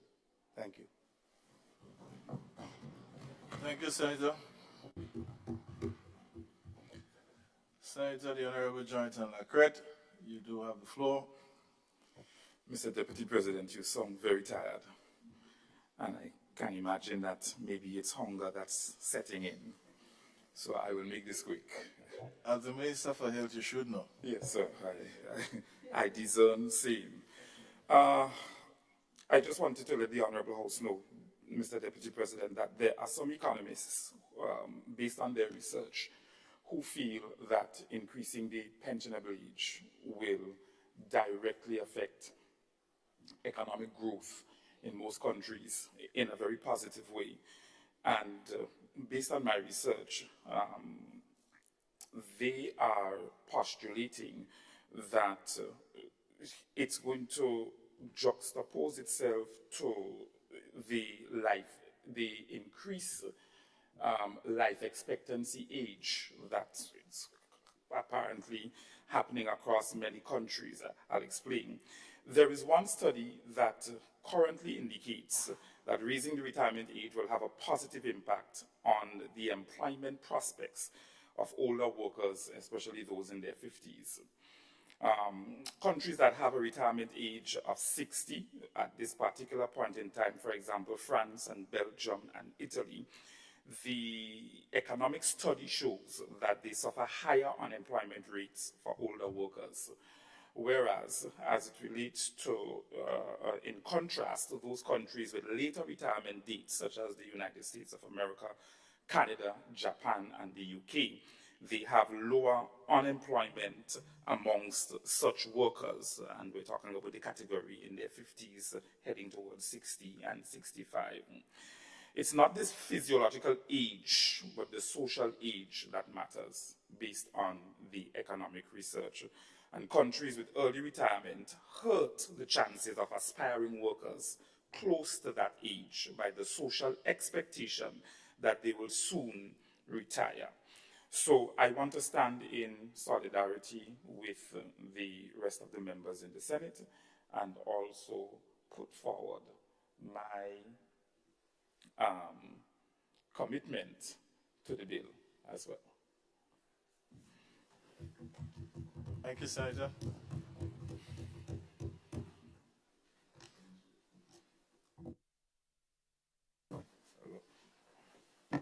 Senator Sinclair, Flo, just to let you know that we passed our lunchtime, scheduled lunchtime, just giving you a little hint, yeah? Sure.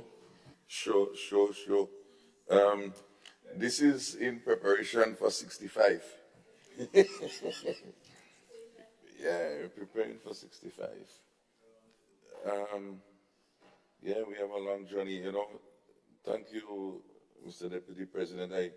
This is my colleague and long-time friend, Senator Luis, speak over the boat and the last boat leaving tongue. I don't know if it's the last boat, because when you look at many of the similar issues throughout the world, there are other boats. We cannot speed up in 1 year, 2 years of our life. So I just say this to say that, Brother Luis, 1 year is 1 year. You know, he wouldn't come before. 6 months, okay. In terms of my contribution to this, we understand, and I listen very carefully, their sister Thomas in the presentation, and of course, the documents.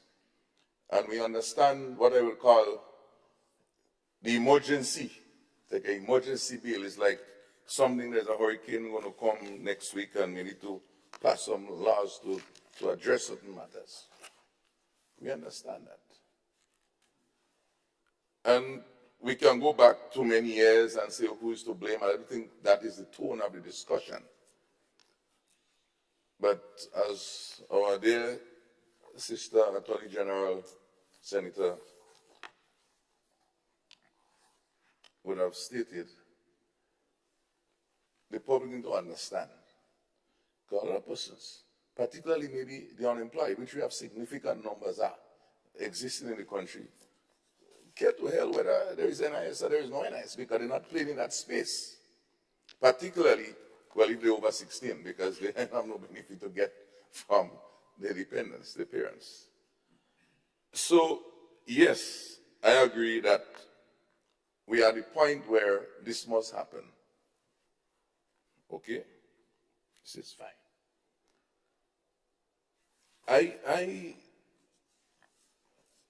did some reading, and my good friend Senator Claquette, I was doing out the research, preparing for my PhD earlier on in this session. And what struck me was the recommendations from the 2019 actuary report that was done on the NIS, and that's a public document I found on the website. And they said this is like the 4th or 5th time they are recommending all of these things. The public need to understand that. And nothing was done. But I would ask my dear friend, Senator Luis, where was the labor movement in fighting for something that really matters, more than even a 1% or 2%, because it's costing us many more percentages. That's the issue in the adjournment. Right? So that goes through my concern there is that what holds us up, right? But then I look at the recommendations. One, increase the contribution. I think we are on the road of that. That was very clearly explained. Increase the pensionable age. That was also clear, which we are discussing now. But when I look at the recommendations, the 12th actual valuation of the NIS makes the following recommendations. You have like about 9 different recommendations. And the question is, I'm not very familiar with what goes on in NIS, the truth is. And maybe the removal of the bill, and maybe the government side in the other parts of the rebuttal could explain how much or what other components of those recommendations forms part of this, what I would call suite of changes that we need to take in addition to these 2 significant ones that we're speaking about. And Senator Rahman is right on point. Some of the dead stock of investments sitting there, lands sitting there. In fact, the actual report showed that in 2018, well, this one in 2019, that in the year 2018, the investments that we've been speaking about so much moved from almost about 50-something million 4 or 5 years before to about 9 million. And as a result of that, what happened in 2018? There was a negative performance in the NIS. And while that is going on, contributions increasing, spending of, you have to pay out benefits to people are increasing. So we are heading down that road 5, 6 years ago. And the question is, what is the prudence? There's an investment committee. What have they done? You know, so we can be called here today, and in the next 6 months, and not even us, another set of lawmakers come to discuss this issue. So we need safeguards. We need safeguards, like how we have the the fiscal responsibility regulation. There should be some thing there, some regulations that hold the NIS, as Senator Rahman mentioned, accountable for how these investments take place to safeguard all of us future. I think this is too important an institution to allow it to not have that sort of oversight on. This is significant. Then it takes me on to some other broader issues within this whole matter before us. They made some assumptions in the actual report. And it was very interesting because this is hinged on the basis for this recommendation of this age moving. The issue of unemployment rate never show up in this document up to now, you know. I wonder, you want to speak about increasing contribution. You want more persons to put into the pool. But we are not worrying about what the unemployment rate is, because the unemployment rate is what is also going to be basically preventing the fund from growing. And then we introduce something now called unemployment benefit. So inside of the regular unemployment, you have unemployment, so more benefits have to be paid out again from the fund. And I think we speak about life expectancy, all of that is nice, but we have, what, 20, 30% unemployment. And of course, I don't want us to lose sight that this employment issue doesn't have to be working with somebody. You know, I heard my dear sister again present, you know, we can do succession planning in the ministries and so on. I get worried because we have an emergency bill for that again. We need to look and see as a strategy. And NIS need to take a role in that because they have that vested interest as being responsible for managing this fund. The government, but the NIS itself need to find creative ways. How do you get the youth to be employed? Whether it's through skills, whether it's through entrepreneurship, setting up small businesses, so they can provide services and other things and able to earn on their own without even having to go to work with other persons, so that they can make a meaningful contribution to the fund. It is NIS has to do that for its own protection, its own white cells, blood white cells, white blood cells, protection. Similarly, the elderly, you know, yes, why the elderly may want to work and have more access to money beyond 60, 65, 64. Again, they don't necessarily have to be working within the ministry. They don't have to be working within a ministry. You could decide to leave the ministry and be self-employed and pay your contributions. Because if we don't do that, we'll also end up in a problem of our younger ones, doomed because where do they get work?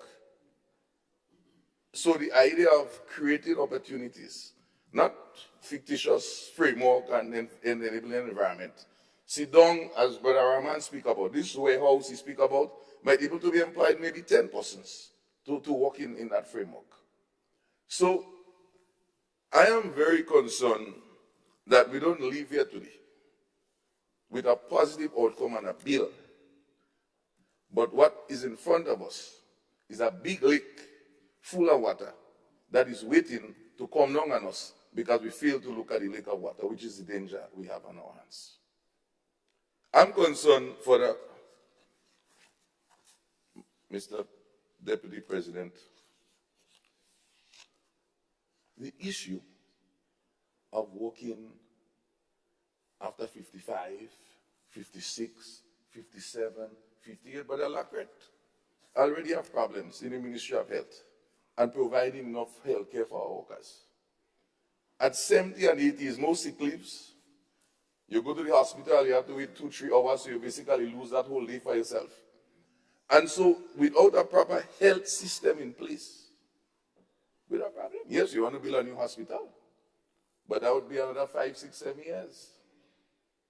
So I'm saying all of this to say that there have to be some other safeguards that we must put in place to protect these two decisions that we are making.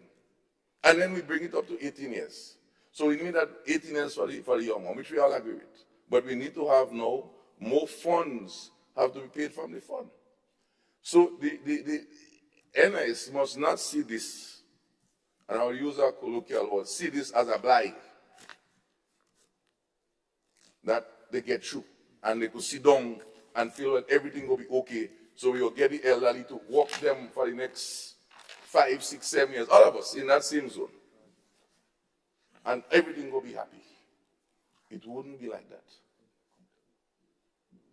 Because in the next 5, 6, 7 years, when you look at the trend, it will end up back in the same position. So I say all this to say that while I will support the now, I'm calling on the government as the owner, the leader of the NIS, along with the NIS, to really seriously look at this thing.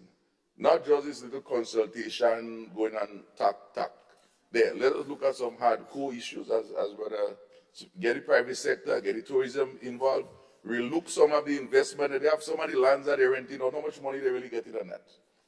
All up in River and Twine area and all of that, how much money? Little or nothing. And then I asking the government to please also manage. You remember that bond we spoke about, and I could invest in different bonds and so on? And I say, well, this could be incestuous because when government get hard with cash, sometimes you sell them some bonds. Let us not abuse the NIS in this space. Because the issue is, that's the final point. If you don't have money already, where is there money to invest? Where? You're catching a hell to pay out what you're already collecting to maintain things, where getting money to invest. So that is a serious issue. How do they use the current investment assets to grow it? And this is my concern more than anything else. I'm not too sure if the members on the other side may have some of the answers that they may know because it's inside the framework. But if not, I think we should have NIS provide some update on this important matter. So with this said, this is my contribution towards this boat, last boat, 265. Thank you. Thank you. I want to humbly recommend that we recess for lunch. I think it is unfair to the members. We're going to stop here and continue after lunch. We can't go any further right now. We're going to stop here. You're going to be busy? You want to suggest otherwise? I wanted to suggest, Mr. Deputy President, that we wrap up. After I speak, I think we'll have the, according to the other people, that's the last item on the agenda. So I want to suggest that we... not necessarily that's the last item. And that's the reason why I suggest that we break.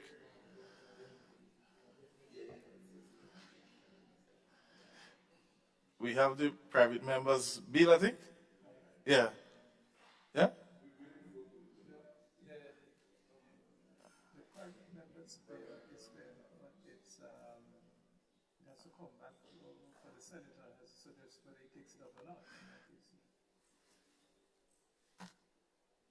The clerk is saying that the bill, private members bill. No, I just want to make some comment maybe on the adjournment, like 2 points, and I okay. No, Okay, so we're not taking the private member bill today? No. We're taking. No. Okay. No. All right. So if members want to, it's on the other paper. So yes, but I'm using the prerogative. Okay. Of the owner. Thank you. So if members are okay with going through, yeah? All right, so we can proceed. All right. Thank you, Mr. Deputy President. As I rise to more or less wrap up and summarize the discussion that we just went through, I want to thank everybody for their contribution. I think the discussion was very open, frank, mature, and I think that the bill itself presents for us an opportunity here, an opportunity for Grenada, an opportunity for workers and for the NIS as well. This bill will ensure that the sustainability of the scheme will ensure the sustainability of the scheme and also to ensure that workers could be properly looked after when they retire. We do not want to end up in a situation where after working so hard you cannot get your benefit. And so I want to thank the members of this Honorable House for supporting the bill, and I want to say that I'm so grateful for those support and deliberations here today. Thank you.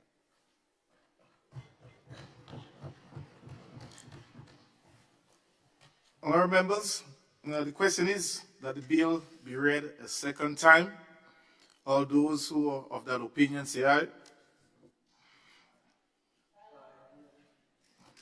Of the contrary opinion say no.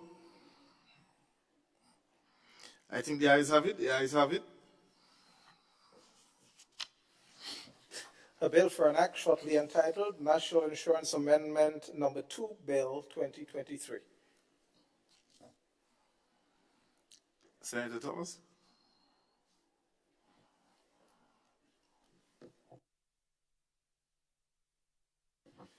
I beg to move that the chair report be adopted.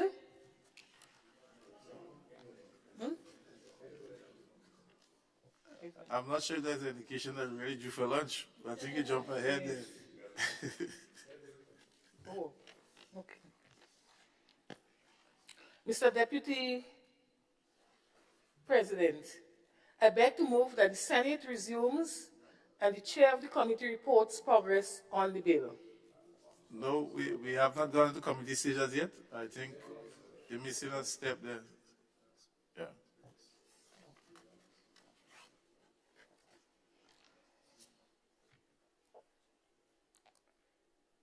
Mr. Deputy President, I beg to move that the Senate resolve itself into a committee of the whole Senate to consider the bill clause by clause or part by part.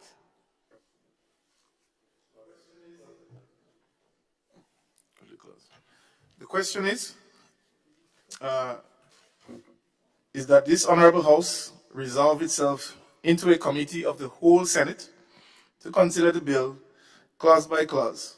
All those who are of that opinion say aye. Those contrary say no. I think the ayes have it. The ayes have it.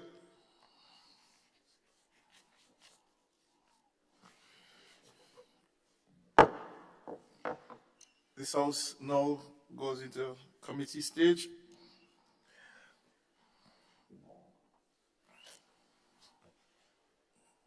Clause 2, amendment of Section 2 of Principal Act.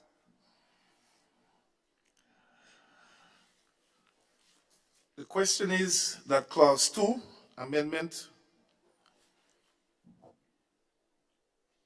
of Section 2 of Principal Act, forms part of the bill. All those who are of that opinion say aye. Those of a contrary opinion say no. I think the ayes have it. The ayes have it. Clause 3, amendment of Section 24 of Principal Act. The question is that Clause 3, amendment of Section 24 of the Principal Act, forms part of the bill. All those who have that opinion say aye. Those contrary of their opinion say no. I think the ayes have it. The ayes have it. Clause 4, amendment of Section 25 of Principal Act. The question is that Clause 4, amendment of Section 25 of the Principal Act, forms part of the bill. All those who are of the opinion say aye. Those of the contrary opinion say no. I think the ayes have it. The ayes have it. Clause 5, insertion of new third schedule to Principal Act. The question is that Clause 5 forms, Clause 5's insertion of third schedule of the Principal Act forms part of the bill. All those who are of their opinion say aye. Those of the contrary opinion say no. I think the ayes have it. The ayes have it. Clause 6, consequential amendments. The question is that Clause 6, consequential amendments, form part of the bill. All those who are of the opinion say aye. Those of a contrary opinion say no. I think the ayes have it. The ayes have it. Schedule, consequential amendments. The question is that the schedule, consequential amendment, forms part of the bill. All those who are of that opinion say aye. Those of the contrary opinion say no. I think the ayes have it. The ayes have it. Clause 1, short title and commencement. The question is that Clause 1, short title and commencement, forms part of the bill. All those who have that opinion say aye. Those of the contrary opinion say no. I think the ayes have it. The ayes have it. Senator Thomas. Mr. Deputy President, I beg to move that the Senate resumes and the chair of the committee reports progress on the bill.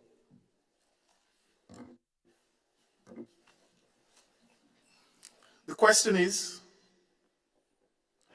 that the Senate resumes and the chair of the committee reports progress on the bill. As many are of the opinion say aye, of the contrary opinion say no. I think the ayes have it. The ayes who have it. The Senate, this Honorable Senate now here resumes.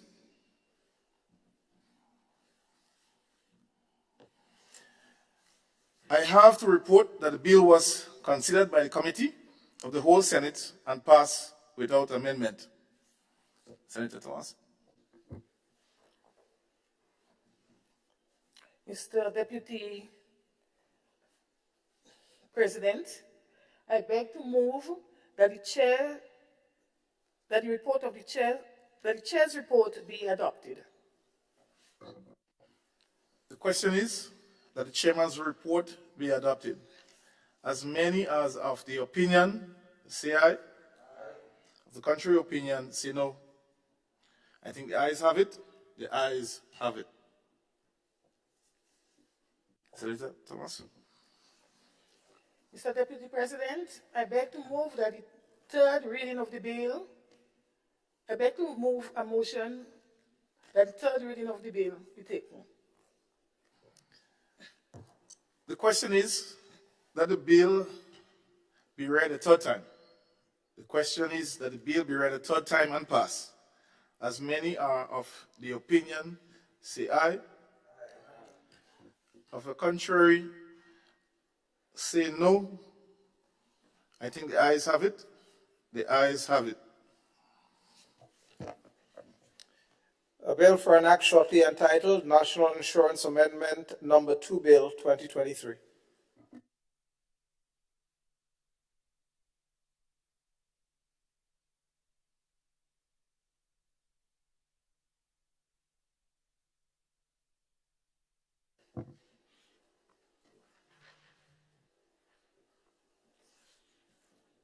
Senator, the Honorable Adrian Thomas, the Government Business. You have the floor. Mr. Deputy President, I beg to move the adjournment of this House. Sign that.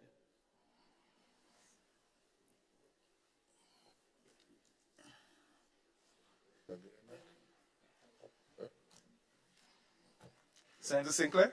Yes, thank you, Mr. Deputy President. I just wanted to make a few remarks on the adjournment, if with your permission. One is I was very happy to see the work that is taking place up at the Sotes Fish Market. That one seems to be a quiet one, no publicity, I don't know why, of work going on there. And it's a matter that is an issue that has been going on for the last 3 or 4 years since I've been in the Senate. It's been budgeted for 1 year. It was, well, you may know better than me. They took, what they call it, quotations. The next year was something and something, but I was pleasantly surprised, the work that was taking place, the lockers for the fishermen. So, with due respect to the Honorable Minister for Fisheries and Leader of Government Business inside there, I want to say that I was very happy to see that, because that is one that was really out of it compared to all the others. That's good news. Of course, I realize also another big issue in Victoria, that the slipway, there are some issues there with a big concrete stuff that I tried and tried.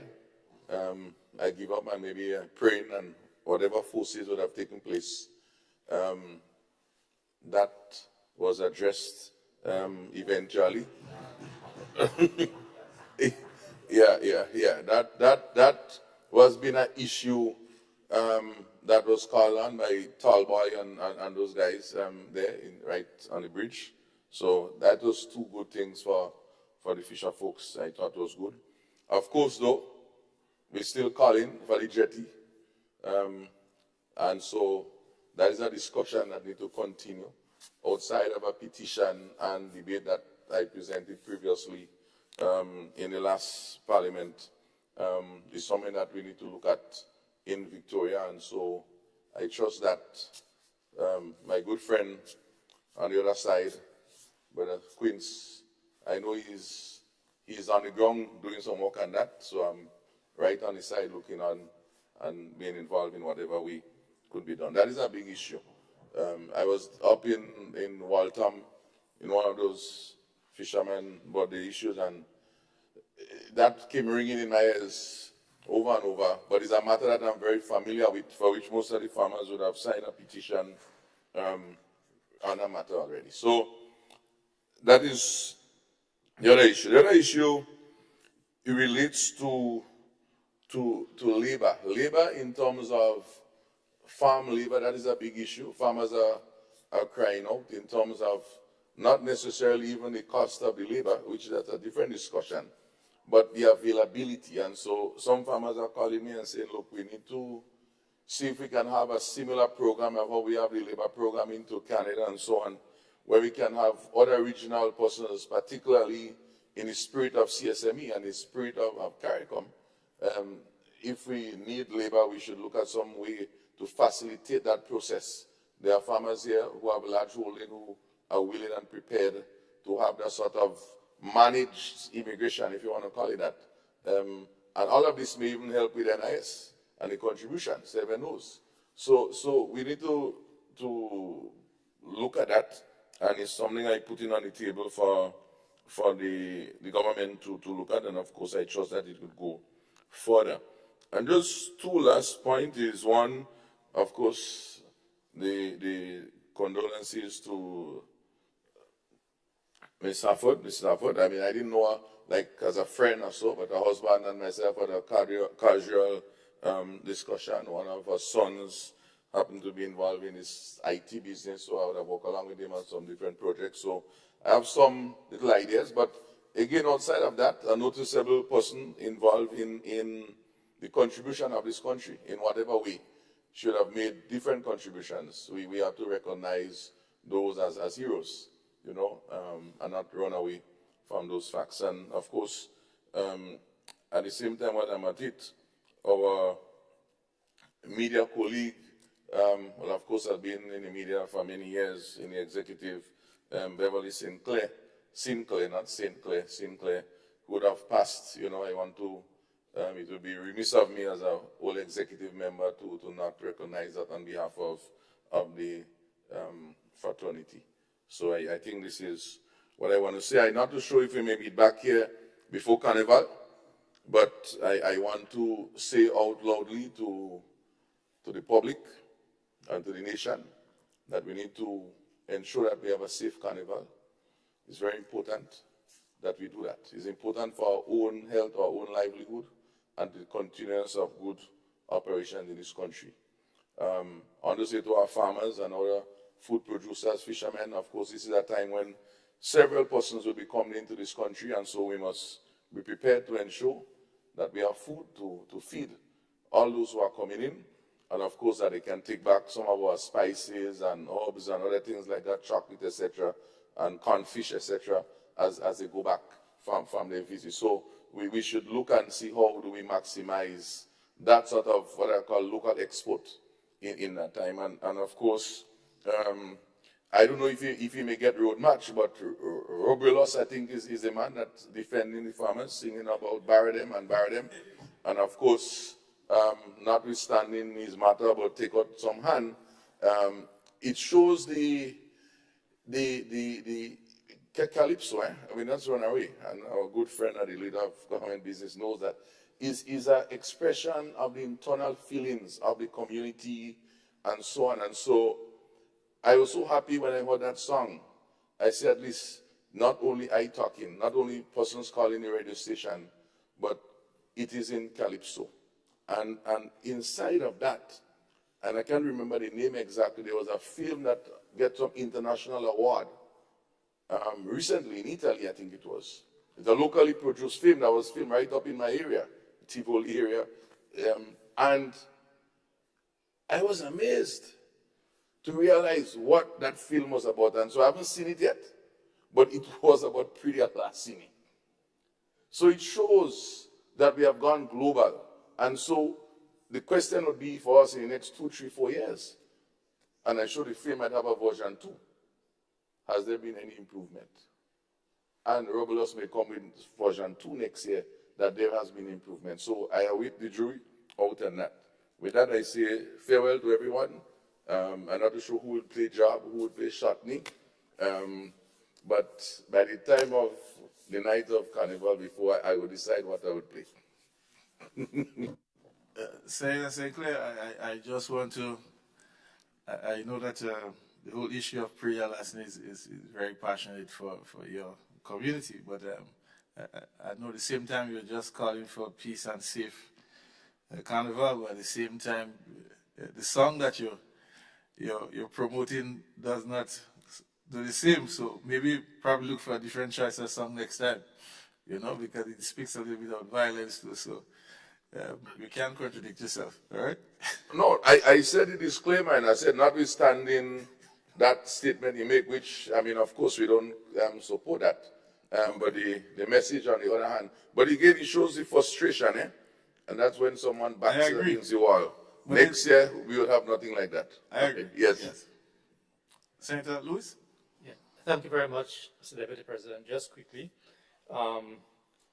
just an extension of the NS aspect, I join in the call and make a request, don't want to say a demand, that for retirees in relation to the NIS, serious consideration to be given and recommended that their monthly payments, some increase be given to cater for the impact of inflation. A number of these colleagues have been receiving the same amount, which is less, same figure, but it's less because of inflation. So we are calling for this, for considerations to be given so that the question of inflation can be addressed to increase their age benefit. And to use this opportunity to join my colleague, Senator Sinclair, to call for a violent-free Carnival, and not just Carnival, but because we are in the period, to make a special appeal to all of our colleagues, everyone within the country. Go fet, enjoy yourself for those who are involved in the activities, but do so in peace, love, and quietness in terms of nonviolence. And end by giving the labor movement commitment to working towards helping in a national discussion to address the issue of mental health, to call on all of us to have a national discourse, not for the sake of talking, but to identify practical ways and means of helping address those issues. And with that, I wish everyone a safe Carnival. Thank you. Thank you. I think before we close, I too want to from the chair, just touch on two important matters I think that bears some concern from a national standpoint.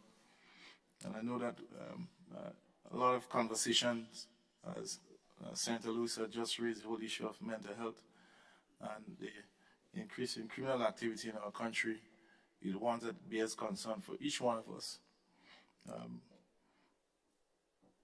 My concern is that if we do not do anything about it, it will allow it to be normalized.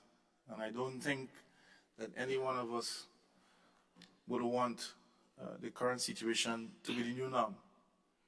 And so I think it's, as members of this honorable house, we as leaders have to do everything that we can to reverse this current situation. Whatever relationships, whatever partnerships that we have to develop with other sectors of the society to achieve this. I know the labor movement has a strong arm, a very intrusive arm. They can play a role in helping. The business community too can also do. And government has many functions and many support systems to assist in this regard. I did heard today from two ministers in particular of government initiatives in terms of trying to curb this situation, to deal with the issue of mental health, the issue of crime, and some of those social tragedies that we have seen taking place in recent times.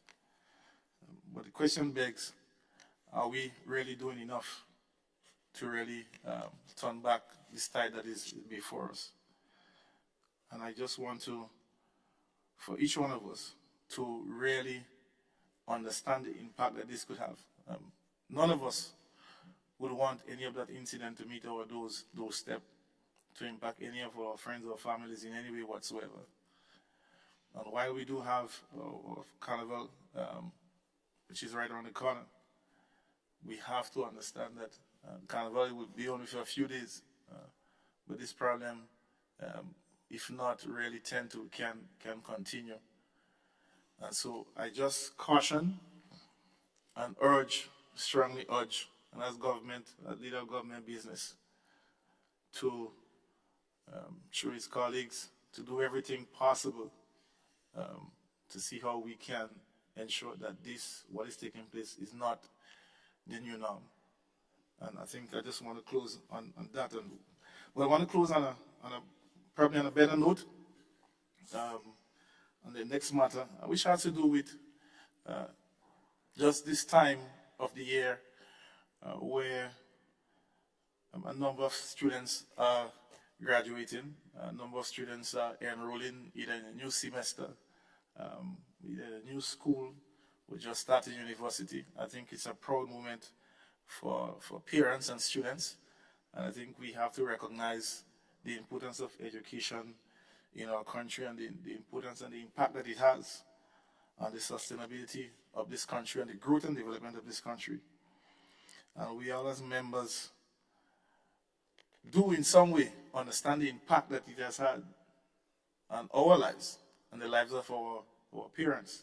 And I've heard it so much times within this honorable house, even when we were swearing in persons in the initial statement in this honorable place, speak of some of the journey that they have gone through and how education play a key role in helping them to come through those journeys and to be successful to some great extent.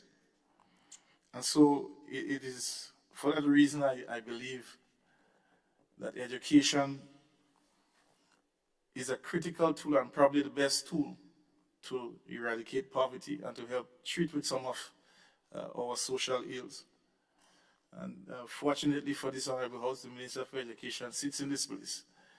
And so I believe that he understands the impact himself of education and the role that it plays. But there is a great debate that often ensues in communities whether or not one should strive for a degree or a master's or a PhD because it may not be required for one to be successful.